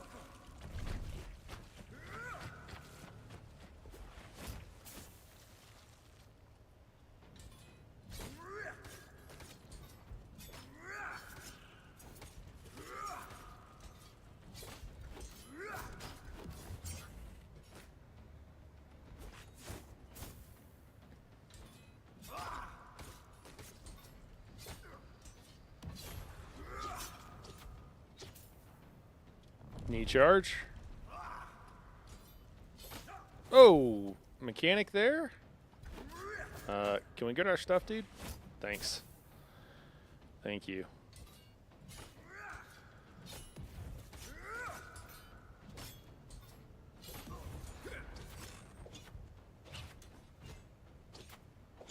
So you really just knee charge? So you really just have to avoid him whenever he goes stagger immune, it seems like.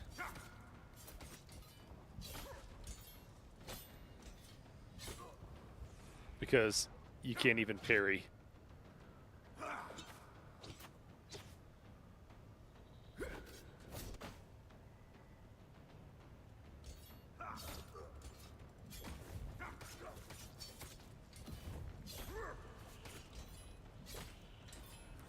Maybe melee's not that bad.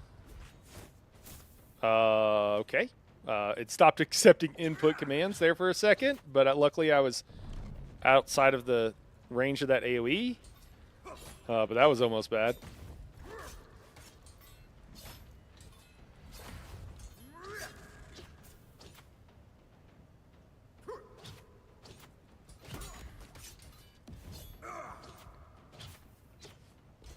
Nope.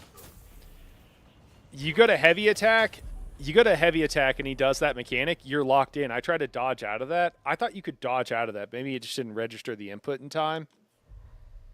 But man, that's harsh. That's really harsh.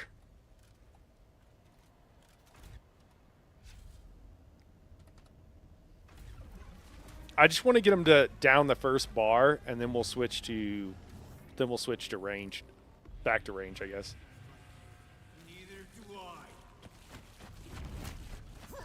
And we die immediately to a knee charge.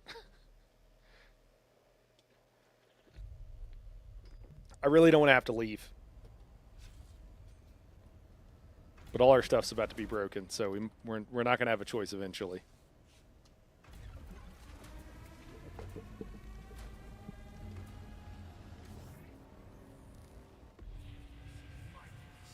My place.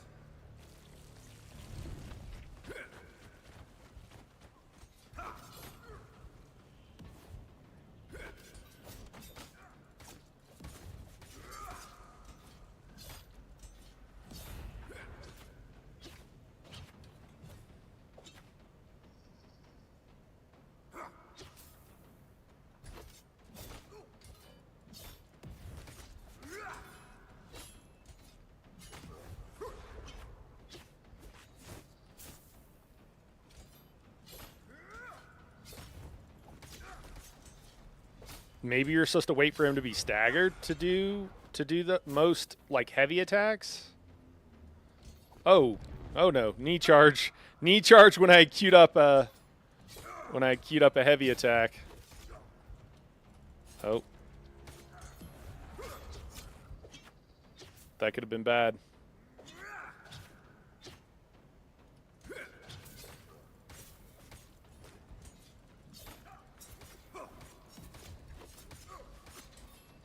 All right, we broke his poise into a mechanic. Oh, there we go. Knee charge. Again, whenever I try to queue up a heavy attack, I had to dodge out of it, which it let me. Oh, man. Yeah, you can't always dodge out of them. I don't know. It doesn't register the inputs or something, but I hit a dodge in time for that, but it didn't go off. All right, I think this really is going to be our last pull here. Yep, it really is going to be our last pull here. We're going to go back to ranged, and we'll fail the melee task in execute if we have to, which I think is what's going to happen. But this really is our last pull because all our stuff's going to be broken.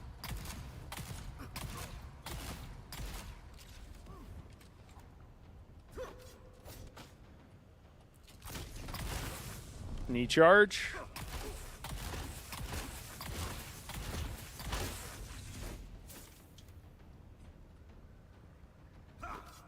We're going to get back some stamina here.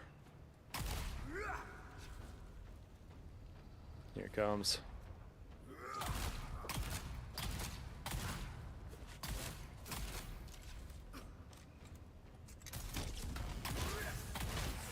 Knee charge. I should have counted how many. I should have checked exactly how many darts I had left to be able to tell if we're going to make it.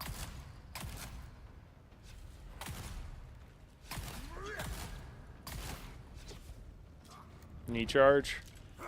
I don't think we're going to make it. Had what? I've gone through almost 500, and we're not even through the first phase here.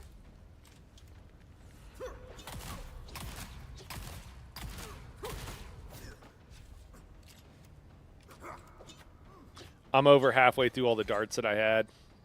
Knee charge. We're going back to melee because that's the only way we're going to make it through this. All right, we're pushed. Is he going to... I don't know what he's going to do. If your stuff breaks, Leroy Jenkins your loot and die. Yeah. No, I will, for sure. I don't even know why I'm doing that. I'm not going to... Oh, there we go. There's the... All right, let's CC this guy. I mean, hell, at this point, my sword might break.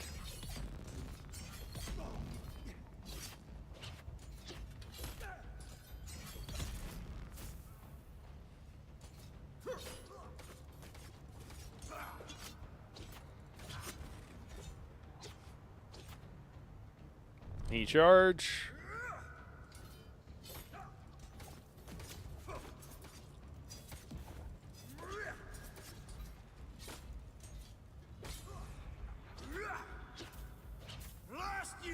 I'm not really sure what the game wants you to do. I think it wants you to mostly light attack until until the mob is staggered and then heavy attack. Oh god. Knee charge as I gotta queue up a heavy.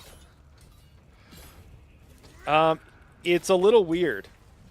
It doesn't feel amazing. If that like that feels like that's what it wants you to do, but it doesn't feel great.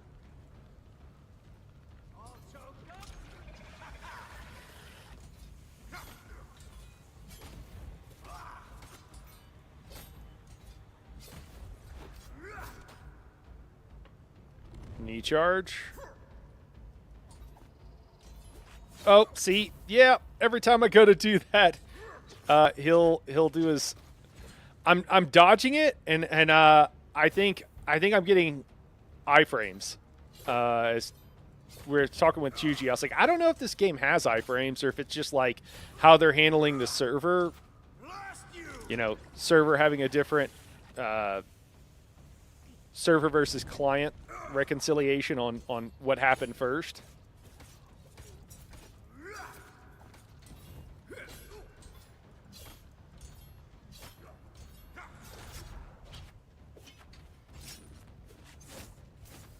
But it really does feel like those were iframes. Ah. It definitely seems like if you queue up a heavy, he's more likely to do some sort of mechanic. It does seem like there's some sort of detection of whenever you're doing something that might like put you in an animation. That's at least my take.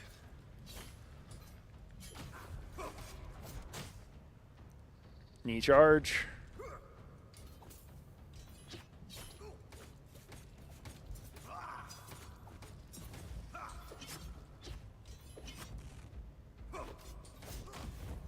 Whew.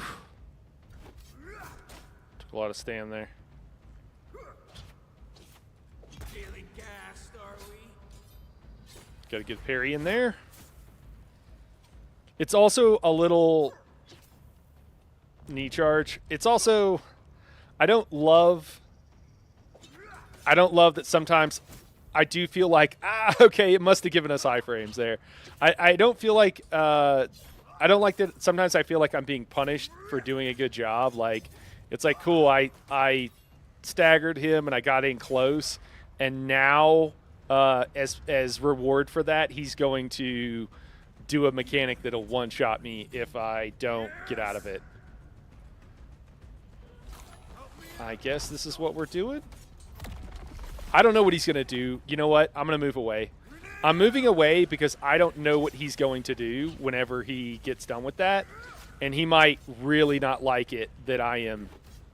Oh, knee charge. He might really not like that I'm that close to him, and he might like go into like some mechanic that I can't do anything about.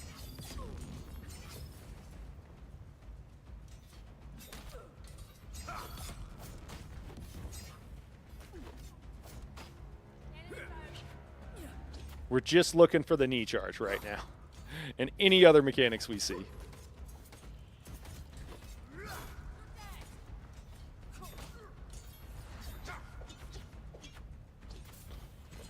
All right, we're doing okay here.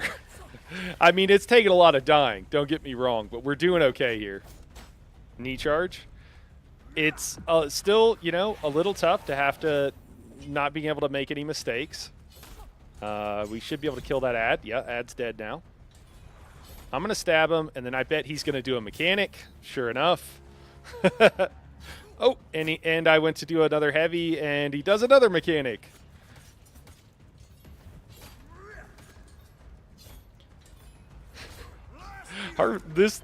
This fucking sword is gonna break on us. If our sword breaks and oh, he was doing a knee charge. I was doing a heavy attack. I tried to dodge out of it. I failed. Oh, I'm dead. Oh, yikes! Yikes! Ah.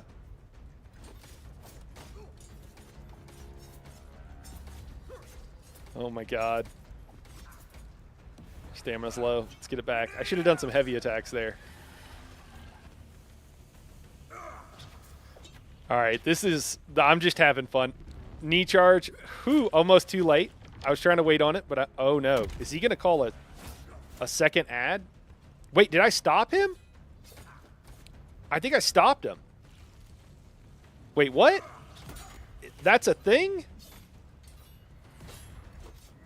I stopped him from calling more stuff? Knee charge?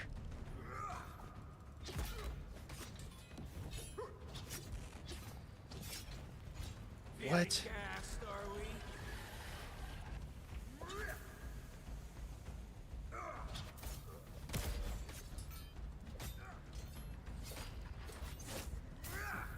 Man, I haven't seen that animation in a while. Is that like a perfect parry? I don't really recall. Oh, knee charge. I dodged straight back and it counted that for me. Oh, got one parry. Missed the second one.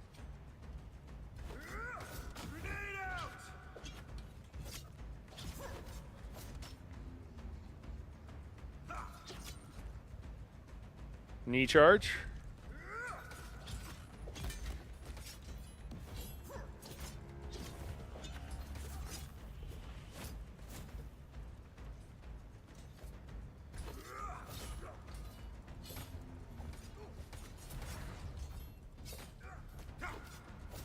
What's he doing?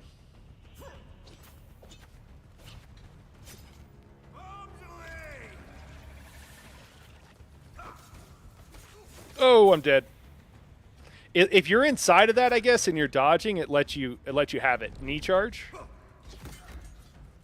I guess, is the deal.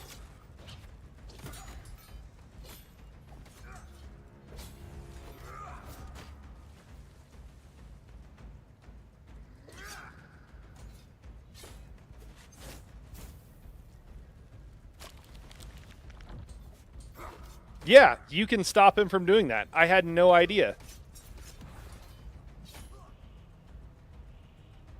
When he doesn't do anything for a second, I'm always worried he's going to bug out and just knee charge me, and there's nothing I'm going to be able to do about it. But so far, we've been okay.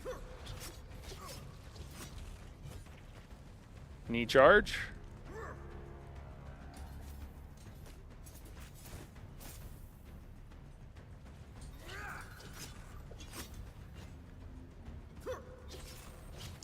Keep missing the parry.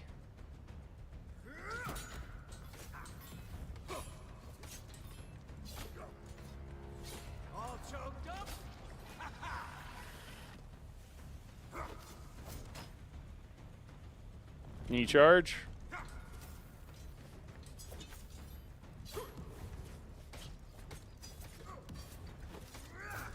I think we're pushed. Oh my god, we pushed to the third phase. We're gonna use as much shotgun as we can, is what we're gonna do here. Get in here! On the way!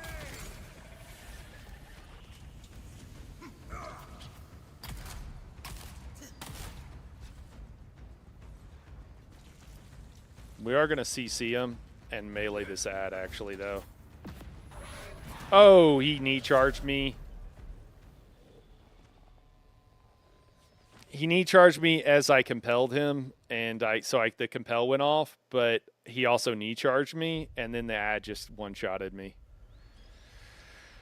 Oh, it's tragic, guys, but well, I guess it doesn't matter if we drop that.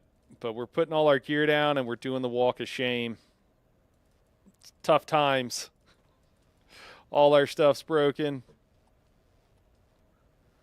Not the first time we've had to do it. Won't be the last. Let me see. Drop all the gear and anything else that I'm super don't want to drop or don't want to lose in there.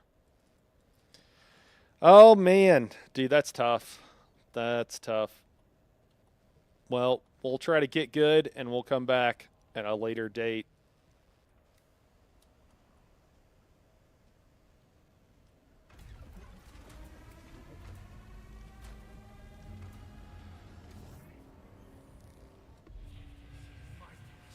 My place! Oh! I was gonna dodge the thing and then compel because I thought that would be the best thing to do. It was not. Melee was incredibly fun. Doing the melee there. I've died trying to do melee a couple of times, like because I was low on ammo or ran out entirely. Oh man, just the poison just immediately kills me. Okay, well, I guess I'll just make sure I run through it. And I've tried it, and I didn't really know what was going on. But now that I kind of understand it more, and I know what to do, it's actually a pretty fun mini game. So I might have to just come in here and non-ironically do that sometime in the future. Can I run through this poison? I don't know if I can. If we can just get all this in a pile on this one, it's fine if we die again. There we go. We got it. All right, cool. I think we're good. I think we got all our stuff. Thanks, dude. I don't know if this was intentional game design, but the Walk of Shame, I both hate it and like deeply, deeply respect them for having it in the game. That's kind of how I feel about it. Cool. We got all our stuff back. Everything's broken. And we have to walk back. We got no power. That's tough. Oh, we don't go in there. Oh, man. I need to farm up some more suspensor belts.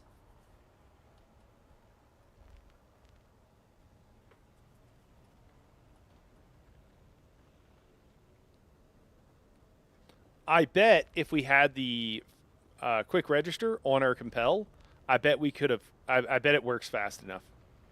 I would guess. Which shows an incredible attention to detail. Excuse me. Yeah, thanks, man. Yeah, I used to be really good at this one. It was actually the testing station I was the best at. And I just feel like I haven't done it enough recently to keep that up. But I really enjoy it. I think it's really fun.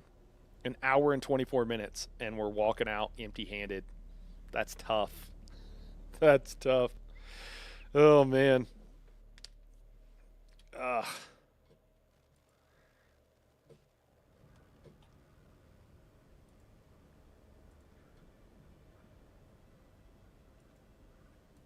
right. Just checking the stream. Is there anything we need to do? I think we're good to head back to Haga.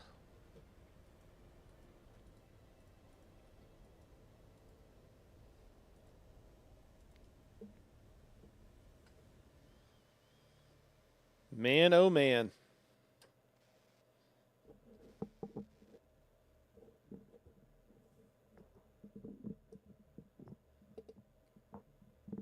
I think that's the second time I've tried 25. Or at least it's the second time in recent history that I have tried the poison station and failed and had to walk out while on stream. I don't know if I've done some off stream. I might have. We might have gone up a couple of levels, but on stream. Am I good at base building? I don't know if I'm good at base building, Wolfheim. I could show you the base though, man. This is it. This is the guild hall I've made.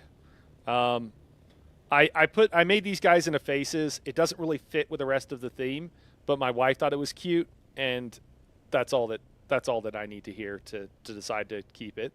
So the ramp is both for fun as like part of a track eventually, but it's also has some utility.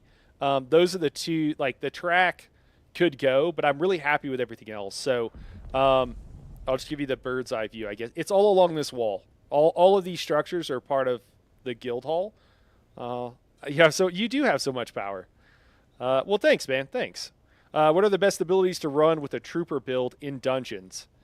What do you mean by trooper build? Do you mean just ranged, Benji? I think you mean just ranged, right? Is probably what you're going with.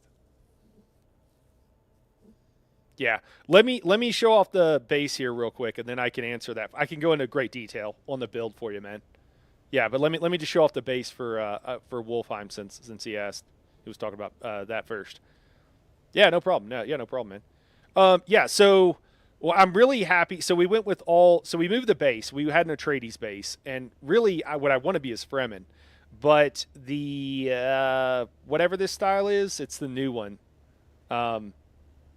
Pretty much everything is done in that style. A couple of things I'm really happy with, and I'm really proud with how they worked out, are these things right here. These are water towers, meaning literally there's water storage in there. So that's what's inside of there is a bunch of water storage. And then these down here actually have wind traps. And then you can see there's water storage in there. Probably have more water storage than we need. There's gaps here, if you can tell.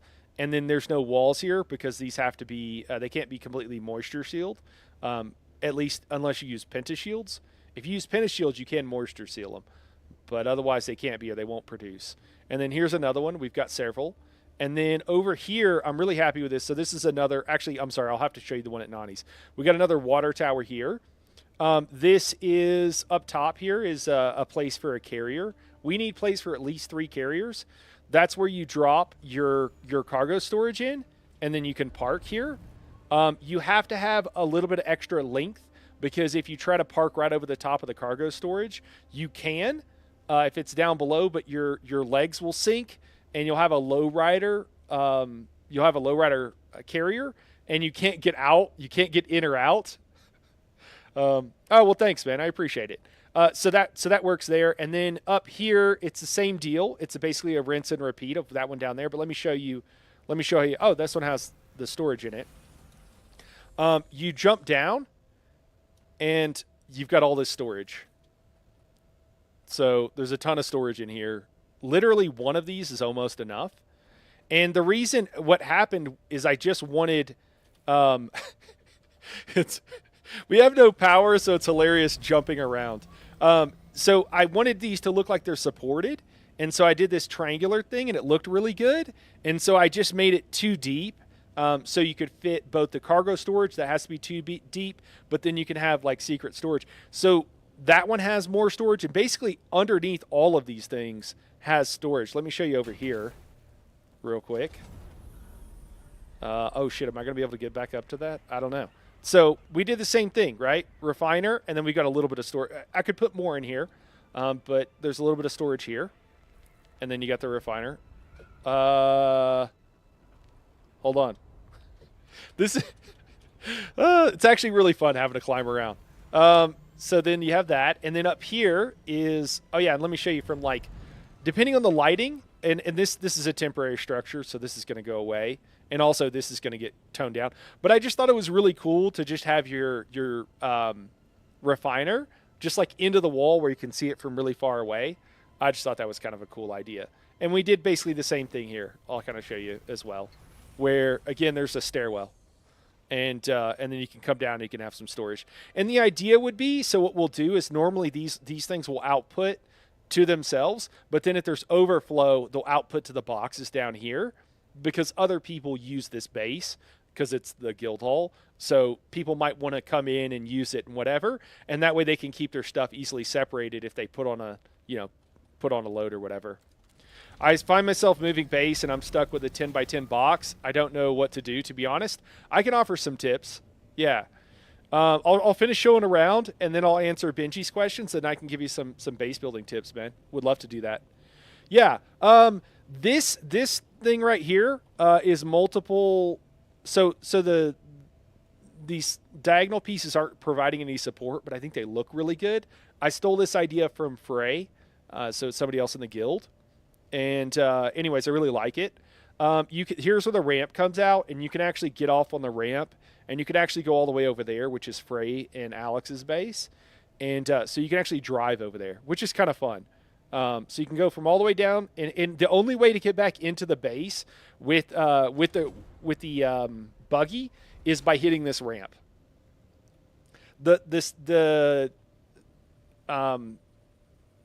Like base boundaries go to like right here. They don't go to the floor. And so literally the only way to get, I could make this a bridge, but I just thought it was more fun being a jump. So this is the garage. It's not finished. I'm still building. We just moved. So we're still in the process of moving. So that's the garage. This structure will go away. It's just where I'd originally put the subfief. And is that, oh yeah, I'm very proud of this too. This is the large vehicle fabricator. I just thought this was a really fun idea to just have it by itself hanging on the cliff. And then these birds here, I just was kind of playing around and ended up kind of liking them. These are for, oh, we're out of fuel. Oh shit. Oh my God. I was just ignoring it. Oh God. Hold on. This is going to be,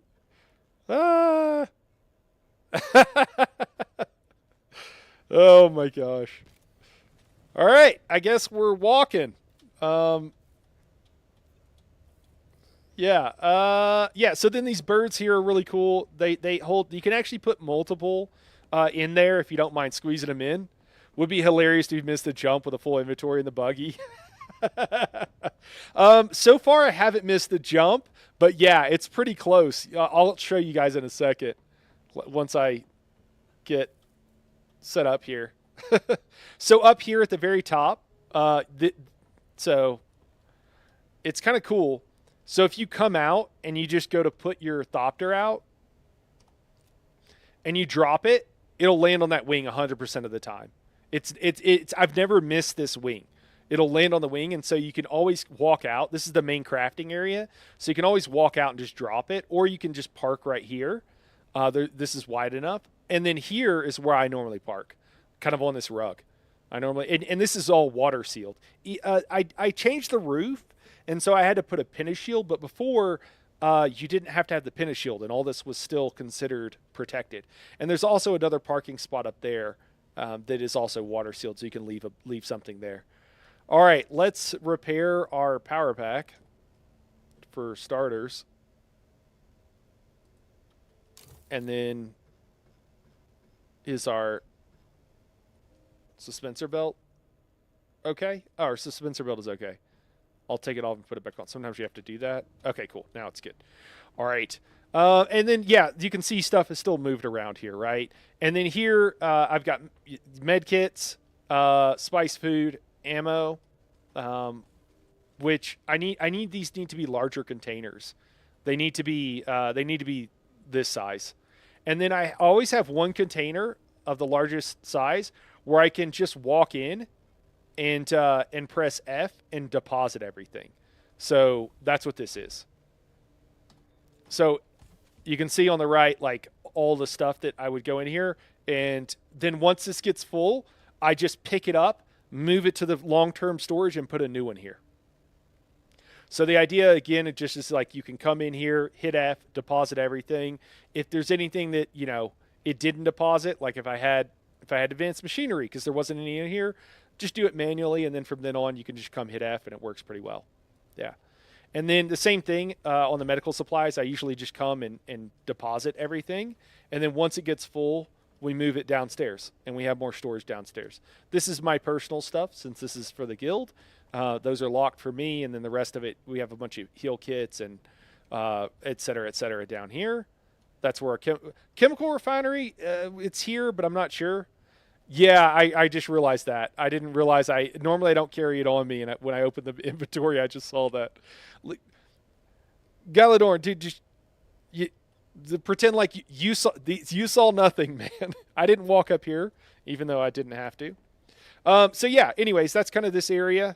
Also, this container out here, since it's water sealed, has fuel, repair, and vehicle tools vehicle repair tools in case you need to just like pop in and use it. Yeah, I'm also going to show you. So yeah, this lands here every time, which is kind of cool. You can also park here if you need to, which works, And then under the wing too, it's a little bit cramped, but if you really need to, you can park a scout here.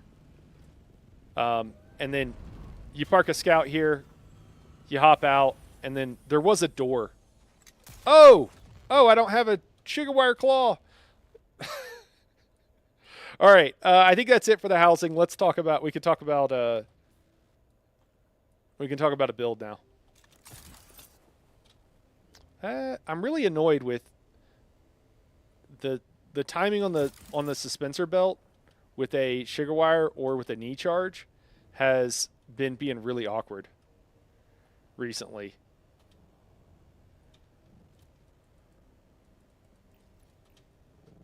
Wait, where did we go? I'm so lost.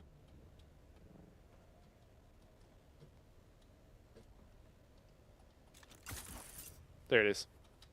We're underneath. One of them has this and the other one doesn't. Yeah, I didn't think anybody would actually use that for storage, so I haven't been using it, but there was a door here, and apparently I took it away. Anyways, that's it. Oh, yeah, one more thing. Let me show you at Nani's place. So I made her a water tower. Galadorn. Dude, it's all right, man. I'm a pro gamer. I made her a literal water tower, which I think turned out pretty well.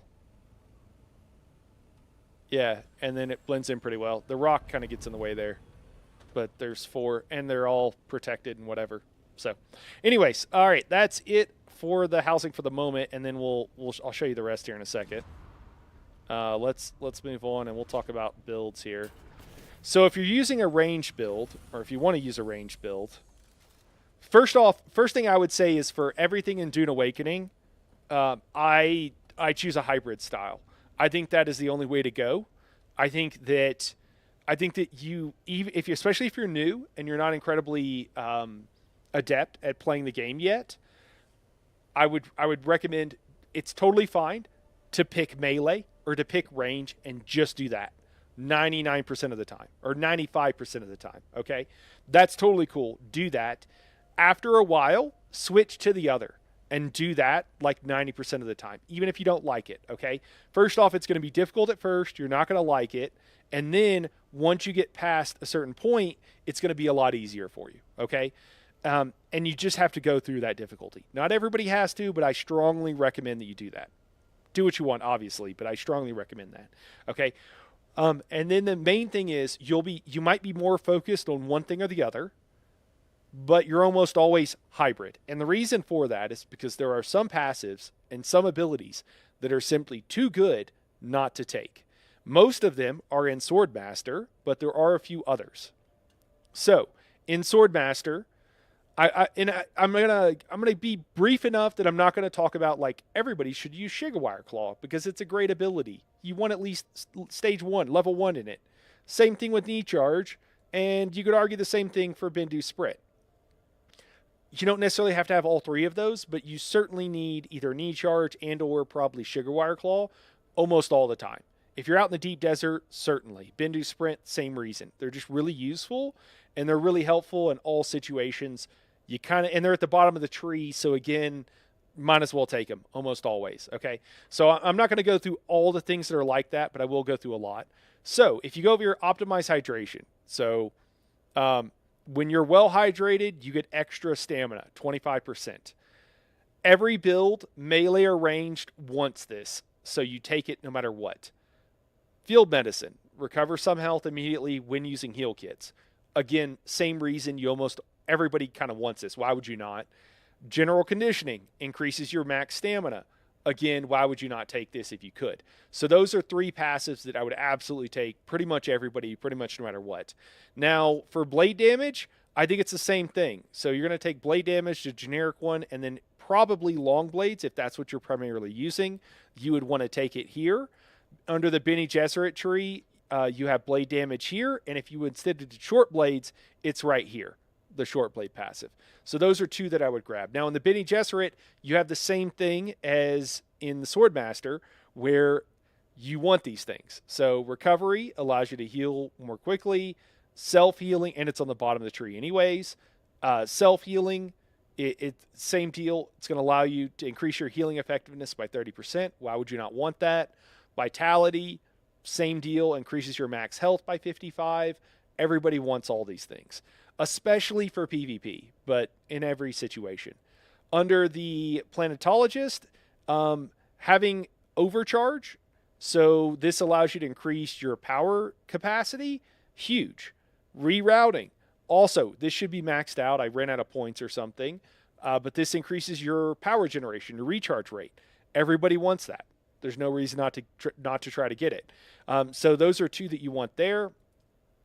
Now, when you get into Mentat and Trooper, which are more the range focused builds, you don't really find that so much. So you could take headshot damage, or you could completely ignore headshots and go and plan mostly for your build to be using center of mass. Probably most builds do that. I have headshot because of how I do those higher level lightning testing stations. Assassin shot, shooting someone from behind, probably wouldn't take this normally. Exploit weakness. This is a core ability for any range build and one you're almost always going to have on your bar. So you're probably never going to take this off. Okay, so exploit weakness, pretty much always going to take off. Now, actually, before I go into the actives, the really important slottables, let's just go through this. Having things that will reduce the durability taken, like Gunsmith, Field Maintenance, and Garment Keeper and Tailoring, I think moving forward, you're probably always going to want to have those as well. It will save you a ton of durability loss. And, it used to be that I had so much of everything that I didn't worry about it, so I wouldn't take it, and I would use those points elsewhere. With the new like G5 stuff, it's so hard to farm up. At least for me, and even if it's tier 3 or tier 4 for you, it's hard to farm up. And so unless you just have a bunch of it, I would probably take those things. And then you also have rifle. Okay, so then you also have like range damage. Everybody wants that. Again, even if you're melee, even when I was like pure melee, I was never pure melee, but even when I was 99% melee, you still want to do ranged damage. So having range damage here and then picking the kind of range damage, just like you did with your weapon, pick the kind of weapon you use and then go with that. And then Benji, you were talking about specifically for testing stations, right? So now let's move on to techniques. Okay, cool. So for techniques, your exploit weakness, you're going to grab this. It's never going to leave your bar. All right. Battle hardened, you're probably going to want to use that most of the time. And now we're actually over here in the Trooper tree. Battle hardened is your flex spot. Center of mass, if you're doing anything that's not a headshot specific build, you probably just want to take center of mass, and that's your second one here. All right, so those are the two.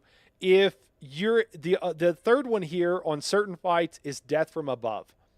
The radiation boss and the way I do the fire boss, I am always up in the air. So I take this because it's just a flat 20% damage increase.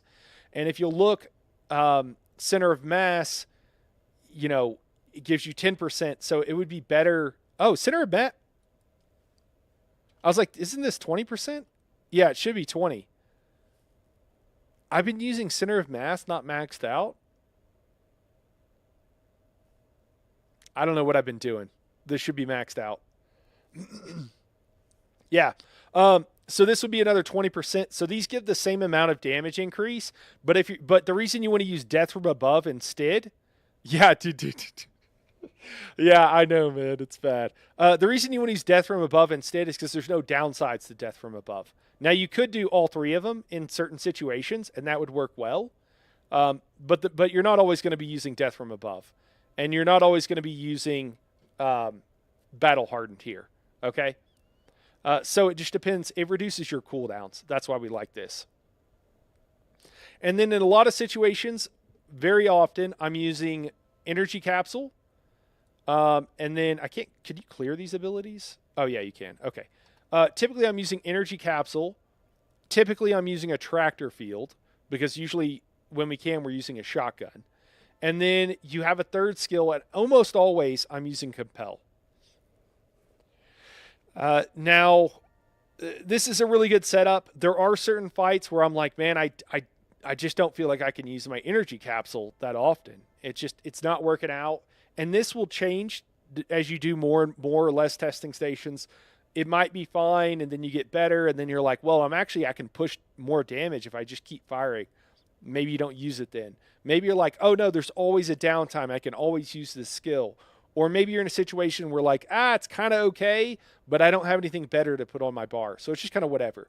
This would be a flex spot here. Compel slices, dices, it even smashes and squishes. It's such a good ability that you'll use it quite often. Now, let's do this, Benji. Let's go through each one of the testing stations for you, and I'll tell you what I would run, okay? And I'll include weapons. And then you can go back and check this out like later. You might check the timestamp or something. I'll do guides on this stuff, guys. I just haven't gotten to it yet. And I'll like outline everything for you. All right, so there's a couple ways. Let's start off with lightning. My current favorite way to do lightning. Hold on. Dramatic pause here while I grab all the weapons I need. I think that should be it. Actually, no, we'll need an ancient way too. Yeah, I think that's good. Another thing I'll notice, I'm not running the power harness. The power harness is really good. You could also run power harness with all of these setups. But we'll deal with armor separately. Okay, so normally I keep my first 4 skill slots at least set for weapons. First thing here is I always keep a melee weapon on. I say always. There's actually a couple of fights I don't. Okay, lightning boss. We're gonna go with a melee weapon, and the reason is when you're doing trash leading up to the boss, I melee everything. And that's another reason why we want a hybrid build. But melee everything because on the higher levels, if you drop your shield, you can get one shot by just a random mob. Any bullet will literally one shot you on the higher difficulties. So hopefully that's not the beginning of your experience, but it's so much safer to just melee all of them. Now, if you have unshielded enemies, you can use a shotgun on them whenever and stagger them, but just be very careful because if there's another guy somewhere who gets a shot off at you, you're going down. You're going to lose that durability. I think it's just safer to melee everybody. Weapon of choice here, whatever you want to use. Doesn't really matter. There are some things that are a little bit better. Like you could argue that the needle, I think that the static needle is better in general for doing the maximum damage. I think the sword is better for utility. I think the daggers are better if you have multiple mobs because you flail around and you'll hit them at the same time, and can be good on certain mobs. But the daggers is really bad against the heavies, which are probably the hardest thing to kill with melee. So just know that. And if you try stuff out, you'll realize this, and that's the best way you're gonna know. You're gonna be like, no, I tried that, it didn't work super well. So whatever weapon you have, the highest tier, don't worry if it's poison or static. Static needle does fuck all to like power. Honestly, like I've never been able to notice the difference in the static needle. It's just a tier 5 weapon. That's all it is. Okay, so a melee weapon, and then if I'm doing the lightning boss, I run Seethe. That's literally the only thing I take in. You can check out the beginning of this stream, and you'll see that that's all I use. And I use Seethe on the boss, and I don't melee him at all, generally speaking. And I go for headshots because this is a headshot specific setup. Now that's very specific and something I do on the higher difficulties. Alternatively, I really like the shell burster or the perforator. Perforator is fine. Perforator, you really want to get. Where is it at? Is it in here? Or is it broken? Oh, it's right here. Shell burster or perforator, you can kind of use the two interchangeably. There's some stuff will work better in different places. A different way of doing the lightning boss, though, is to use one of these shotguns, and you just spam shots on them and CC them. What up, puppy paws? And that's what you do, man. You just spam CC on him. When he's CC immune, just don't shoot. When he's not CC immune, keep spamming your shotgun on him. Stay pretty close. Don't try to shotgun him from far away. Don't try to shotgun him from melee range either. You want to be just really close to him, but not quite right on top. And then this will get you through that boss really well. Okay, so a melee weapon for everything up to the boss, then a shotgun at the boss. Now let's talk about maybe we could talk about poison. We just did that. So I would still say same deal, melee everything up to the boss. And then I really like the shell burster. Shell burster does fire damage. Fire damage will, if you see it'll blow up the poison and then it dissipates it. And so if you just use the shell burster on him, like in the 4th phase when he makes poison around the outside, as long as you stay in the center, it'll instantly blow it all up, and you won't have to worry about poison in the 4th phase, which simplifies things a lot. Okay, they function a little bit differently. On the shell burster, you start off with 6 rounds. And so you can do you can fire more times. On the perforator, you get 4 rounds. The perforator has a wider spread, so get augments that will increase your accuracy and reduce the spread. And then on the shell burster, just go pure damage with your augments. Melee weapons also just go pure damage with your augments. So that's important too. Seethe, I did a capacity expander and more damage. Generally speaking, always do at least one thing that's just pure more damage, and then decide on what augments you want to do. Okay, now that's for the poison boss. Another way of doing the poison boss that I really like is, and I'll probably do and this is the way I used to do it, and I'm struggling to do it differently. And I would run. Sorry, I should tell you, if you're running the lightning boss and you're using a shotgun, you run. I'm going too much into detail. I'm gonna have to give a few more overviews. I don't think I can because there's a lot of situations, and it's going to be information overload.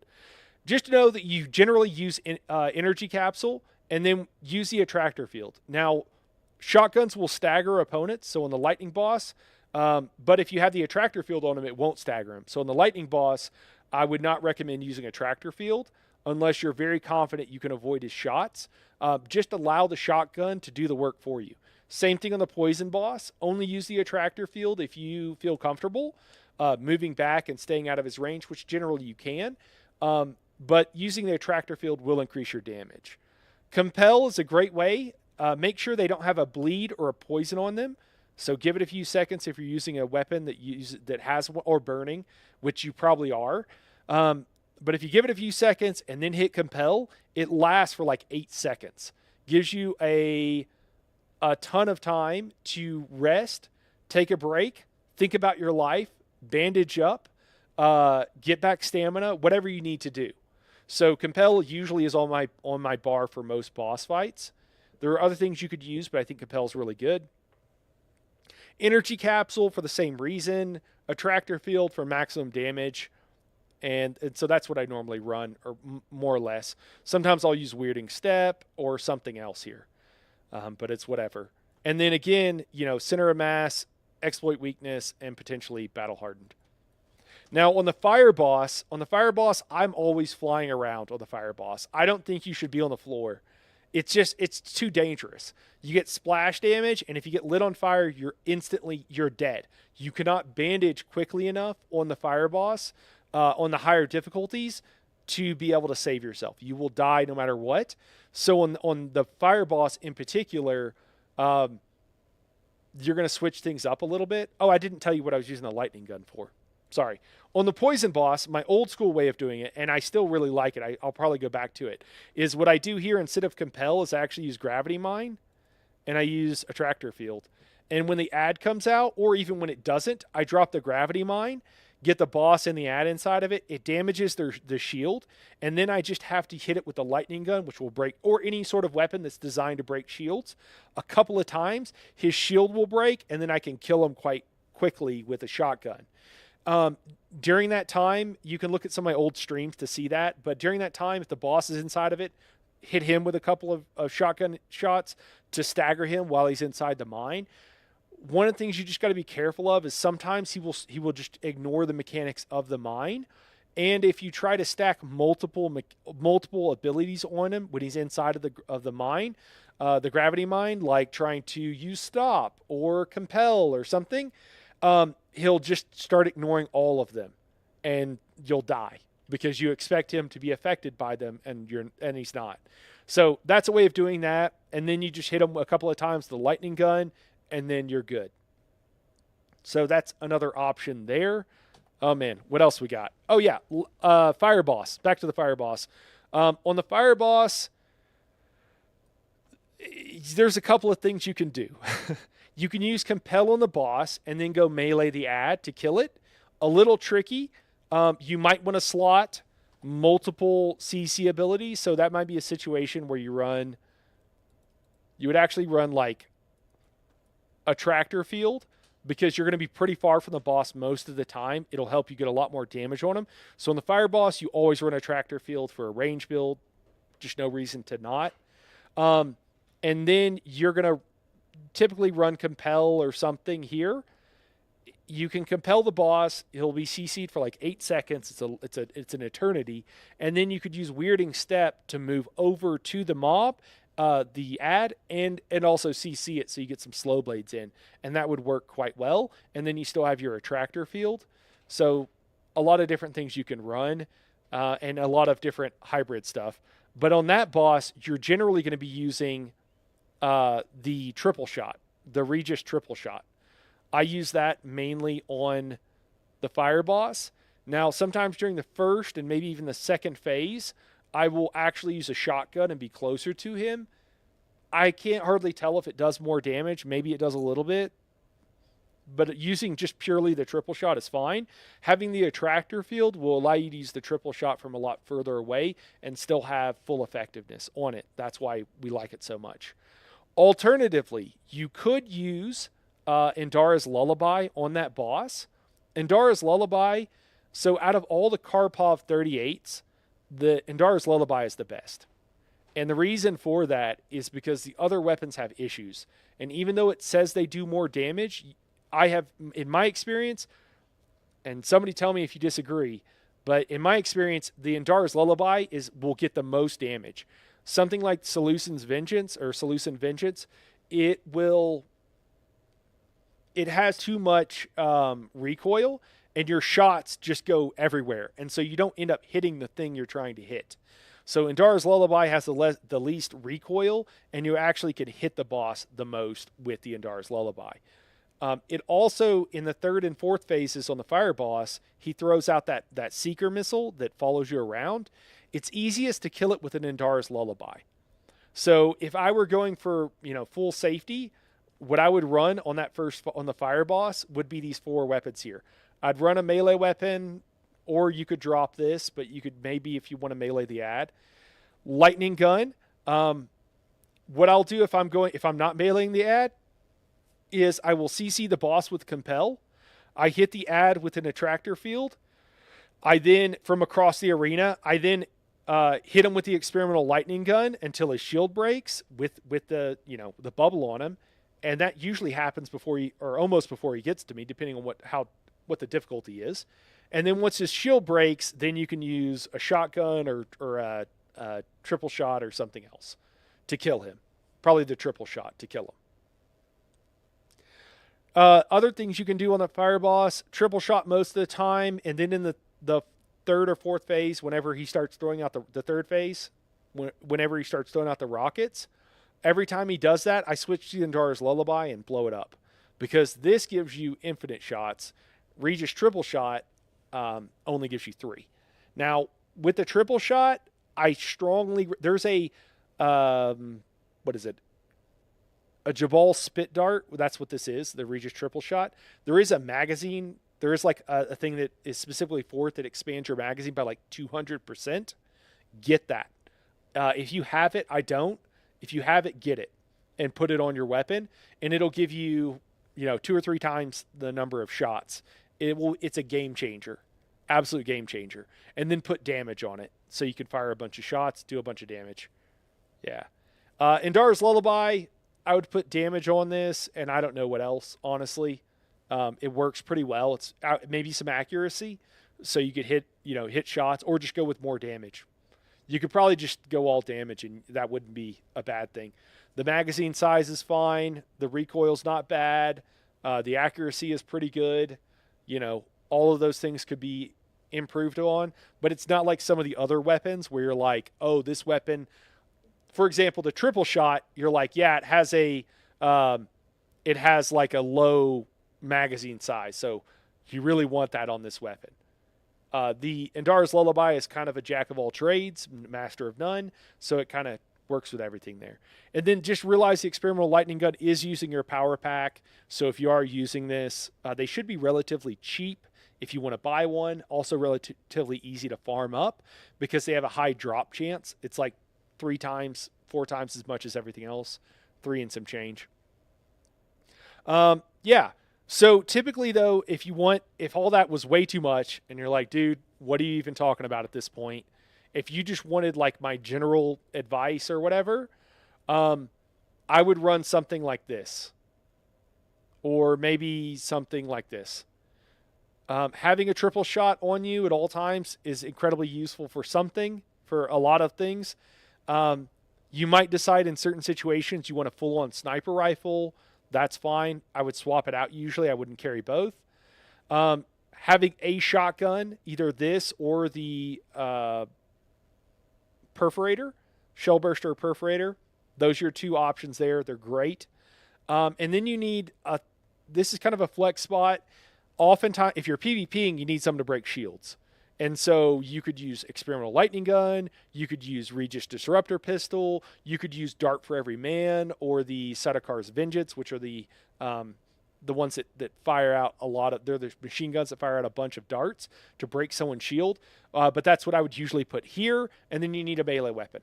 And that would be my standard loadout most of the time. Now, some of the time, you want a rocket launcher. Some of the time, you want something else. And you can decide if you need the other things and swap them out. And, it's very complicated, and you can do a lot of different stuff that works. But these are my daily drivers, I would say. And I think the Experimental Lightning Gun is a good place to be. Generally speaking, the Karpov 38s are just not worth using. I use them on the Fire Boss because I think they're really good against the Seeker Missile. And they're not horrible. They might be close to the triple shot. With the right augments. Because you can get a lot of damage on the boss with them. It's incredibly accurate. If you're doing the radiation station, I bring an Ancient Way, and the main thing you want on the Ancient Way is the radius increase on the explosion. That is how you can get down those adds really easy. Do extra damage and then do an increased radius. It's just huge. It's massive for doing the radiation. Yeah, I'm sorry, puppies. That was a lot, man. Oh, yeah, the damage on is ridiculous. Yeah. But you only get 1 shot every so long. Puppy, you went bowling, got a 525 tonight. Nice, man. Yeah, dude, I'm doing good, man. I know it's a lot. What's the best weapon in the game? It depends, man. There's a lot of different things you do use. Basically, and I know you're just kind of casually asking because you don't play, but basically what you have is, like, you always need a melee weapon. Pick your melee weapon of choice. So there is a right answer to certain situations, but you always want a melee weapon, even if you're ranged. And then, you need something to break shields or to deal with shielded enemies. So if you're not breaking their shields, then you need to melee them and just keep that in mind. But typically it's good to have a way of breaking shields. So experimental lightning gun, Regis disruptor pistol, one of the two Dart for Every Man or Sadakar's Vengeance, right? Sadakar something. Those are the automatic weapons that will break shields. So something in that category. And then I think shotgun play is generally really good and is my go-to for damage. Shotguns are generally speaking going to do the most damage, as you might, as long as you can hit them. But you got to be fairly close. If you can't be that close or you don't want to be that close, then the triple shot is the weapon of choice. And so those kind of cover everything for you. If you're not going to use the triple shot or if you don't have one, then what you would probably want to use here is, I guess, either a sniper rifle or Endara's Lullaby. And again, I just want to say, to make this very clear, here, let me show you. I have a Seleucid Vengeance Tier 5. It's so bad that I don't use it. It performs worse than every other weapon, so I don't use it. I have it, literally don't use it. I've tried, it just doesn't work that well. So some way to break shields, is something you need. A shotgun is usually something you need, and then something for further range where a shotgun won't work. So, there's flex spots in those. Those are the 4 weapons though. 4 weapon categories you always want on you at any given time. Yeah. Any questions about that, man? I only just getting to tier 1/2. Oh, so you're just starting, man. Dude, the main thing I would say is play with stuff. Okay, good. I'm glad it was helpful. I'm sure it was way too much information. Like drinking out of a fire hose, man. It's not Dune without melee. There you go. Dude, PvPing too, the number of times, I know that's not really what we're talking about, but the number of times that I have been PvPing and I will see someone's build and I'm like, this person is gone full in on range. And if I go melee, I kill them every time. They don't know what to do. They don't even know what to do. And so, and I'll be on a range build and they'll be really good at ranged. And then I'll switch to melee and they just won't know what to do. And it won't go well for them. I've been struggling with my skills and abilities and what to use. So this is a good base to get going. Okay, cool, man. Yeah. Main thing I would keep in mind, like some really good active skills to use and learn about. First off, try all of them at some point. There are, Assault Seeker does stupid amounts of damage. This does like 3,000 damage when it's maxed out.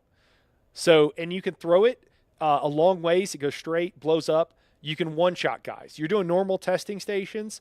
They're coming out. You throw this. They don't have a shield on. It hits them. It might one-shot them. Yeah. Oh, now some building. All right. Building advice. I'm sorry, Wolfheim. All right.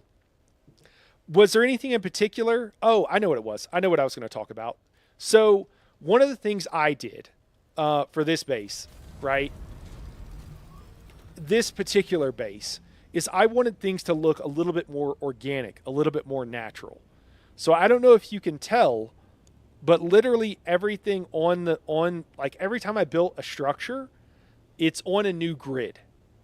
Oh my God, my Thopter is smoking. Every time I built something, it's on a new grid. And so because of that, see how this is at a different angle than this, than this, than this. And so not everything is on the same. Going to try some dungeons now. Glad I found your streams. All right, cool, man. We'll catch you a bit later, Benchy. Hey, it's the same thing on YouTube. So when I do build guides, and I've got a couple older build guides on there, man. But you'll find them on YouTube, man, if you're ever looking. I'm Harkonnen, so I want that oppressive look. Okay. Yeah, no worries, man. Yeah, no. I got you. But I still would say you want it to look organic. So I built things on a different, just turn them, man. Just turn them 90 degrees, okay? Nani kind of has a cube thing going on over here. That's the other thing I would say is don't outline your base. Don't go, let me see how big of a space I can build and then let me fill that space. I would strongly discourage you from doing that. If you want to build something, just start from, start from scratch and start building and build out. And I think what you'll find if you do that, I know this is very generic advice. I'm trying to think of a place. So let me give you an example here of what maybe you could do that would be a mistake. So if you go up and you're like, all right, I'm gonna put something out here. All right, I'm gonna put this here. Wait, why isn't there enough? Oh, it's outside of the land claim. Hold on, I gotta find a clean pallet area. There we go. Here. All right, I'm gonna build here.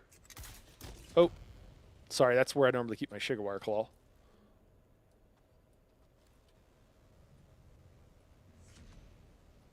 Oh, I tried swapping out when that's on cooldown. I can't do that.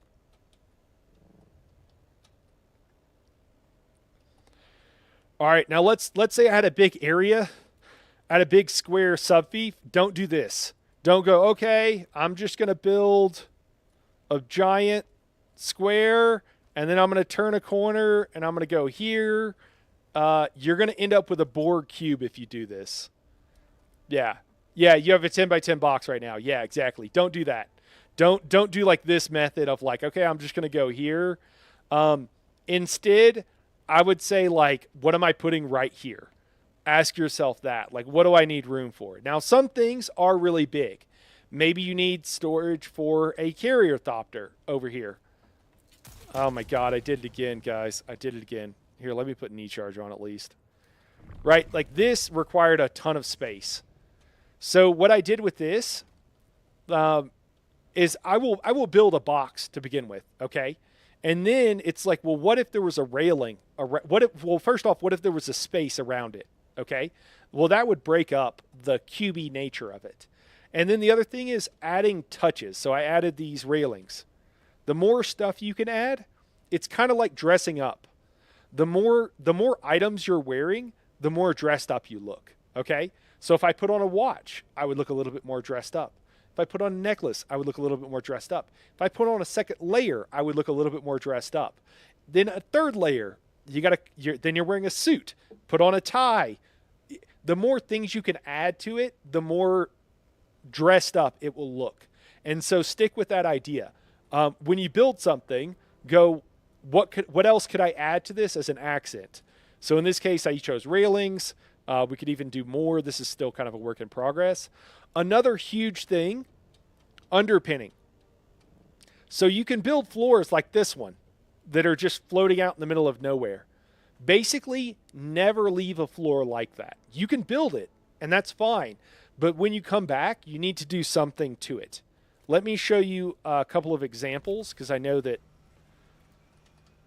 I can show you a couple of examples here. I might need to actually repair this engine if we're smoking flying around. Is this going to be it's going to break on me?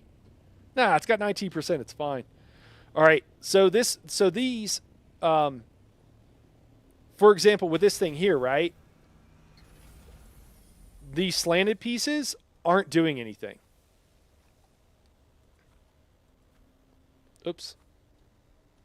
So we don't actually need them. But can you see how this looks so much worse just being a Jenga tower with nothing else?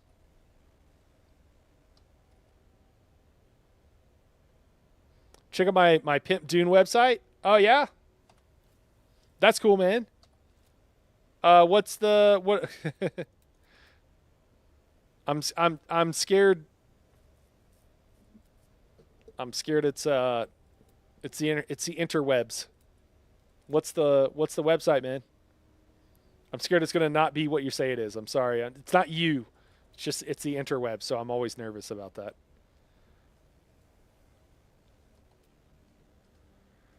All right, so yeah, so putting these completely, superfluous pieces on is just makes it look so much better, right? Like that looks like it's supported. And that's the same thing I did with that underpinning, right? Just made some diagonals.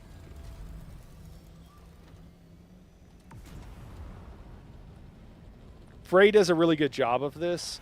So let's go over and look at his stuff. Yeah. So here he's got some diagonal pieces. And he's got like, these look like they're hanging the other part, right? Like it looks like it's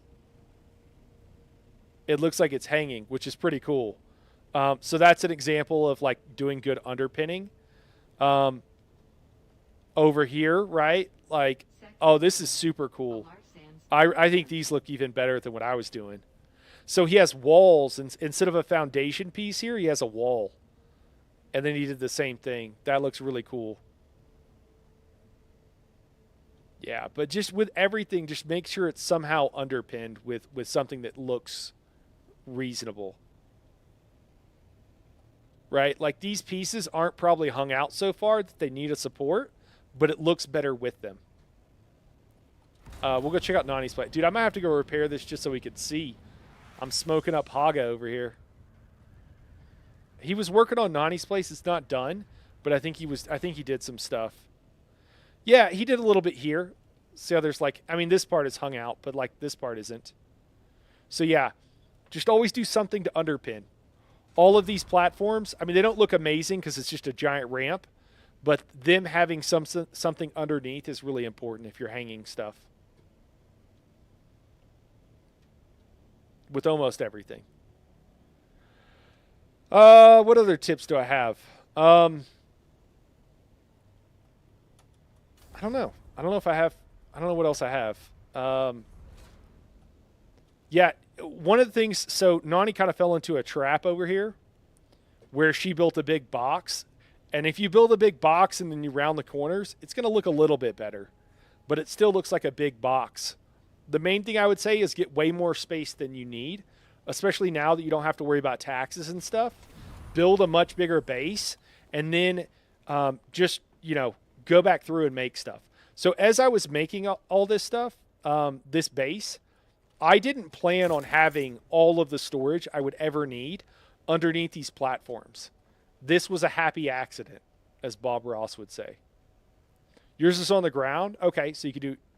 So you don't have anything hanging? Okay, cool. Well, that doesn't help you at all. I'm sorry.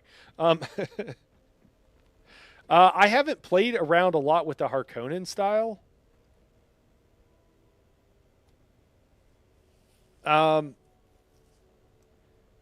Yeah, I think most of what I would say is really just like this box idea.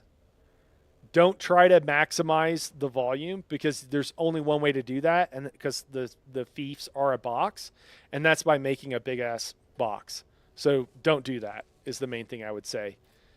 What you could do instead, maybe we could play around with this a little bit.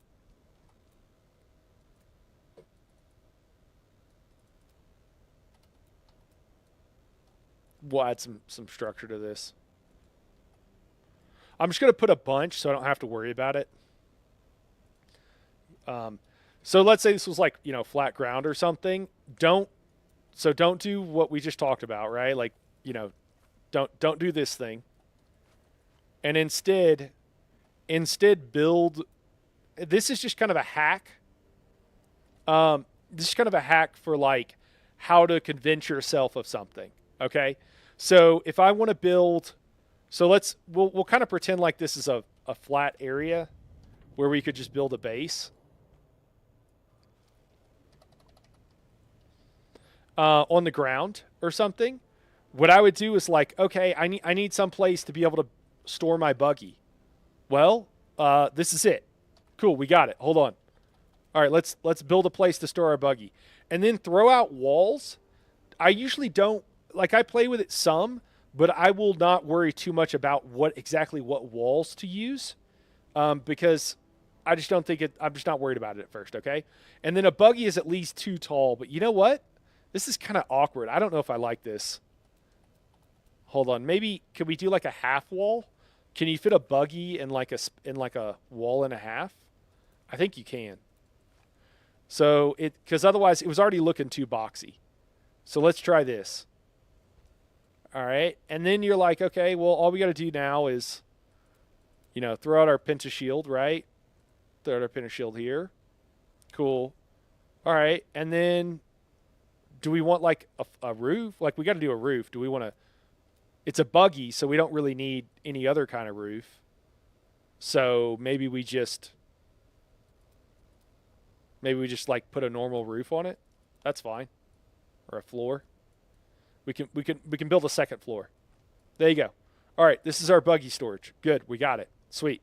All right, now wait, we need more. We need to be able to go somewhere else. So we need other rooms maybe. What if I want on one side maybe like my ornithopter storage? Sounds cool. Well, we need a wall. We need some way of getting there. So actually let's demolish this. Let's put in a wall. And then we'll need some more tiles. We'll put some out. All right, this looks decent. Let's go out here. Well, we also need a place to store our scout thopter. Okay, well let's just build that, right? Let's just build a place to store our scout thopter. I mean, this is probably enough, right? You know what we could do though? If we want to build a place to build our to store our scout thopter, like we probably want it on top. So let's just build a second layer up here, and we can make this our scout thopter area. What I'm trying to explain to you, or what I'm trying to show you, is that if you just start building and then make this your scout thopter area, you will end up with a building that makes more sense, and isn't a giant fucking block, okay? Because the other thing you're going to go is oh, you know what? We need storage for our assault. Oh, okay, well, assaults need more space. So maybe let's we'll just put more space out here. And we can just kind of go, like this, and we'll go out. And what you can end up with is, oh, there's Donnie. What you can end up with is like maybe you make something that's horseshoe, because you got to be able to drive your buggy up through the middle, right? And if you end up with a horseshoe, it's infinitely better than a giant box. That's what I'm getting to you. Get the point I'm trying to get. And you could also be like, you know what? I need even more space. Well, you know what? You could build over the top here. And then you got like a recessed space for your buggy that you could drive in. That's pretty cool. I think that's pretty cool, at least. And so just try to build for the thing you need. So imagine this being a storage for your assault. 3 by something would be the right size. And then over here on this side, you don't need as much room. So maybe you just do like a smaller one, and you park on top. With your scout thopter, and then you'll need to make some stairs, so you put that in. Maybe you have to knock out a wall, but if you let yourself build more organically, is the TLDR on this, you'll end up with something that looks a lot better than just a giant box. And if you build the square first, I have personally found it impossible to like get over filling the entire area with stuff. So that's my advice. The other thing is, if you find some cool things you like, just play with it. It's very easy to tear stuff down. Maybe you find something you like. Maybe you find an interesting shape. I mean, if I was building with the Harco stuff, I would probably build myself a water tower. I think these curved pieces look great. I think these look super cool. And so I would do similar to what I have, but instead of looking like Mad Max-ish, it's going to look like, I don't know. It's going to look like, I want to say, I don't know. It's going to look vaguely futuristic. Pick your franchise, what it'll look like. It's going to look more like a planet on, in Star Wars or something, with all the glowing lights. And if you want to know how to build one of those towers that I built, so if you're building them, get a foundation going. If you don't have that, or if you can't get it or something, or if you're building on a cliff, just do this with a foundation piece, and then build from there, and then do rounded pieces and stuff like that. And then if you're gonna do a water tower, just realize you can't have all the walls up. If you have all the walls, it's just not gonna work. So you can make a wall here and then leave these open. And then you have to build up like 1.5 spaces. And so on and so forth. Yeah, man. I don't know. I think that's all I got for today. If you have any specific questions, I'm happy to talk more about it or whatever, but I think something like this. Couple of pieces of advice. Hopefully it's helpful. A lot of times too, when you're placing things, some stuff you have to put the item there first and then build around it, and some things you have to build the structure and then put the item in, and it's just kind of weird. And most of that's to avoid collision with like walls, right? So like I couldn't put this here, but if I deleted these walls, maybe I could. Yep. And then I could put this here, and then I could build the walls, and it would be fine. So you end up with the thing you want, but you have to do it in a different order. Talus says, I would make sure you have independent rotation turned on in options for your first build. It will align everything the same way. Hey, no problem, Wolf, man. And I appreciate it, man. I appreciate the support, dude. Don't feel like you need to, but I'm always happy to answer questions, but I appreciate it, man. So yeah, I don't know, just a couple of things that hopefully will be a little helpful for you. And then the general design philosophy, actually, this is probably really helpful for everybody. General design philosophy, guys, everything needs to be the same, or the things that are different need to be grossly different. Okay, they need to be very different. So if I am building something, design philosophy here, triangular underpinning. That's the philosophy that all the buildings, everything is triangular underpinning. Just do it the same. Now, if you want to do something different, so I didn't do, let me try to show you if I can get my sugar wire to, oh God, the radius is so short, or the length is so short. Triangular underpinning, right? Everything has triangular underpinning. But what about this? This doesn't. Well, it doesn't, but it's very different. It's very different. It's not kind of different. It's very different. It's like a tower. And I think the juxtaposition works because of that. So, and also, like, if I wanted to improve this, so this was temporary, but, like, I could improve this, right? You always want underpinning. You never want stuff hanging out. So, I don't know if we'll even be able to, but, like, one of the things I would try to do is, like, try to put some, can I put this down here? Yeah. I don't know. Try to put something on the bottom of this to make it look like it's supported. Like this or something, right? So just, again, it's just like dressing up. You just got to add more details. I don't know. This probably looks vaguely like it's more, I don't know. We could play around with it, but do something to make it look like it's supported more, right? Don't just leave it square. I mean, honestly, this doesn't look horrible.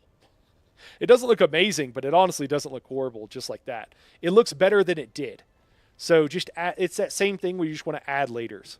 Harco is tricky because it gets dark and hard to light up. Okay. I think the pentashields look cool. Some people don't like them, but I think the pentashields look cool. Yeah, so if you pick a few things that you're like, hey, I like this piece, or I like, whatever, just go with that. For Harco, one thing you could do, maybe you decide all of your buildings are ovals. I don't know. Maybe it looks like garbage, but just as a for instance, all of the buildings are ovals, and so every section that you build, you finish it off with these round pieces, right? And so everything looks like a pod, maybe. I don't know. And then you could just repeat this idea with all of your buildings. So all of them, at the end of them, there's some rounded area on them, and make it look like a pod. And you just repeat that over and over again. But yeah, general design philosophy is like everything the same or very different so that it juxtaposes. And sometimes you'll do something and you'll try it and you'll be like, you know what? It was a good idea. I thought it would work. It looks like garbage. Delete it. Try it again. I fiddled around a lot with getting these towers to look the way they look. And then, you know what? Like, this is another example, too. So on these towers here, see how the top is? The top is okay. It's not horrible. I think it looks good enough. Very good enough. Whenever I was building Nani stuff, which I did after mine, I actually was doing this earlier today. I was like, you know what? Those things, those bubble things kind of look cool. So when I built hers, I added some bubble things, right? So just adding more details. And so the whole roof looks kind of finished. I think the roof actually looks more, finished. I mean, some of it has to not look finished because you're not putting in walls. But yeah, that's another thing. Also, I designed this thing too. So this is another example of the same thing I was doing. And then we'll call this good after this. But so building this, I started off with something even smaller than this. This is her garage. I started off with an even smaller garage than this, and then I slowly added on to it as I realized I had to. Goes well with the style. Yeah, thanks. And honestly, I think the pentashields will probably go eventually. Like, I don't think it needs the pentashields. I think it looks pretty cool without them, and you don't really need them. But I started off with something really small and then just built and then we added this whole row. We added this because we realized, okay, we need a little bit more storage. And so we just added a little bit to it. And then, okay, there's a little bit up here. So it's not like and then this is separate from everything else. This is not in line with the rest of the, she built over the ramp. That's going to be a bit tricky. This buggy needs to be broken down. We're going to take it back to the guild hall.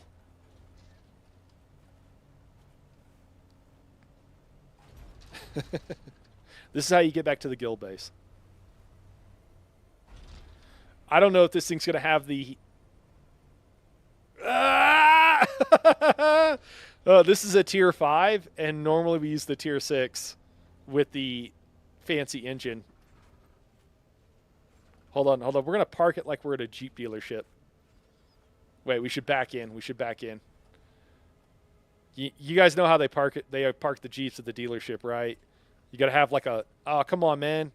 You got to have like one track up on the, there we go. Yeah. You got to have like one track up on the edge. I know.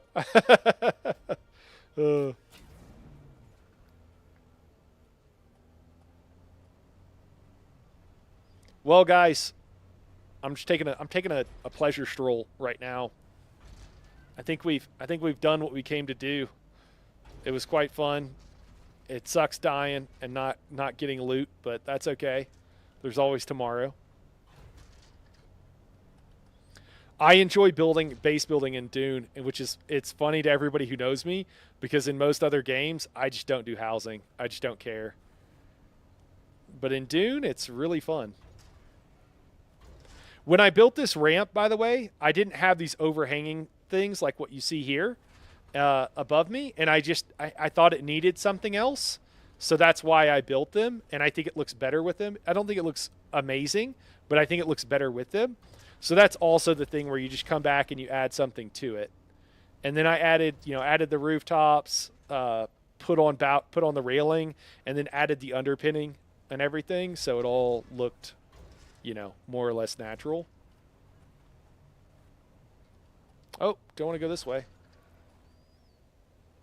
I was great in Conan Exiles, but in Dune it's been meh. Oh, okay. Dude, Conan has so many... oh, man, there's so many different style sets. I can't wait till Dune has that many. I think it's going to look really good. Can we make this? I think we tried this last time, and I think it worked, but it's a little tricky. Yeah, there we go. All right. Woo! Uh-oh. These buggies are fun to drive. Oh no. Oh no, don't get stuck in there. Oh no. Oh no. Okay, we're good. We're good. I don't have to take this thing apart. So it's really simple for us to go harvest resources, guys. That's all we got to do. We just got to go. We got to go up the ramp and then go across the rocky terrain, and then across this open area here, and we're almost to resources. So convenient. I just figured we didn't really need tier 5 resources anymore, so that's why we waited. Also, base location is really important. So our old base is here, and I think this is like up on this mountain ridge here is like the idea. This is the kaiju for anybody who doesn't know. So it's right beside the kaiju. Is like I think the ideal location, and the reason for that. Wait, what is this? Does that go all the way down? Oh no. And the reason for that is because there's a ton of aluminum around. Where are we? Around this area. So kaiju here. There's a ton of aluminum, and you can just get everything you need doing a circle around this thing.